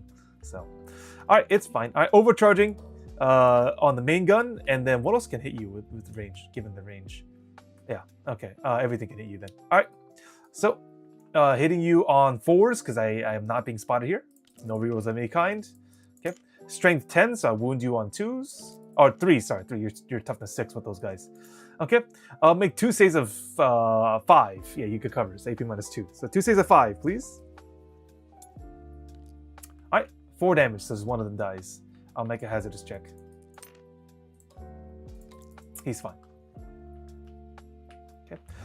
2 missile pods hitting you on 5s with these guys. 1 hit. Strength is 7, so I'll wound you on a 3. Alright, make 1 save of 3. You get covered. So 1 save of 3, please. Good. Okay. Lastly, smart missile system here. So on 4s, and then I wound you on 5s with twin linked. Alright, make 1 save of 3 for 1 damage. 1 damage. So this guy has shot.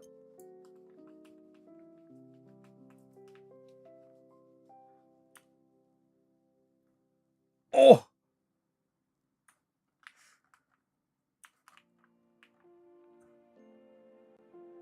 Oh. All right. You know what? Screw it. Okay, I'll just shoot you smart. Okay. All right. This Devilfish will just shoot you with just the smart missiles, so not the main gun, just the ones on the side. Okay. So we got 6 shots here. Again, you're not spotted, so you will get cover. Okay. So 6 shots on 4s. Oh, look at those hits. Wounding on 5s though. None. Yep. Okay.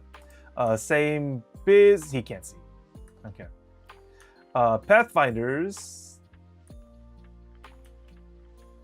No, they can't see because this. Yeah, they can't see. Okay. Okay. I think lastly, the Riptide back here is going to shoot into Vulcan and his boys. Again, he is not getting spotted, so yeah. Okay. Range-wise, though, I can only shoot with the main gun. I can shoot with nothing else. Okay. All right. So main gun overcharging, hitting you on 4s. Those hit. And then with strength 10, I should wound you on 2, but your company heroes make me wound on a 3 instead. All wounds though. AP minus 3 with your cover, so you can go saves of 5. Make 4 saves of 5, please. Alright, so that's 3 damage. It's 4 damage each of them, so 3 of them are 4 damage. So that should kill 3 of them. And then I will make a hazardous check. He's fine.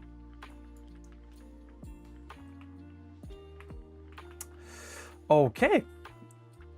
How very productive. I don't think there's a point shooting secret missiles right now. Well, and the rest of them. So, yeah, I'll leave the rest. Did they kill 2 or 3? 3. That's 3 failed. Well, that was very productive. So Just a straight up forfeit. oh no, dude. Bro. Yep, just a straight up forfeit. Okay. Nothing I can do there. Yeah. I was wondering, I forgot to point out to you, I was wondering if you would have rapid ingressed a one of their drop pods on my turn 1. I To didn't get know I them could set do up. that. Yeah, the drop pods, because they can come in turn 1, you can rapid ingress them turn 1 as well. It's just a matter of where you're gonna do it. So maybe we'll use that next time. But yeah, I mean, that placement of the repulsor executioner, given that you didn't have any lines of firing, that was very questionable. But It is what it is. It I suck is. at this game. it's I fine. just sell all my models. You're just not used to playing against. Again, this is very well optimized Tau. At least I like to believe so, because of the way I've been playing. But we might have a much better chance if we play against my Dark Angels. Actually, we'll have a green versus green moment. I refuse to fight my own brothers, sir. Oh, you will. Okay. Yeah, I refuse. Okay. Well then, I mean, you'll play against James's Astra Militarum, though, right? Tomorrow? No, not tomorrow. This in general, James's Astra Militarum, his army. Okay, yeah, you'll kill regular humans. You don't care, right? No problem. Nah, no problem. Okay. They're way too loyal. Way too. Too loyal? What do you mean by too loyal? Yeah, they're too loyal. Oh, They're okay. willing to sacrifice themselves, but I'm not willing to sacrifice them. They have to go. Oh, okay, like that. All right. Yep. Okay. All right. Well, we'll get you set up most likely against James. Then you might have better success. I'm sorry it had to be like this, but I'm gonna make a list specifically for Tao. you want me to help you with that? No, I do not. Okay. But yes. Okay. Yeah, you do. Okay. I thought you did. All right. Very well. Well, thanks for playing. We'll get another game set up later then. My bad. I did not mean to do that. Yeah. No, I was gonna say, all right, later. I'm gonna watch Yep. TV with my girl. Okay. Peace. Peace.